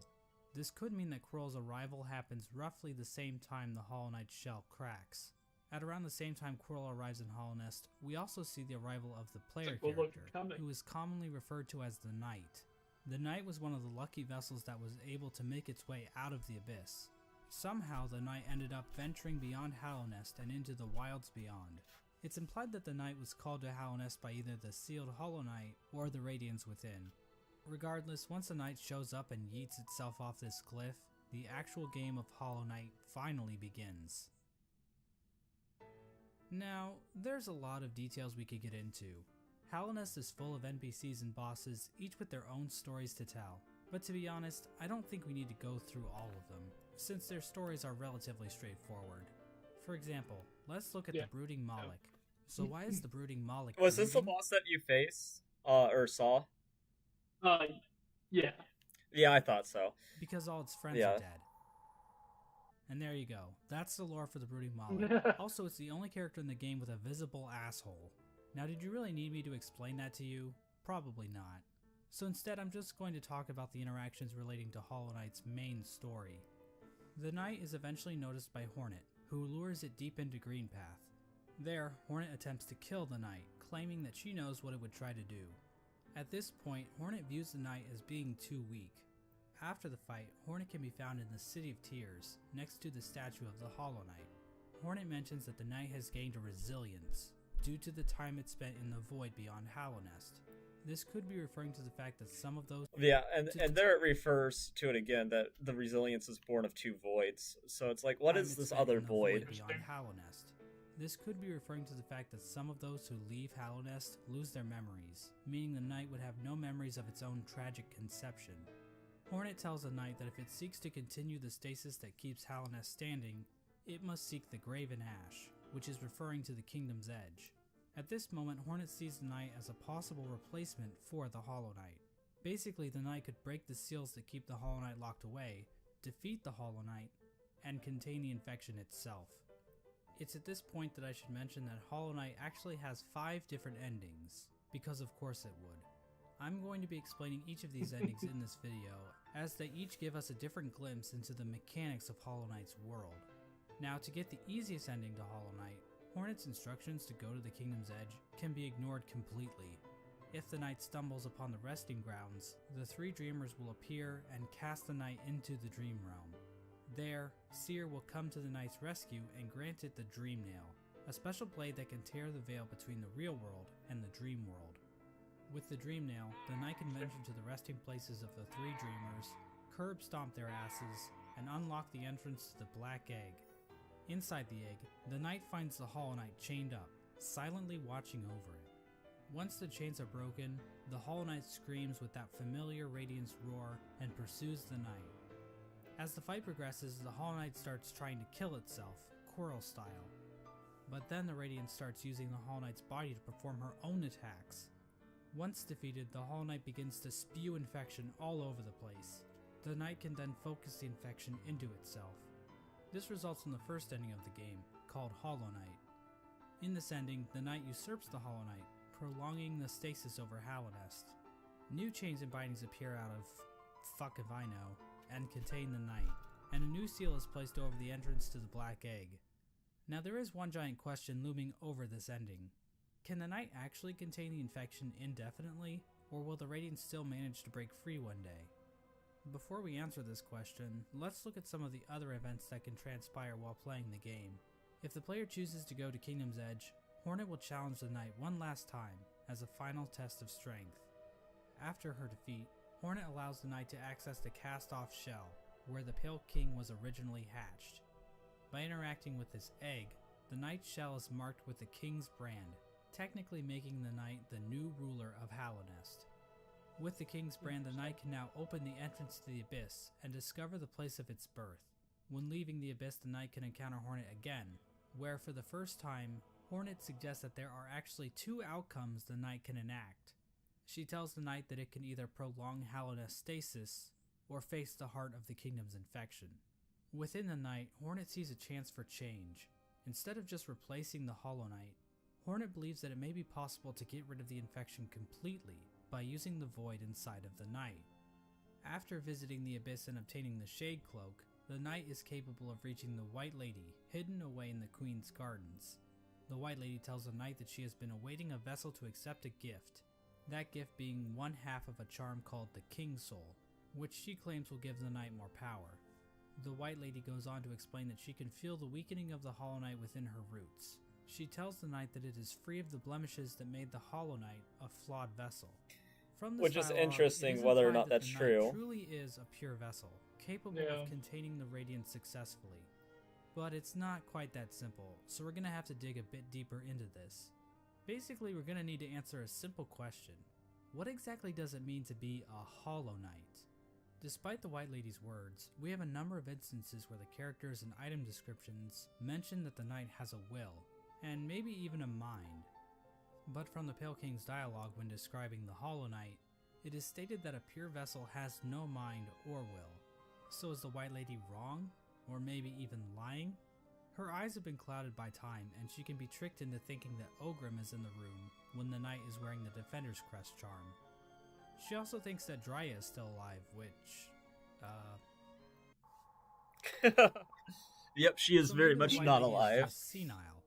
My problem with that theory is that the White Lady states that the vessels stand out to her clearly in a misted world, due to them being her spawn. She also questions whether or not the knight sought her aid, which would imply that the knight must have some kind of will. So for whatever reason, the White Lady thinks the knight is still capable of containing the Radiance, even if it's still able to make decisions. After all, the Hollow Knight was considered pure, but they still taught it how to wield a fucking sword. I mean, if the knight were truly and completely hollow in a literal sense, it probably shouldn't even be able to walk, or draw a map, or open a Well, I goddamn think that gets bank into the account. question of what exactly is the void? Yeah, what is the void? What does it mean to be hollow? Like, are you hollow if, because it mentions that this void was molded into, like, the king's desire. So, like, if you are molded after somebody else's desire, but you don't have a desire of your own, do you not have a mind to think or a will to break? Because you are just reflecting somebody else's purpose for you at that point. It's not like a unique Are mind. we a hollow? Are we a Hollow Knight? That is the question. Well, okay, based on what because you that's know, the difference. That would be the difference between being a that is considered a higher being, which would be a Hollow Knight, yeah, or being a creature of the void.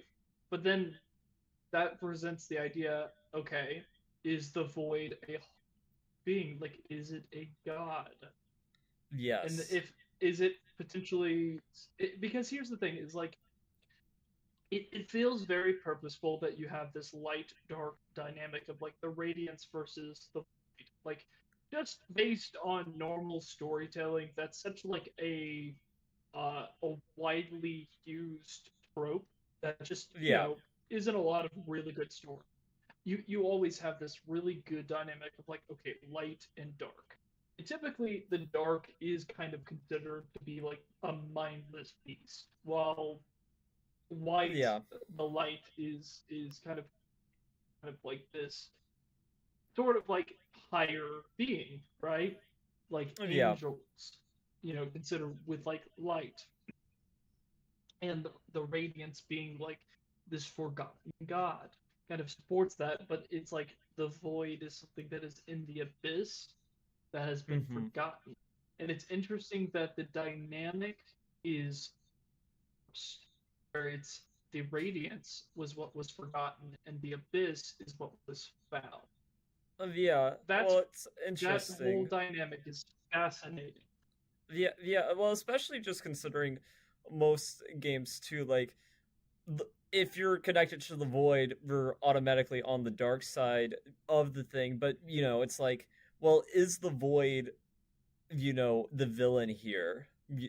Or like, is like the But Pelican if just like there's small a potatoes? Like, is the Pelican, using this void, but the void's also using the Pelican because it's sort of like the enemy of my enemy is my friend, while also, maybe not having any allegiance or even like for the Pelican.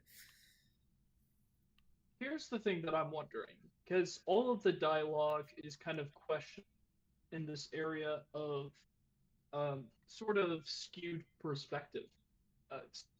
Even the stones that tell us about the void are from the perspective of like almost scientific research of trying to understand what Yeah. this is. It's not like a matter of fact. So them saying that like the void is a not coherent, cohesive, it makes me wonder if that's true.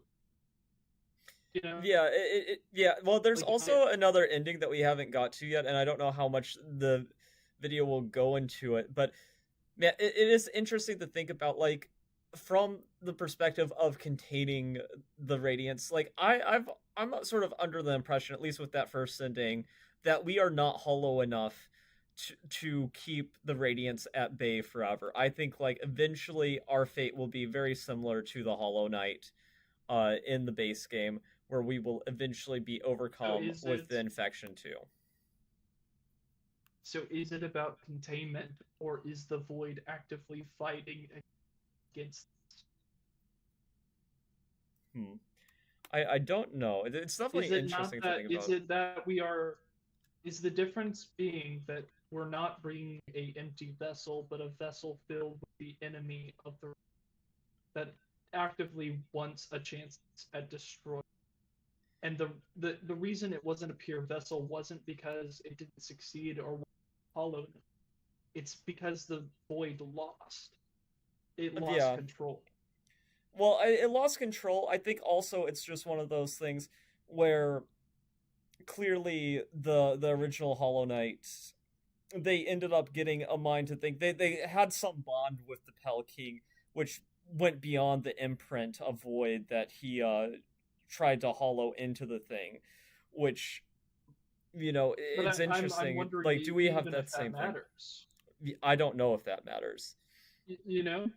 Yeah. Well, I mean, it definitely could. I could see that mattering absolutely. But on the other hand, my thought process right now is there because like what this is kind of presenting that what Mossbag is kind of getting at here is like I don't think will actually matters here. Like I don't think will is actually a part of Yeah. the point of the Yeah, I entertaining. think he's getting to I that think that too.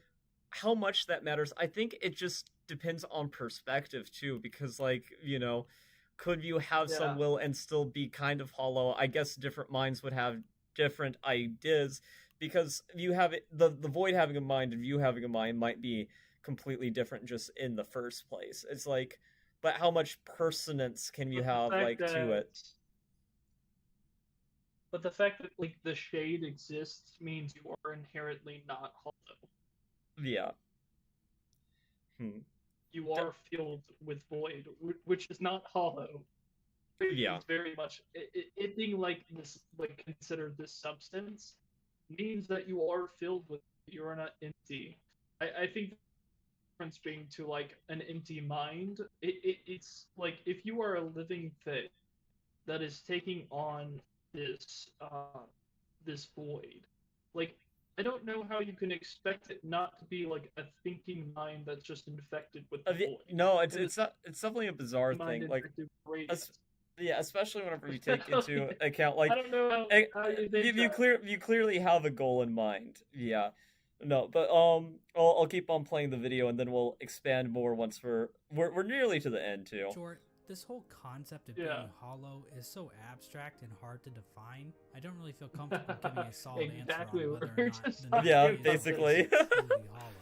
And I think the game leaves room open for other interpretations. Of course, the White Lady's gift is useless without the other half of the King's Soul. In order to reach it, however, the knight must travel to the White Palace, locked inside the body of a King's Bold. In order to bypass the seal, the knight must use a fully awakened dream nail. It can do this by bringing 1800 essence to the seer, allowing her to sharpen the weapon's blade. If the knight does this, the seer remarks that the knight truly is the wielder that her tribe has been dreaming of. There's no explicit reason why the Moth Interesting. tribe was dreaming about this supposed wielder so much, but it seems like they believe the wielder would wash away the crimes the Moth tribe committed by turning their backs on the Radiance. The seer seems to know that the knight might kill the Interesting. Radiance, and she seems accepting of it, ready for her and her tribe to disappear and be forgotten forever. With the awoken dream nail in hand, the knight can travel to the Pale King's refuge and locate the other half of the King's Soul charm. When equipped, the King's Soul provides a never-ending supply of soul, making it almost useful if it weren't for the insanely high cost of the charm, and the painfully slow rate at which it increases, and the fact that the charm will get replaced in about 5 minutes after you get it. The King's Soul charm itself symbolizes the union between two higher beings. To me, this implies that the King's Soul is a representation of a vessel, which also was created by the union of two higher beings. With the King's Soul in their inventory, the knight now gains access to an area in the abyss called the Birthplace. In this massive pile of vessel shells, the knight can find a giant egg. Dream nailing the egg allows the knight to access its own memory when it was cast down into the abyss. From viewing that memory, the King's Soul charm is replaced with the Void Heart charm. The recollection of this event allows the knight to come to terms with the void inside itself. Once the knight has the Void Heart, the shades in the abyss no longer attack it, and that strange creature that gives the knight the Shade Cloak calls it the Lord of Shades. In other words, the knight has now bound the once fragmented void under its own will, allowing it to control the void in a powerful new way. With the union of the void, the Pale King, and the White Lady, the knight has gained a strength before unseen. It is with this charm that 2 additional endings become unlocked. Hornet will now be standing outside of the Black Egg, offering to help the knight should the opportunity arrive. Midway through the fight with the Hollow Knight, Hornet rushes into battle, subduing the Hollow Knight and piercing its shell. It's at this point that the knight is given the perfect opportunity to enter into the mind of its sibling, fighting the source of the infection head on, and finally putting an end to the Radiance's tyranny. Or I can just stand there and let Hornet get knocked unconscious. If the knight finishes off the Hollow Knight as usual, the sealed sibling ending occurs. Basically, it's the same as the Hollow Knight ending, but now Hornet is in the room too, and her face appears on the door of the... Yeah, so presumably she's a dreamer too, so if so somebody has to take out Hornet in order to get in there, but she's also locked in there, meaning that if the infection ever starts seeping from that egg again, there is nothing that can be done about it. So you just have to hope that this Hollow Knight can absorb the infection forever, otherwise this is the worst ending. Egg. It's not clear what exactly this means for Hallownest. This might imply that Hornet is now a dreamer, but she's inside the temple, meaning that no one can actually get in there to kill her should the knight ever start leaking infection. At the same time, Hornet mentions that the bindings of the Black Egg would drain her, so she's probably just going to die anyway, right? Generally, people consider this to be one of the worst endings, but it's worth pointing out that Team Cherry doesn't support any one ending as being the true ending. Each ending is canonical in its own right, and honestly, this ending isn't the worst. At least the Knight and Hornet will get to spend some quality time together. If the Knight does dream of the Hollow Knight, it will be taken to an arena where it can finally fight the Radiants head-on. But the Knight isn't alone, as the other shades from the Abyss will appear in order to help corner the Radiants. Eventually the Radiance gets trapped in the tendrils of the Void. The Knight bitch slaps her a couple times, and then the Radiance is consumed into the darkness. The Black Egg then appears to turn to shadows. Yes, and it the is very Void sinks down interesting. into the ground. Interesting. It's almost as if they all have the same purpose. Yeah, it is well, this ending too, like, we saw right there, at that point, the Knight's body is completely destroyed, so we probably, like, return into the Void, losing our form too. But Hornet definitely survives this ending. We get one final shot of the Shades in the Abyss going to rest, and the game is over. This ending is called the Dream No More ending. The Radiance is gone, and Hallownest is finally free from her infection. Now I think it's fair to ask a few questions about how the Dream No More ending comes about. When the Hollow Knight was initially chosen to become the pure vessel, the Abyss was sealed up, and the rest of the vessels were left to rot away.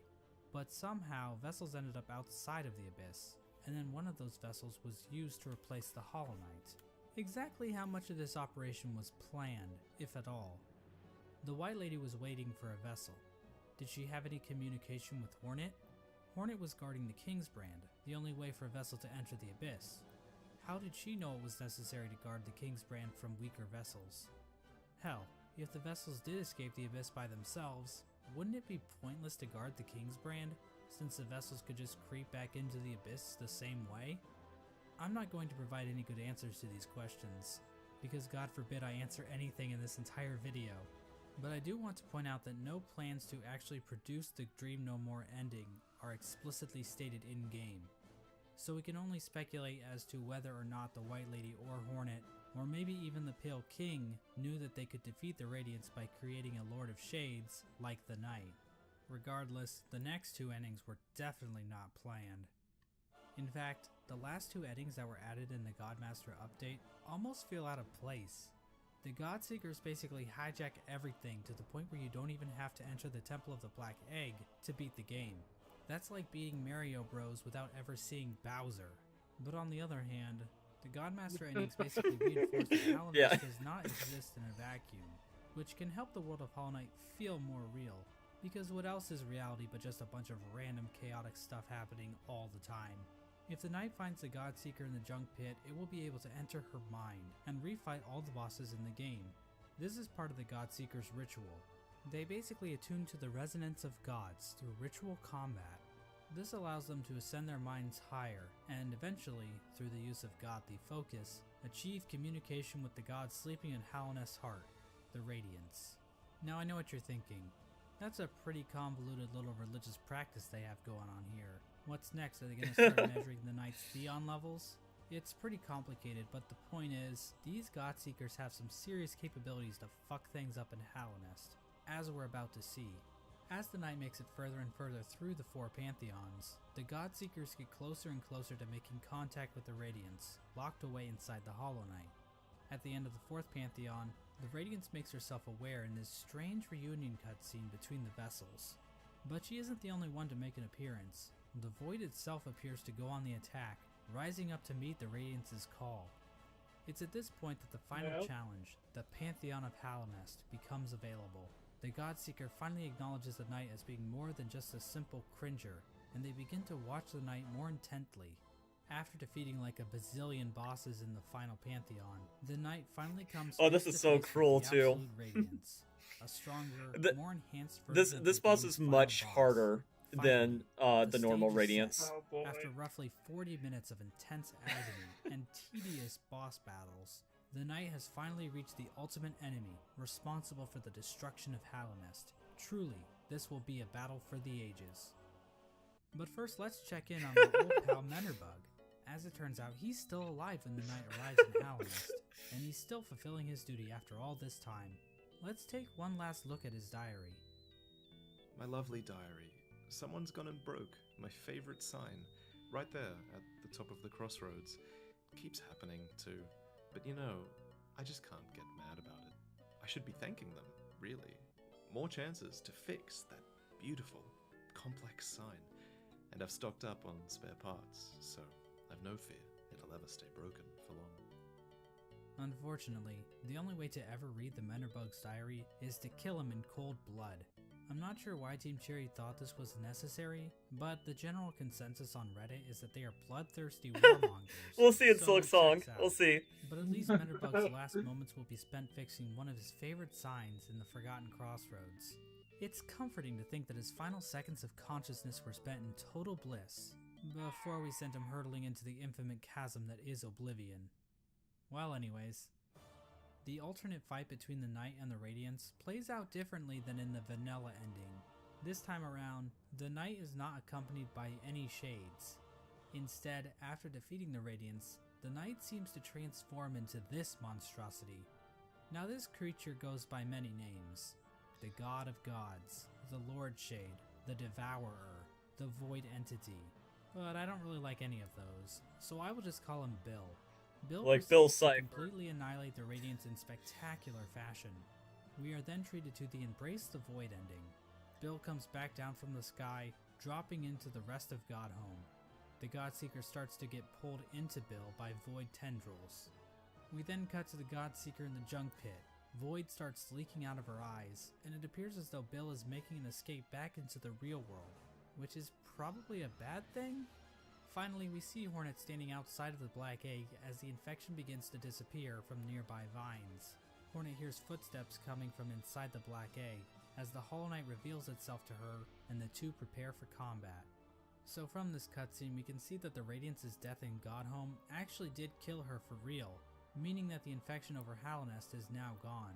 This means the seals inside of the Black Egg Yeah, which this is so interesting that if you defeat all the bosses in the Pantheon, you fight the stronger version of the Radiance, maybe what the Radiance was in their full glory back whenever they were a being of worship, but you actually kill them in the dreamscape and unify the Void against their natural enemy. Interesting.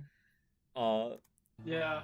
Allowing the Hollow And unlike the Dream No More, the Void, it wasn't several different shades coming out to help you. Like, you were just one giant shade. To escape its prison. In other words, the Embrace of the Void ending is a goddamn cliffhanger, and we have no idea how Team Cherry plans to follow this up. The Hollow Knight is running loose in Hallownest, and the Knight has transformed into a raging void monster that might try to destroy the entire kingdom, or at least what's left of it. What's even more strange about this ending is that the announced sequel, Hollow Knight Silksong, doesn't seem to be related to this ending at all. But that's a whole different shit show. Obviously, the biggest mystery surrounding this ending is the appearance of Bill. Did this creature exist in the Void already? Or was it somehow willed into existence by the power of the Godseekers? Did the Knight turn into this thing? It looks very similar in appearance to Examining some a of the other statue stuff you see with the other ending. Yeah, it of does. this creature and Just a other smaller forms of the version Knight of it. grant the player a Hunter's Journal entry for an ancient artifact called the Void Idol, which might imply this creature might have been Timing. worshipped by the ancient civilization. But again, that's pure speculation. We don't know what this worship of Void exactly looked like. Maybe the Void they worship took the form of something more sinister. There is one thing we know about this monster though. It's weak to flowers. Yeah, Yes, this these things. delicate flower, As I it don't turns even know out, what to those make of delicate this. flowers that Zamir has stockpiled up her ass are actually useful for something.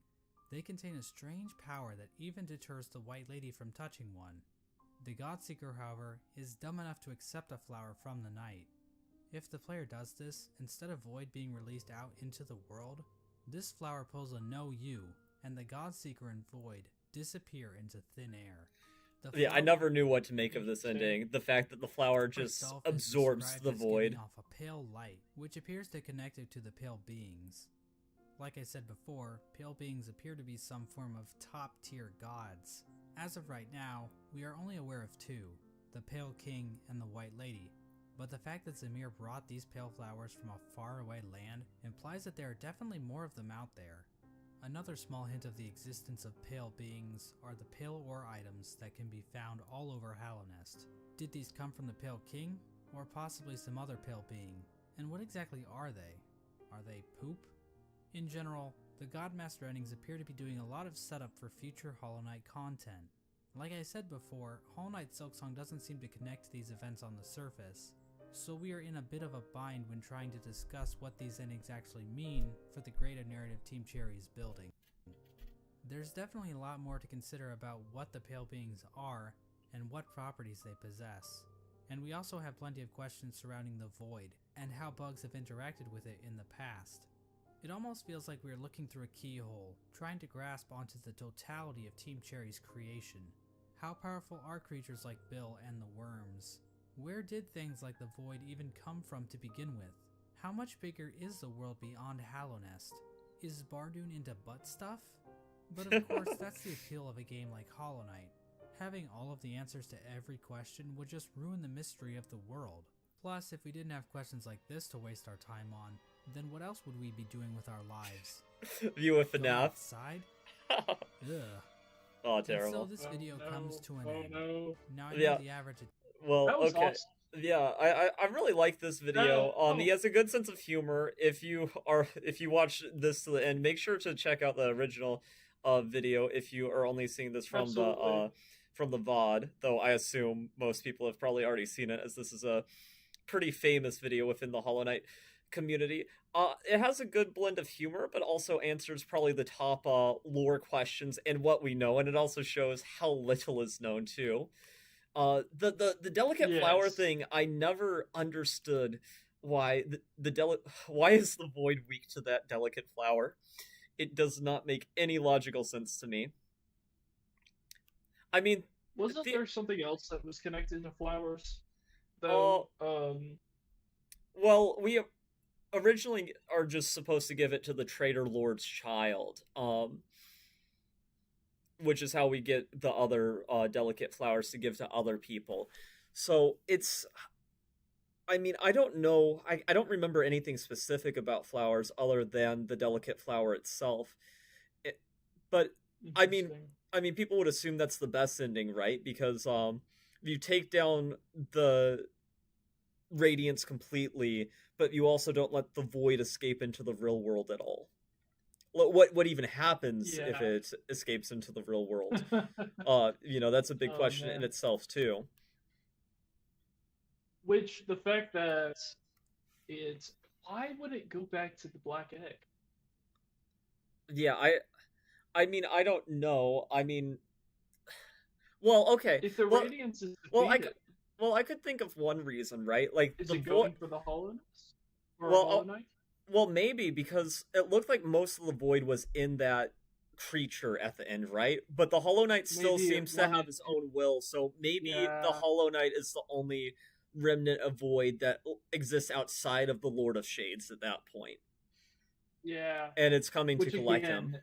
is more again it's more indicative of a unified will than than it just being like a bunch of separate Well, I maps think of things. well, I think the idea is that it is a and it separate makes thing, but you sense. can unify it through with that one ending. Like you are unifying the Void and becoming the Lord of it. So at some point it became separated. It might be a situation once again of like the radiance, because again there's always going to be like this parallel between like what the radiance does and what this does, because they're very much parallels of each other. So it's like the radiance has like a specific will, but it also is adapted to the wills of others. It uses their minds, breaks their wills, but it Well, uses their true, yeah. mind to reenact the things that they did during life, right? So it's like Yeah. it can have a will of its own and use the wills of others. So it uses the wills of others. The Void conforms. That's Mhm. interesting, because the Pale King was able to conform. Oh, yeah, I the Void's I see will what we're to saying. his They're own. almost like the inverse of each other, even in that way. They're inverted, they're inverted, which is interesting. So it's like the what that's interesting. So like with all of that stuff, if we're going by the idea of like they're inverted, it makes Yeah. sense that all of the vessels being taken over would not be uh, unified because the light, the radiance is. So Yeah. it does not mean that there isn't a unified will. It means that they operate on different levels, which Yeah. I think is interesting. Well, the interesting thing too is, I mean, it's strongly implied that you just like, absolutely destroy the radiance completely, right? But these, I think it's thought that these are ancient enemies, right? So who's to say that the radiance can't come Yeah. back in some form? Which it almost would be interesting if there's like a cycle where they replace what role they are in that. Like with the radiance being taken down, the void takes over the purpose of the radiance and it becomes a unified hive mind, and maybe the light would lash back What if by basically doing what the void was doing. I have a question, and maybe this is stupid. So, radiance takes is like, is it an L Is what? or like, what is the form that the radiant takes? Is that like it has wings? I'm Oh, trying to figure out like, is well, it this is whenever the I see it, it looks like it, an it L. no. So this is the god that the moths worshipped, right? This was their primary god before they first Oh, took it. So it's a yeah. moth with shining light. That's basically what it is. Okay. Here's what I'm wondering: is the radiance substance of its own that was infected a moth and turned God, or was it a god all along? Is this a case where the reason that the substance is like in the same way, like the radiance and the void are both these substances that like have this natural enmity that have just chosen vessels, or Yeah. are the vessels indicative of the actual thing? You know what I mean? Yeah, I know what you mean. I think that it's my thought process whenever it comes to this is that the infection didn't start until the Pell Kings really took over the area of Hollow Nest and they became a forgotten god. It was almost like they're lashing out and like trying to take over these minds to get people to remember them, to make them worship them once again, which I don't really think that there'd be much of a reason for that to happen before they were being forgotten. So I do think that the infection only started after the Pell King instituted his kingdom. Yeah, that's interesting. And it's interesting too that it seems like the way that he's described as being radiant, and I don't know if that's just the word used or if that's something that in universe he's referring to as. Well, he definitely As being casts a radiant. light, and actually, even as the offspring of the Pell King, I mean the Hollow Knight and the Knight, the player, they both emit a light. Whenever we're standing closer to NPCs, they will get lighter in the world, because you do have like a But small is it little glowing aura. possible? Well, too is how connected is let me think, because you have the worms, and it's possible that the reason that the worms have foresight is because they are connected to the radiance.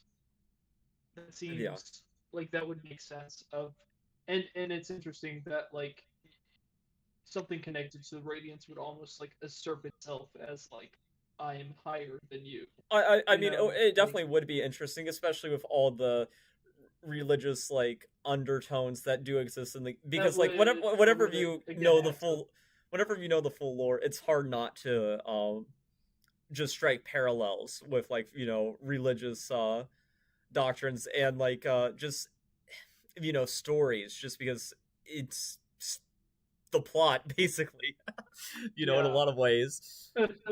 No, it definitely has a lot to play with whenever it's to like Yeah, external influences. I That you could tell. I mean I don't know if we have any indication. Well, we know that the worm came from a land outside of Hollowness before deciding, hey, this is my kingdom, because they had the cast off shell. So clearly they found this and then they were reborn, which is just like interesting from, the religious subtext like thing that they end up getting a new form too whenever they're emitting this light that gives the bugs knowledge. Yeah, interesting. I wanted to look at something because the way that the worm was spelled is interesting. It is I wondered if it's W like a Y reference. R M. I don't know if that is a reference to anything, but it is a little bit It different. is a. Hold on, I'm looking at something. So, yeah, it's a reference to a Germanic mythology folklore. It's a Oh, okay. dragon, which is interesting. Which I don't know if that's connected or anything. But like, it sounds like something from like mythology. I mean, I wouldn't be Yeah. surprised if it was connected in some way Uh, because there's just so much, just so much lore. I'm glad that I'm not yeah. undertaking, doing a Hollow Knight mind map because I think it would be Oh very gosh. difficult too, especially with how I feel like it's a lot like FNAF in that way, where there's probably people who are very passionate against certain theories and also very passionately for certain theories. And the all endings are canon. It's just going to be interesting how people are taking that with Silksong, especially if Silksong is not a prequel. Um, because logically, in my mind, it's like, okay, well, the ending where Hornet gets sealed with us, how could that be a sequel to Hollow Knight? Just doesn't make sense. Um, Yeah.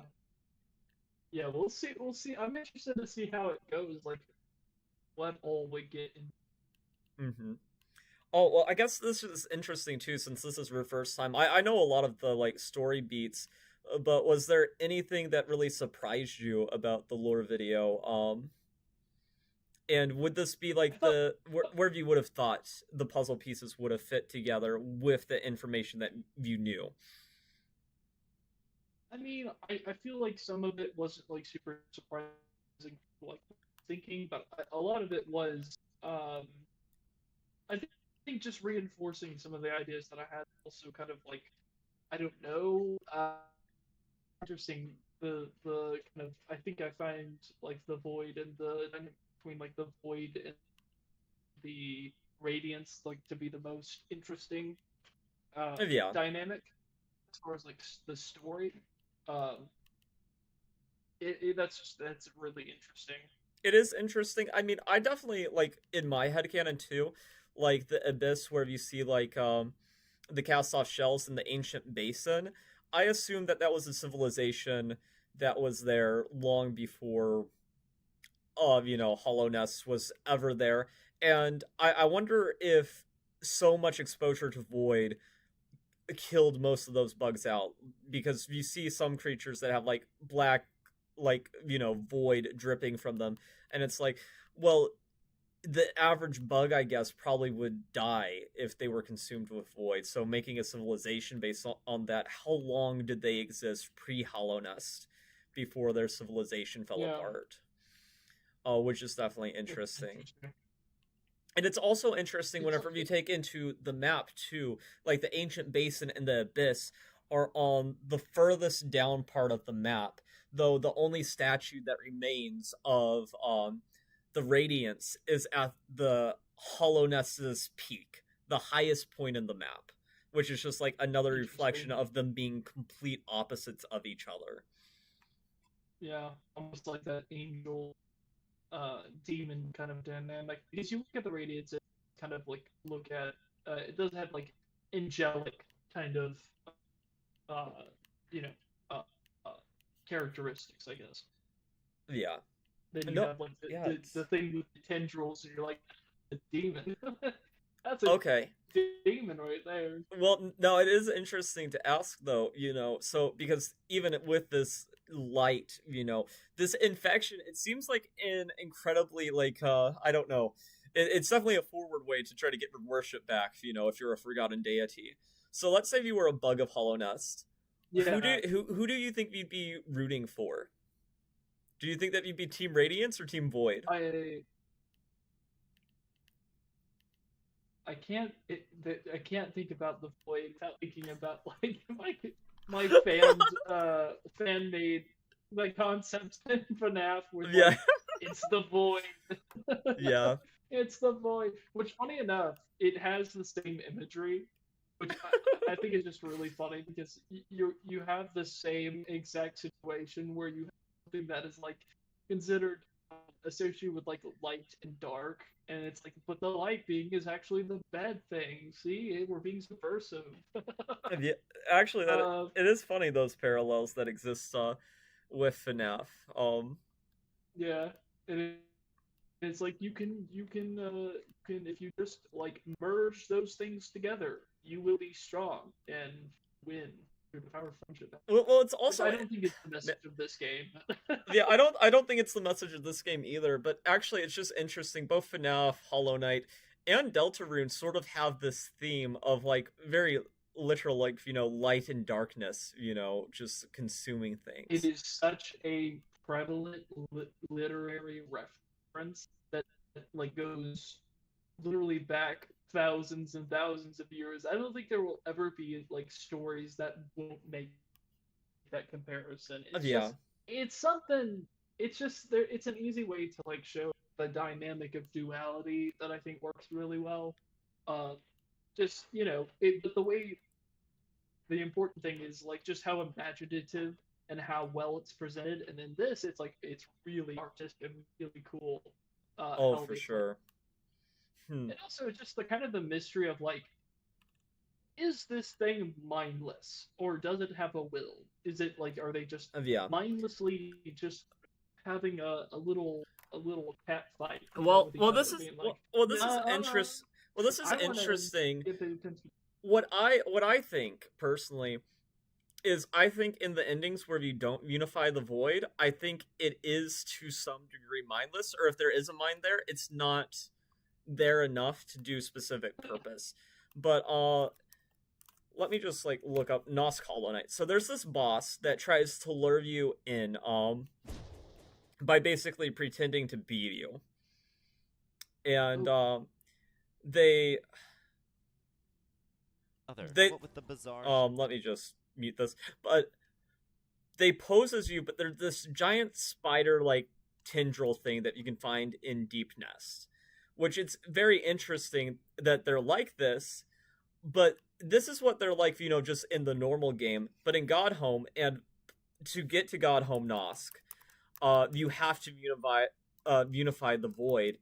Their appearance changes to Hornet instead of imitating View, which is interesting. It's almost like this thing can like peer into minds because it's using something important to somebody to bait them into their thrall and kill them, and there's evidence of that, of like other vessels being trapped there and dead. But then in God Home, whenever you are a unifier of the void, it changes to Hornet, like your mind cares about something more than just yourself. And that's reflected in the boss fight. Now, that might be just like headcanny, and maybe I'm reading too much into the change. Be, but that's just how I've interpreted it. I think there's something that's fascinating about something that like is malicious in a very subtle way. Yeah. That is like, because to me it's so much more interesting whenever you have, and it's like, oh, this thing is mindless and it can be adaptive to anything. Like, we could use this. Yes. And that's the thing that sets off my alarms, is like, hey, this stuff, it can easily adapt to my will, and I can use it and transform things and make them hollow and empty and mindless, and this isn't gonna go bad. That sounds suspicious. Yeah, it does sound sound really bad.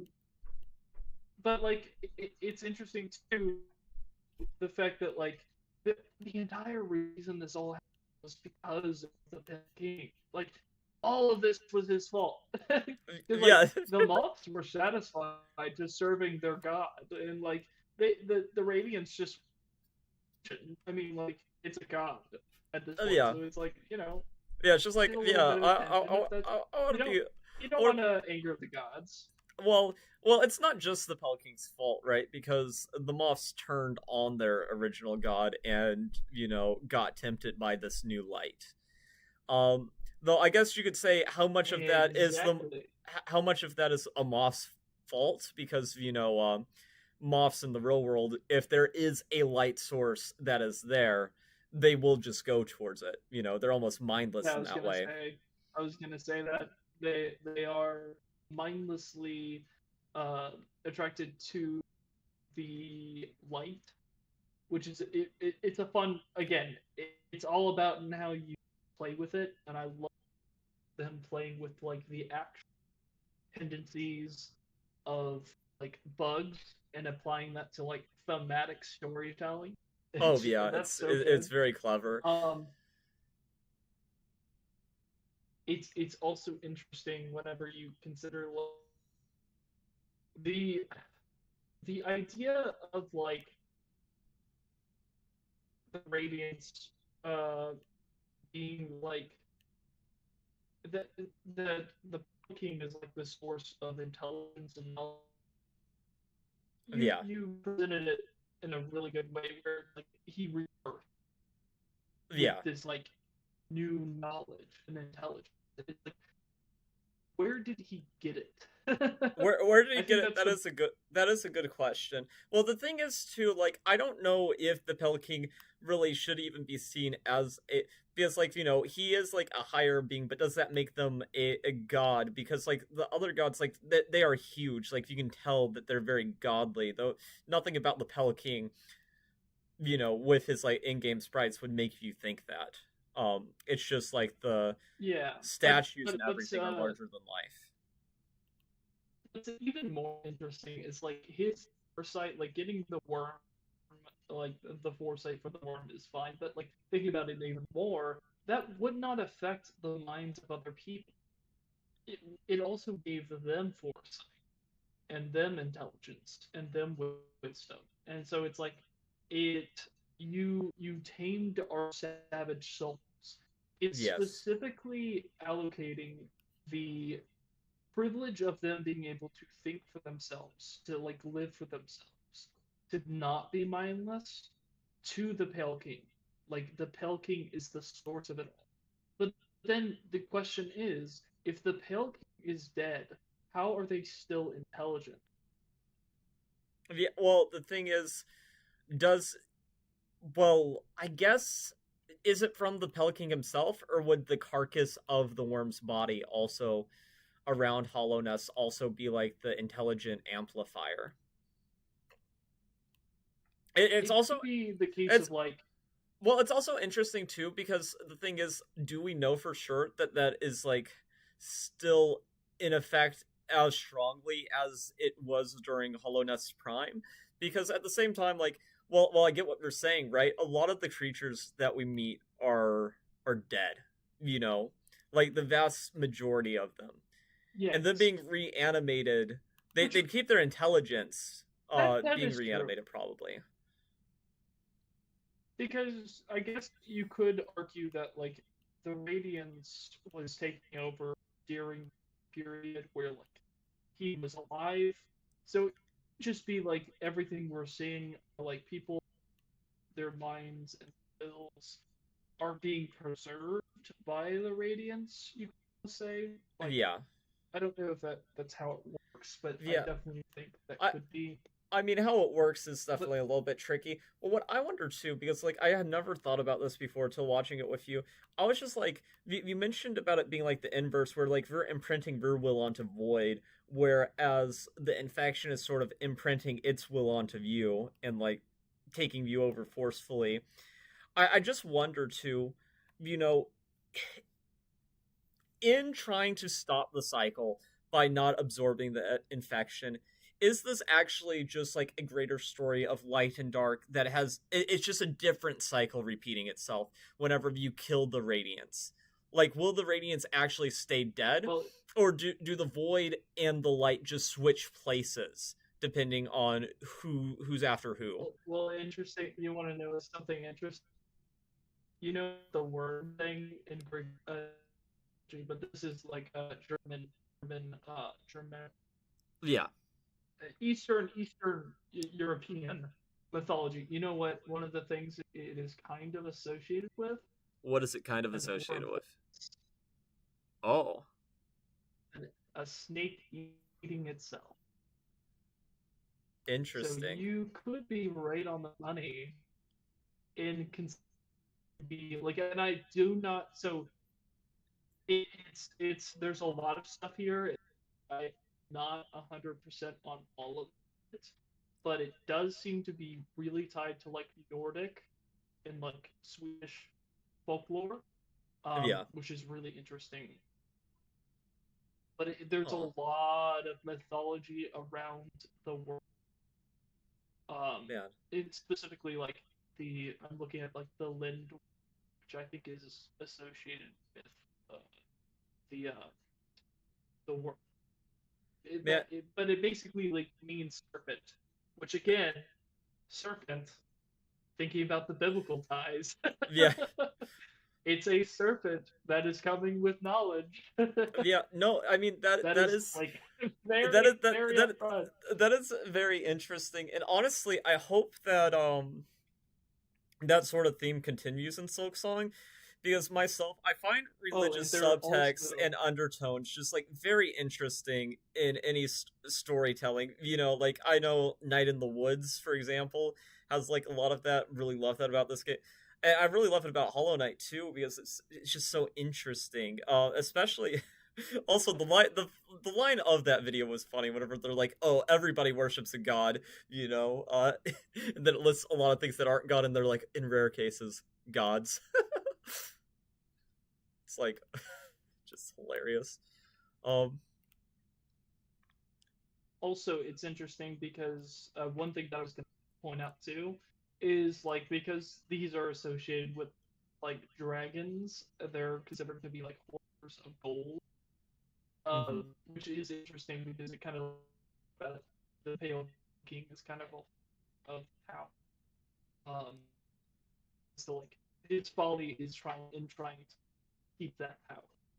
Yeah, he's trying to keep the power. He's trying to make an eternal kingdom, which, you know, no kingdom lasts forever, which I think that's really his big thing is he tried to fight against nature and tried to create something that would last forever, which unfortunately for him he was just not capable of doing. Um no, it's well, also it does say a little bit about his character that once the plan, you know, seems to stop working, he goes into hiding. Yeah. Which, like, it's very different than the Void, because the Void almost had to be repressed. It was sealed away. And maybe it's because the Void natural instinct would be to fight back, which is almost more godlike than, let's say, the Pale King, who gives this knowledge, but then once it turns out that he can't make everybody live forever, you know, with this knowledge, and he can't make this kingdom eternal, his instinct is to run away and hide, almost fearful, which makes me think that he might be a higher being, but he's lesser than a god. Yeah. Act like one, which I think fits his stature. Yeah. You know. Yeah, no, I mean, but this is just very canony, and I do like how even the lore video, even though it's pretty robust about, you know, explaining the greater world, it leaves so many questions unanswered because there's just so many different interpretations one could have of the story. Was there any ending that stood out to you as like your favorite ending out of those bunch? Um, any of the stories in what way? Uh, Like any part of the video? no, like any of like the endings of the story, like the Oh, Sold siblings, the Hollow Knight just seals the infection, the Dream No More, or either of the God home endings. I like I like the probably the Dream No More. That was a really cool Yeah, I I section. I think if Team Cherry said there was a canon ending, most people would assume it was the Dream No More ending. Um, Which I do wonder. Do you think? I know you strongly believe that like Silk Song is going to be a prequel, and considering how rough it is from like, well, also I guess we got to talk about that. There even a way that like because is there a timeline way that Silk Song could like fit in before? If she is like what reason would she have to leave? I guess that's well, something that we'll I find out. Like yeah, I mean, it's something that we would outside find of like out. the We do know that Hera, her mother, part of her agreement to get Hornet was that she had to become a dreamer. So her mom was like, in basically a permanent coma till you kill her, and then the yeah Pelaking's like in hiding away in the dream world. So it could just be not wanting her to be in the world of Hollow Nest, afraid of its decay. Though I don't know why you'd necessarily be afraid of that whenever first enacting the Sill, if you're going with the Pelaking's plan. Though Hera needed to be convinced of going through with the plan, meaning she might have been skeptical about it working in the first place. So maybe that would be a reason. Like maybe before she becomes a dreamer, she has Hornet go to a faraway land. And if that's the case, the yeah. big question would be, well, why would she come back? Mm, interesting. Yeah, I don't know. Because There's a lot of things that I'm because curious. I could think of reasons for I her know to you don't go. want I just don't spoils. know. I Yeah, know you don't I don't want want. spoilers on Silk Song. I have I not even will watched the say trailer. I could find out because IGN did release I think, the good like first 17 minutes, which includes like boss battle. And Well, being a couple, I could just look at it and be like, you, hmm. you could just look at it. Myself, I haven't even watched the trailer. Just I had a friend tell me what the I'm release old date school. was. I was very. I just want to explore everything myself because certain parts of Hollow Knight I did know going in, and myself, I'm like, man, it probably would have been better had I just discovered those things on my own. Though I did avoid a lot of spoilers. Um, I do wonder if this is actually just the stuff from the dip. Which I think would make sense considering like reviewers haven't gotten it yet. yeah. Unless they have. Like I don't think so. Well, no, I don't think any reviewers got it. I think the only thing you mentioned that the original backers of Hollow Knight might. I wonder if they already have it. I don't think so, but maybe. Um, Yeah, I don't think so. it would probably be like just a day or two early. I don't imagine it Yeah, being I like. mean, all together it's like about 20 they shown between they released like 2 videos.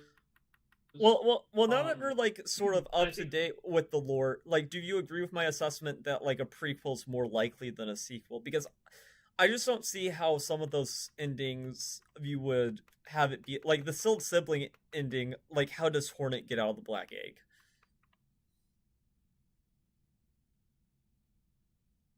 yeah, that is a question. I'm not saying it's completely impossible. I'm just saying like just with the endings, if all of them are canon, like if the Dream No More ending was the canon one, then it's easy. It could easily be a sequel. But but it's like some of these endings, it's like, I don't. Well, we can see, Or I guess you're right. You mentioned that it could be like sort of like a Legend of Zelda situation where there's like 3 timelines that do exist, and like some are sequels to different things. They, I'm so sorry. It's okay. It's, Oh my god, he I'm said looking at it right now, and I gotta say, it we're not gonna say anything. Okay, well that is no, interesting. sorry, I can't say nothing. I will say, I think you're gonna get your answer. Oh, you think we're gonna? If, uh, Okay. Well, that's something. That's something. Well, okay. I'm curious to know what you think. So I think that maybe it would be funny if you could just like jot it down as like a note. So like, whenever I find out, I'm like, oh, okay, that's what you're about. Um, but it sounds like there's Yeah. quite a bit of information. I will say from the stream perspective, I just realized that we're a little bit over 5 hours, so I'm gonna stop the stream. But thank you so much for joining me. I will link for your channel in the description whenever I update the stream information. I really appreciate it, and it was really fun doing this with you. Oh, interesting. Okay, sorry.